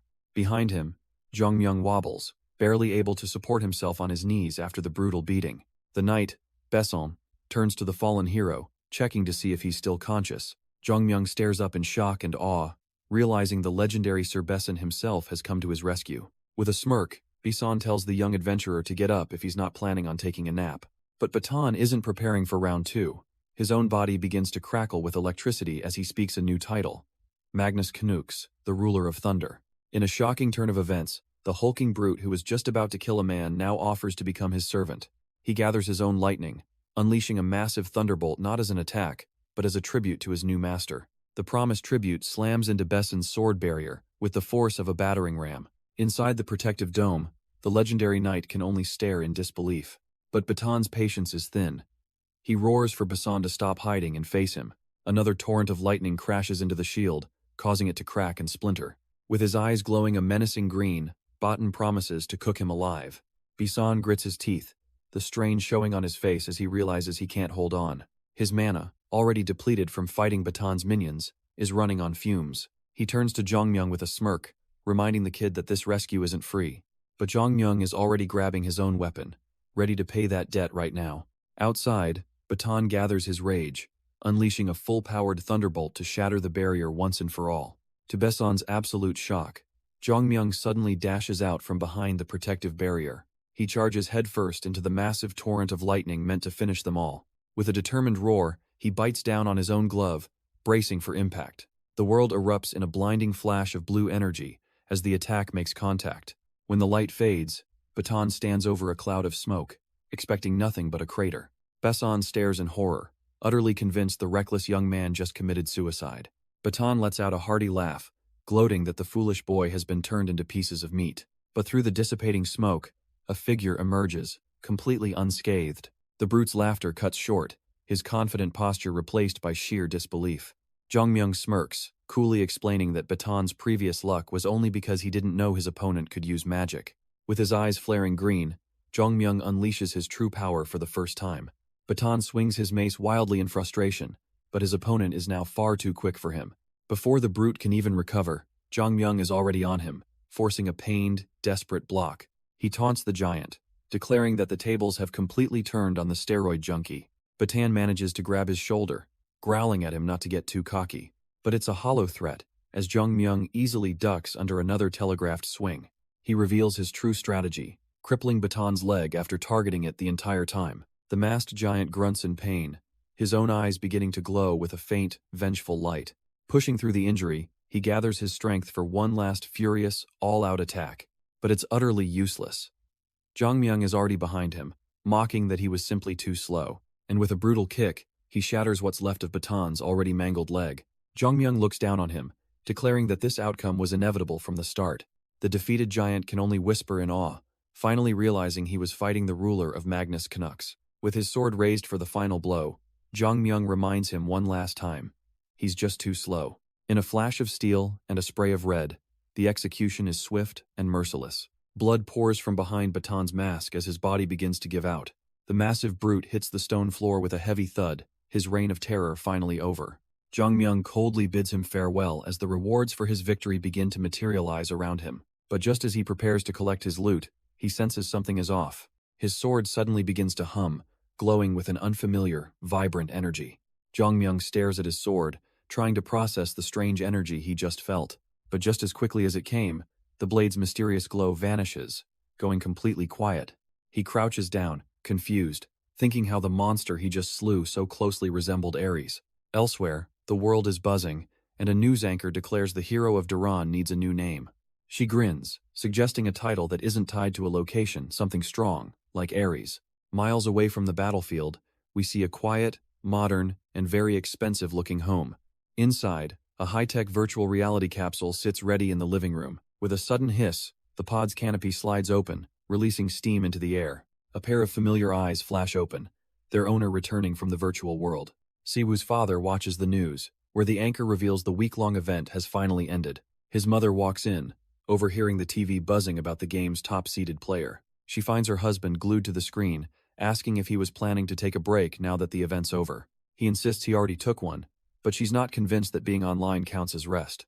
On the broadcast, a highlight reel shows the legendary player Ares felling a top-tier monster in a single blow. Siwoo's father stays silent, completely absorbed, while his wife wonders why he's suddenly so interested. The anchor explains that everyone expected the #1 spot to go to Ares, the most famous user in the game. But with a dramatic pause, she reveals that a new contender has shaken everything up. The screen cuts to footage of the hero of Darren, our boy Siwoo, in his climactic battle against Baton. He stands victorious, as the anchor declares this mysterious player is now second only to Ares in popularity. His mother watches him, noting with a smile that it's been a long time since he was this invested in the ranking chart. He tries to downplay his obsession, telling her that with all she's done, he feels he should resign if he doesn't make top seed. Back on the broadcast, the anchor builds the suspense, ready to announce the final results of the New World event. Siwoo's father is completely frozen, his eyes glued to the screen. He can't even blink, his entire focus narrowed on the coming announcement. And somewhere else, the news has already hit the streets with a shockwave. A young man stares in disbelief, asking a friend how in the world he managed to pull it off. Another is just beaming with pride, shouting that this is insane and he actually made it. But the man of the hour, Siwoo himself, looks utterly baffled, asking what they're even talking about. His friend shoves a phone in his face, showing the New World event ranking. Number 2, Hero of Darren, just below Aries. Hess not just on the list has trending, his video racking up millions of comments as the world takes notice. His friends can't believe his nonchalant reaction. He's as popular as Aries now and barely seems to care. One of them shoves the phone forward, telling him to get with the program and see for himself. The screen is filled with his gameplay footage, taking on hulking monsters all by himself as comments pour in. Viewers are losing their minds over his performance, with many starting to question Aries' supposed dominance. Has instantly become a legend for the average player, living proof that you don't need cash to be a king in this game. Siwoo finally scrolls through the feed, a little stunned, admitting that people are really going crazy over this. His friend explains that the world expected Aries to win by a mile, but an unknown player suddenly hijacked the conversation. The other friend chimes in, reminding him that Aries is a known whale who's poured millions into the game. He started with the most advanced, top-of-the-line equipment, a beginning that was nothing like Siwoo's. And yet, after all that money, he only managed to win by a measly 1,000 points. His friend mocks the situation, imagining Aries is probably seething after losing all his bragging rights. The other chimes in, clarifying that Siwoo isn't just any second-place finisher. He left a legendary impression. Siwoo, ever the humble one, just waves it off, insisting they're blowing it out of proportion. But they remind him that the number 1 spot was always considered Aries' personal throne. He was seen as a god in the game, completely untouchable and beyond any real competition. But Siwoo's performance just proved to everyone that it's possible to win without money or fancy gear. He quietly admits that becoming a star was never his plan, just as his friend's eyes widen in realization. The quiet chatter of the cafe suddenly shifts, and Siwoo glances up, confused by the change in atmosphere. He's been recognized. A group of people nearby are pointing, whispering his name in excitement. And just like that, he's a celebrity, completely dazed and overwhelmed by his newfound fame. His friend in the suit tells him that whatever he had planned before simply doesn't matter anymore. Siwoo silently takes it in, realizing people will only see the new hero, not the person he was. His other friend brings up the second-place prize, a unique piece of equipment. They quickly look it up, noting how valuable a top-tier unique item is, especially this one. After all, its owner is now the famous Rank 2 player, the Hero of Darren. The friend in the suit calculates its rarity and fame, estimating its worth at least $200,000. Siwoo is absolutely stunned, his mind reeling from the sheer scale of that number. His friends erupt in celebration, grabbing him in a hug and joking that he's Sir from now on. He's completely overwhelmed by their teasing, still trying to process his sudden fortune. As night falls on the city, Siwoo's old, quiet life has officially come to an end. Later, a phone buzzes on a desk. An important call is about to be made. A man named Su Lee answers, his voice dripping with condescending pleasure. He confirms Siwoo's remaining balance is 200K, a fact he seems to enjoy reminding him of. The loan shark mockingly asks if business is going poorly. He sneers, guessing Siwoo needs more money for his little gaming hobby. But Siwoo's voice on the line cuts through his smugness, stating the debt is paid and he wants no more trouble. Su Lee is left utterly speechless, completely blindsided by this turn of events. Back in his room, Siwoo calmly sits at his desk, a world away from the flustered boy he was hours ago. With a confident smirk, he confirms he just wired the entire remaining 200K. The scene then flashes back a few hours, to where this incredible fortune began. Back in Agona, the grim reality of their world is on full display as guards carry away the dead.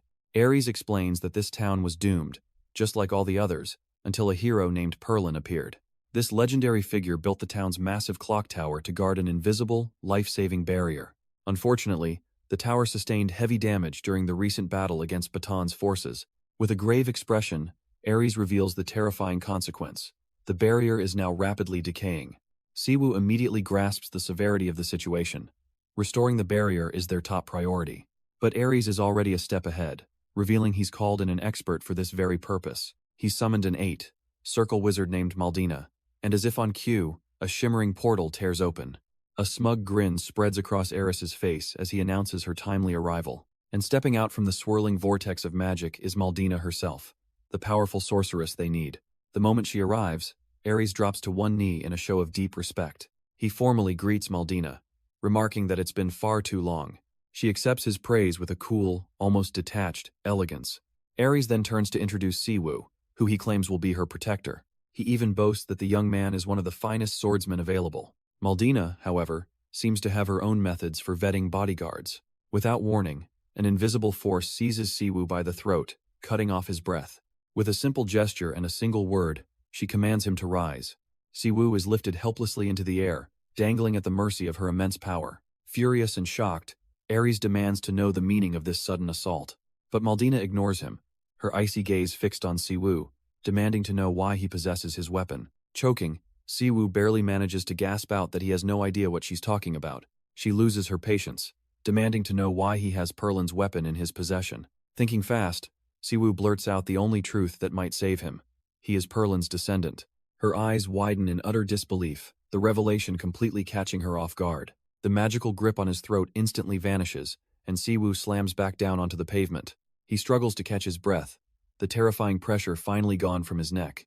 As Ares rushes over, Siwoo can only stare, wondering what kind of monster this woman is. His mind races, trying to piece together the connection between the veteran knight and this powerful mage. But another voice cuts through his thoughts. White Tiger has something urgent to report.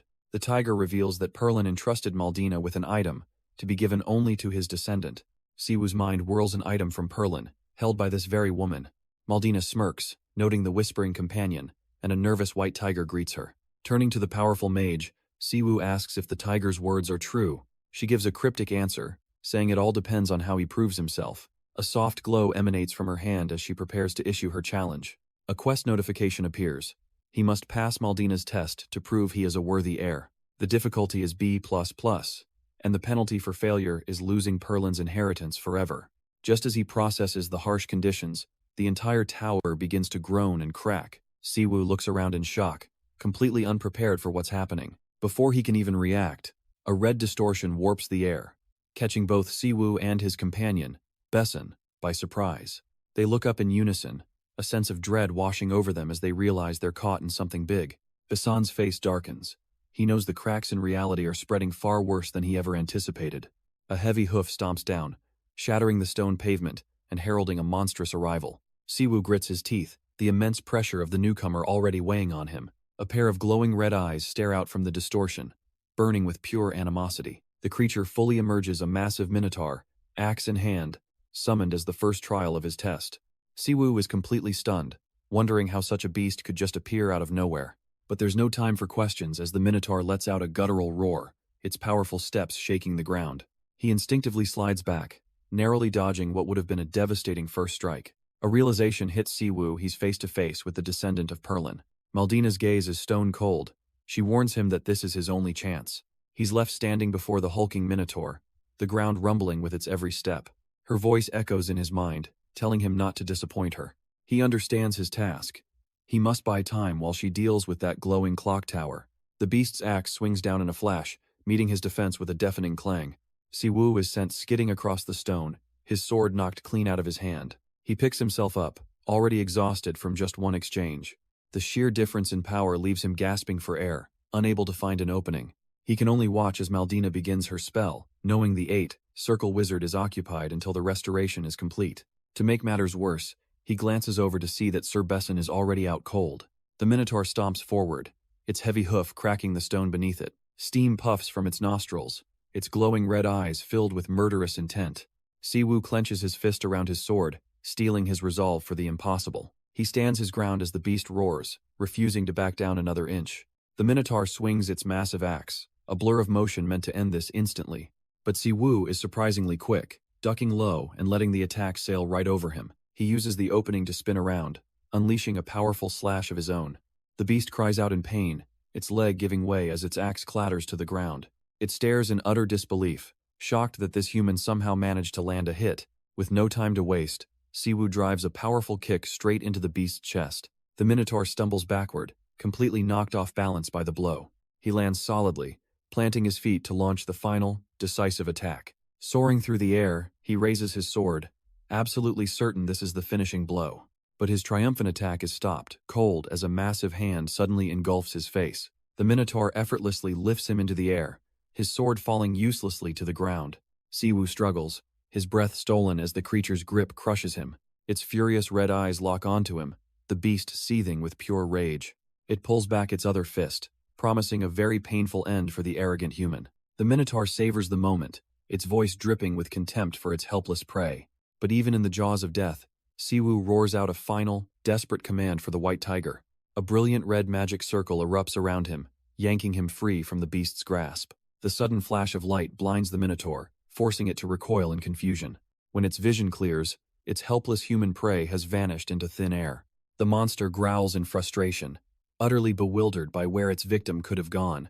But Siwoo is right above it, leaping down to land squarely on the creature's back. He immediately latches onto its massive horns, finding the perfect handholds. The enraged Minotaur thrashes wildly, trying to buck him off like a wild bull. Yet Siwoo holds on tight, staring down the furious monster as it roars for his death. Just then, the white tiger's voice reveals the key. The horns are its weak point. Taking the hint, Siwoo wastes no time, slamming his fist right onto the horn. He unleashes a furious barrage of punches, hammering away at the beast's weak point. The Minotaur bellows in agony as the horn begins to crackle with energy. From a distance, the injured Ares struggles back to his knees, watching on. His eyes are wide with disbelief, unable to process what's happening. This unknown adventurer is somehow overpowering the very monster that defeated him. Under the relentless assault, a deep crack finally spiders across the horn's surface. With one final, focused strike, he shatters the horn completely. The Minotaur lets out a soul-shaking scream of pure, unadulterated fury. One down, he grits his teeth, knowing the job is only half finished. But in his moment of triumph, a massive hand clamps down on his arm, catching him completely off guard. With a furious roar, the Minotaur effortlessly swings him overhead, tossing him like a worthless toy. Siwoo crashes into the stone ground, the impact shattering the pavement around him. The monster fumes, its red eyes burning with hate as it promises a painful death. But just as it moves to finish the job, a distant shout for the adventurer grabs its attention. It's Ares, desperately calling out to Maldina as she channels a massive healing spell. The Minotaur's gaze snaps towards the source of the magic, its expression twisting with recognition. Maldina is completely absorbed in her cast, oblivious to the new threat she's just attracted. The beast raises its giant axe, identifying a far more important target on the battlefield. With a snarl, it declares the human wizard is next to die. Seeing the monster charge past him, Ares quickly moves to intercept it, knowing he can't let it reach Maldina. With a defiant shout, he raises his arm and activates his ultimate defensive skill, Sword Barrier. A sphere of crackling energy erupts in front of the Minotaur, forcing the beast to skid to a halt. Ares glares from within the shield, absolutely determined to hold the line, no matter the cost. The Minotaur's eyes burn with pure rage, infuriated by this human's audacity. It lets out a furious roar, lifting its massive axe high into the air. Inside the dome, Ares braces for impact, confident his barrier can withstand the blow. The axe crashes down with a thunderous clang, but the shield holds firm against the raw power. But the sheer force of the impact takes its toll, and blood trickles down Ares' face as he struggles. From a distance, Siwoo can only watch in stunned silence, witnessing the incredible clash. Ares' hand twitches as he weakly calls out to the adventurer before him. With his last ounce of strength, he begs Siwoo to save this town. His body gives out, and the great knight collapses onto the stone with a heavy thud. Siwoo stares in disbelief as the Minotaur stands triumphant over the fallen hero. The beast turns its glowing eyes on him, a cruel smirk spreading as it declares he's next. But Siwoo's shock hardens into pure resolve. He vows to erase this monster completely. The heirloom weapons at his side begin to glow, a voice whispering that only a descendant can wield them. The Minotaur, seeing only a weak human, raises its hand for another devastating slam. But suddenly, Siwoo isn't alone, he multiplies, copies of himself dashing forward as the weapons power up with him. One of the copies meets the monster head-on, his blade clanging against the beast with impossible strength. The Minotaur's axe shatters into 1,000 pieces against the heirloom blade. As Siwoo kneels, an ancient voice commands him to find the other heirlooms. The monster can only stare at its broken weapon, its shock quickly turning to pure fury. He rises to his feet, the voice's legacy ringing in his ears as the beast vows to break him next. Suddenly, a system window appears. He's reached a new threshold, unlocking a physical evolution. He doesn't care what it is. Hell take any power that lets him destroy this thing, and he accepts. The upgrade is confirmed, his capabilities instantly enhanced. Roaring with rage, the Minotaur charges forward, completely losing its composure. It throws a massive punch, aiming to pulverize the seemingly defenseless human. But the flurry of blows lands with no effect, bouncing harmlessly off Siwoo's newly invincible body. But this is no longer a one-sided beatdown. A crimson light flashes in Siwoo's eyes. He answers the beast's flurry with a single, decisive swing of his own weapon. A jolt of pure agony shoots through the Minotaur's mind. It watches in disbelief as its own severed hand flies through the air. The monster can only stare at its stump, utterly failing to process its sudden loss. But then Siwoo himself recoils, his eyes glowing red as a wave of feedback pain hits him. The Minotaur stumbles back, clutching its arm and roaring in absolute agony. A dark aura surrounds Siwoo, his face twisting as he echoes the beast's murderous intent for humanity. The monster, consumed by hatred, can only focus on its desire to kill. And just like that, the red haze vanishes, and Siwoo is just annoyed by all the noise. A new voice cuts in, dripping with condescension, as Maldina mocks Siwoo's slow progress. He nervously asks how her own task, the restoration, is coming along. She's already finished, she says, annoyed that his noisy battle was a distraction. The Minotaur, seeing a new threat, turns its one-handed fury towards the human wizard. Unfazed by its rage, Maldina casually conjures a swirling orb of fire. She names her spell with a bored expression, Hellfire. With a simple flick, the blazing sphere rockets towards the beast. The Minotaur grins, utterly confident that mere wizard magic won't work on it. But the spell detonates in a cataclysmic, fiery explosion. As the smoke begins to settle, all that can be seen is blood dripping onto the ground. With the beast dealt with, Maldina casually remarks that it's finally nice and quiet. A voice then echoes through the square, asking Siwoo if he's sad that Bison died. Kneeling beside the fallen NPC, Siwoo's genuine grief makes Maldina realize he's different. She makes a stunning offer, telling the shocked young man that she can bring Besson back. She promises it's not a lie, but her help comes with a single condition. The price is steep. If she saves Besson, Siwoo must forfeit all remaining heirlooms of Perlin. The choice is laid bare: the life of a single NPC, or the rest of a legendary inheritance. After a moment of heavy silence, Siwoo makes his decision. He chooses Sir Besson, an answer that clearly surprises the powerful wizard. Maldina double-checks, warning him that once made, this choice cannot be undone. Siwoo looks her dead in the eye, confirming his choice with unwavering resolve. A faint, almost impressed smile touches Maldina's lips as she agrees to his terms. She gathers immense holy energy, unleashing the legendary spell, Resurrection. This magic, she explains, is another chance at life for one who has fallen. As the golden light envelops him, Besson's fingers twitch, a sign of life returning. With a sharp gasp, the old knight jolts upright, ripped from the grip of death. Siwoo rushes to his side, trying to comfort the confused man who can't believe he's alive. With her task complete, Maldina turns to leave, a shimmering portal opening before her. But as Siwoo calls her name, she pauses, glancing back with a knowing look. He offers his genuine thanks, grateful that she saved Sir Besson as promised. She simply smiles, brushing off his gratitude by reminding him this was his wish to begin with. But Siwoo is worried, asking if saving Besson means he's forfeited the right to receive the heirloom. Maldina just scoffs, calling him a fool, and questioning how he can be so gullible. The truth, she reveals, is that the heirloom is already in his possession. He just doesn't know how to use it, and with a condescending farewell, she prepares to leave. He desperately calls her name, reaching out as the bright blue portal begins to shrink. But it's too late. The portal winks out of existence, leaving him completely alone. Siwoo is left stunned, her final words echoing in his mind. In his possession? What could she mean? He calls out to his companion, the White Tiger, trying to make sense of the situation. His entire quest was to get the heirloom from her, a fact White Tiger confirms, leaving them both utterly baffled. Siwoo racks his brain, wondering if he somehow received the heirloom and simply forgot about it. Turning around, he's surprised to find Sir Besson, looking remarkably healthy after their ordeal. Besson flexes, boasting that Maldina's healing magic is so potent he feels better than ever. Siwoo can only chuckle, admitting to himself that she truly was the real monster on the field. But Besson quickly shushes him, whispering a warning that her hearing is as powerful as her magic. Their attention turns to the town's clock tower, now crackling with a massive energy field. Besson explains that any monster that dares to approach the barrier is practically signing its own death warrant. With the immediate threat handled, he formally thanks Siwoo, acknowledging his pivotal role in the mission. Seizing the moment, Siwoo finally asks the question that's been bothering him. Why does Maldina hate Perlin so much? Besan just smiles, revealing that Siwoo has it all wrong. It's not hate, but quite the opposite. As Maldina walks away, Besan reveals she's actually in love with Perlin, a fact she confirms by shouting back that she heard everything.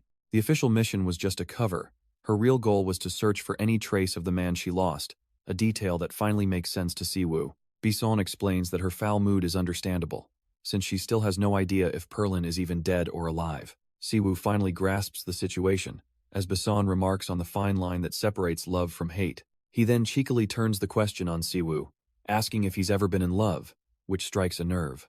Siwoo is left completely flustered, unable to even form a response. Seeing his reaction, Besan quickly apologizes for touching on a sore subject. Later, as Siwoo walks through the now safe town, his thoughts turn to his own progress. He checks his status and sees his broken through level 160, with all his stats getting a massive boost. But even better, he's also unlocked a new physical evolution skill, his eyes glowing with newfound power. With his stats now off the charts, Siwoo decides it's time to scout some high-level areas. But just as he's making plans, a single message notification pings his system. The scene then cuts away to a studio set, where filming has just wrapped for the day. Sora thanks the director as he calls an end to the shoot. He approaches her, though, sensing that something seems to be wrong. She tries to deny it, but he calls her out, saying she seemed distracted all day. He even noticed her constantly staring at her phone during the broadcast. As she offers a flustered apology, her phone buzzes in her hand. She quickly excuses herself, saying she absolutely has to take this one. Tapping the screen, her eyes widen in utter shock at the message she just received. Her sudden, ecstatic shout completely startles the director. He asks what's gotten into her, saying she sounds like a crazy person. With a radiant smile, Sora explains that she just got a date, leaving her director utterly speechless. And so, later, at a broadcast station in the city, the stage is set for this mysterious meeting. A young man in a simple hoodie walks in, looking for someone. Sora turns to face the newcomer, her expression now serious. He approaches and gives a stiff, respectful bow. She looks him over and asks if he is the legendary hero of Darren. With a slightly awkward smile, Siwoo confirms that he is indeed the person she's looking for. Sora formally introduces herself, welcoming the hero of Darren at last. She seems genuinely pleased to finally meet him in the flesh. He reassures her that it was no problem at all to come to the studio. She explains that meeting in public would have drawn way too much unwanted attention. Siwoo takes a moment to process she really is a celebrity, and he can't deny she's stunning. Sora then throws him a curveball, complimenting him on looking even better in person. The unexpected praise completely flusters him, a shy blush creeping up his neck. Her gaze remains steady, as she admits she's been incredibly curious about him. His reaction is just so pure. She hadn't expected the legendary hero to be this endearingly naive. Siwoo collects himself with a sigh, knowing he has a lot of work ahead of him. Elsewhere, at a news station, Sora asks a producer why he's so fixated on finding Darren's hero. The producer plays dumb, asking who she thinks benefited most from the recent promotion. He quickly gets frustrated, complaining he doesn't know the answer to her little quiz. With a dead serious expression, Sora reveals that the second biggest beneficiary was her. The realization dawns on him. Her viewership ratings shot up to an insane 40%. She confirms it coolly, explaining that her own contract rate has skyrocketed as a result. But he still doesn't get the connection until Sora mentions trouble brewing with the station's leadership. She's heard rumors that the network is now secretly on the hunt for the hero. The reason is simple. They're trying to replace her, because her new rate is now too high for them to afford. The producer tries to argue, claiming the hero's story only blew up because of her coverage, but Sora calmly pushes back, giving all the credit for the high ratings to the hero of Daron. Hez left speechless as she reminds him she's still just a freelancer to the network. She knows if she doesn't act now, she might lose this high-profile position for good. The scene changes, and now she's meeting Siwoo in person, asking why he wanted to see her. A blushing Siwoo nervously admits he just wanted to meet her as a fan. Sora is completely caught off guard. He was so ruthless online, but he seems like a different person. Noticing her stunned silence, he sweats, asking if she looks disappointed. She quickly denies it, waving her hands and insisting she's actually very happy. Then, cutting to the chase, Sora asks if he'd be willing to log into the game with her. She clarifies she wants to see him in action, not just watch old videos. Sora insists on seeing the famous hero of Darren fight in real time. A bit flustered but flattered, Siwoo scratches his head and agrees. Pleased with his answer, she gets right down to business with a question. She asks about his role, and as they log in, he reveals he's a healer, much to her shock. Now in her own game avatar, Sora reveals that she, too, is a healer. Siwoo's avatar blushes slightly, simply acknowledging her role without surprise. Sora then suggests they get started with a hunt, and he quickly agrees. She leads them toward a forest, explaining this is a common spot for the Baton Bandits. When she asks if he hunts here often, he nervously admits he usually sticks to quests. Sora scoffs, teasing that he's not much of a hunter if he only does special quests. But Siwoo clarifies they were hidden quests, recalling a difficult ordeal in some moonlit ruins. The work was brutal, but the reward, a powerful glowing amulet, made it all worthwhile. Hearing this, Sora's eyes go wide. His stats and items aren't just good, they're legendary. She asks in disbelief if he only did hidden missions, and he shyly confirms it seems that way. Her mind races, realizing the ornate sword he carries must also be a quest reward. Before he can even finish his sentence, his eyes narrow with sudden focus. He shoves Sora aside without warning, shouting for her to watch out. With a burst of speed, he plants his foot and rushes forward to intercept an attack. His blade meets the ambushers with a loud clang, shocking the bandit with his reaction speed. Sora lets out a terrified shriek, completely caught off guard by the sudden violence.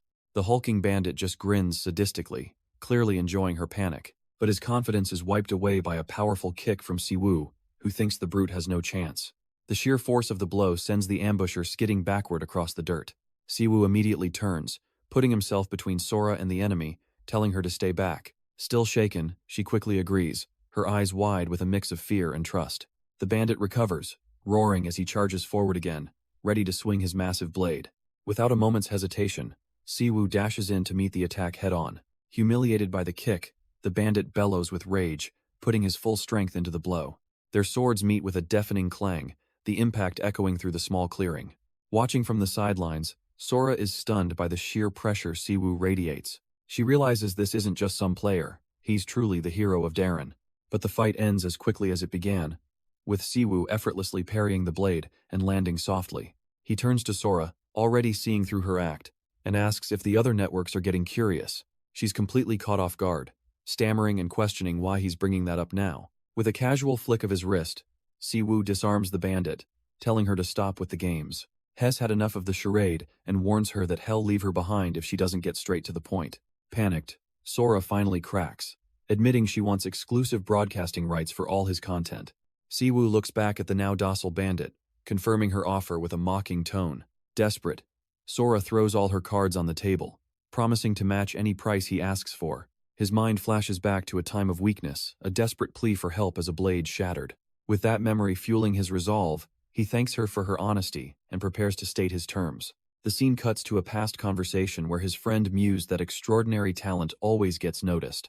His friend couldn't believe his hesitation, insisting that a call from Sora was a massive break. He bluntly told Siwoo not to be naive. She wanted him for her broadcast, not a date. The friend then posed a riddle, asking what links the new world, broadcasting, and ads. The answer, of course, was money a thought, punctuated by a ferocious roar from the game world. And back in that world, Siwoo informs Sora that before they talk terms, he has some questions first. But their conversation is cut short, as Sora screams out a warning for him to watch his back. Behind him, a massive bandit rears back a fist, ready to pulverize Siwoo where he stands. The punch connects, but Siwoo doesn't even flinch, casually telling the man he's busy. The bandit's face contorts in pure, unadulterated shock. Annoyed by the interruption, Siwoo unsheathes his enormous blade with a swift motion. He silences the nuisance with a single, decisive swing. Sora can only stare, completely speechless at the display of power. With the distraction handled, Siwoo turns to her, suggesting they find a quiet place to talk. Back in the real world, Sora logs out of her VR capsule with a heavy sigh. As Siwoo climbs out of his own capsule, a chilling realization dawns on Sora. He could have ended that fight immediately. He was never in any real danger. The whole act was a calculated ploy, designed to get the truth out of her. He turns to face her, his gaze intense, as he simply says her real name. She can't help but think he's one of the most peculiar people she's ever met. The two of them end up at a restaurant, getting some food to talk things over. Sora admits that using the standard model VR capsule was a bit uncomfortable for her. Siwoo smirks, teasing that someone of her stature probably doesn't frequent local game shops. But then he grows serious, admitting that he's still a bit baffled by the situation. Sora continues her gentle ribbing, suggesting a public gaming cafe is a bit shabby for the famous hero of Darren. Siwoo just smiles, calmly finishing her sentence for her. He admits it's not exactly top of the line, but it has one major advantage. It's cheap. For someone on a budget, it's more than enough to get the job done. But Sora's expression grows skeptical, pointing out that people who are broke usually work, not play games. The mood shifts as Siwoo reveals the truth: his parents had gone into debt because of him. The salary he was making from his regular job was never going to be enough to handle it. After thinking it through, he realized that diving into New World was his only real option. And just like that, Sora understands. He started playing this game not for fun, but to make money. Siwoo clarifies that it's a bit more complicated than just needing cash. He admits that, in his view, the whole situation was due to his own lack of real-world competency. Sora can't help but let out a small laugh, completely catching him off guard. She playfully tells him that if he's considered incompetent, then everyone in New World except for Aries might as well quit. He just smiles, accepting the backhanded compliment and her attempt to lift his spirits. With the mood lightened, he reveals his next big move. He's preparing for the second promotional event. Sora explains that the first one was a massive global success, attracting huge numbers of players from China and India. This means the spotlight is now brighter than ever on the game's two biggest stars, the warrior god Ares, and, as Siwoo confirms with a new sense of purpose, himself. Sora explains that since the networks need both him and Ares, they'll offer astronomical sums of money. However, she warns him with an analogy from a famous novel about a fisherman and his great catch. At first, it seems like a huge victory, but the sharks will strip it all away, leaving nothing but bones. She tells him that without an experienced supporter, the predators of the industry will eat him alive. Siwoo immediately understands her implication, asking if she's offering to be that supporter. She confidently confirms it, asserting she knows the business dynamics well enough to protect him. But just as she makes her pitch, her phone begins to vibrate insistently on the table. Apologizing, Sora picks it up, explaining that she absolutely has to take this important call. Siwoo is left in silence, left to ponder her sudden, serious offer. Sora's expression turns serious as she listens intently to the person on the other end. The call is about Global Incorporated, who just dropped a press release about a second promotion. Her contact admits they don't have details, only a title, which they are sending to her right now. Siwoo, sensing the sudden gravity of the situation, breaks the silence and asks what's going on. She hangs up the call, her eyes fixed on the message that just came through on her phone. A wry smile forms as she tells him it looks like things are only just beginning. She then turns her phone around, letting the screen speak for itself. Siwoo leans in, and his eyes widen in complete and utter shock. On the screen is a massive announcement. The New World Tournament has begun.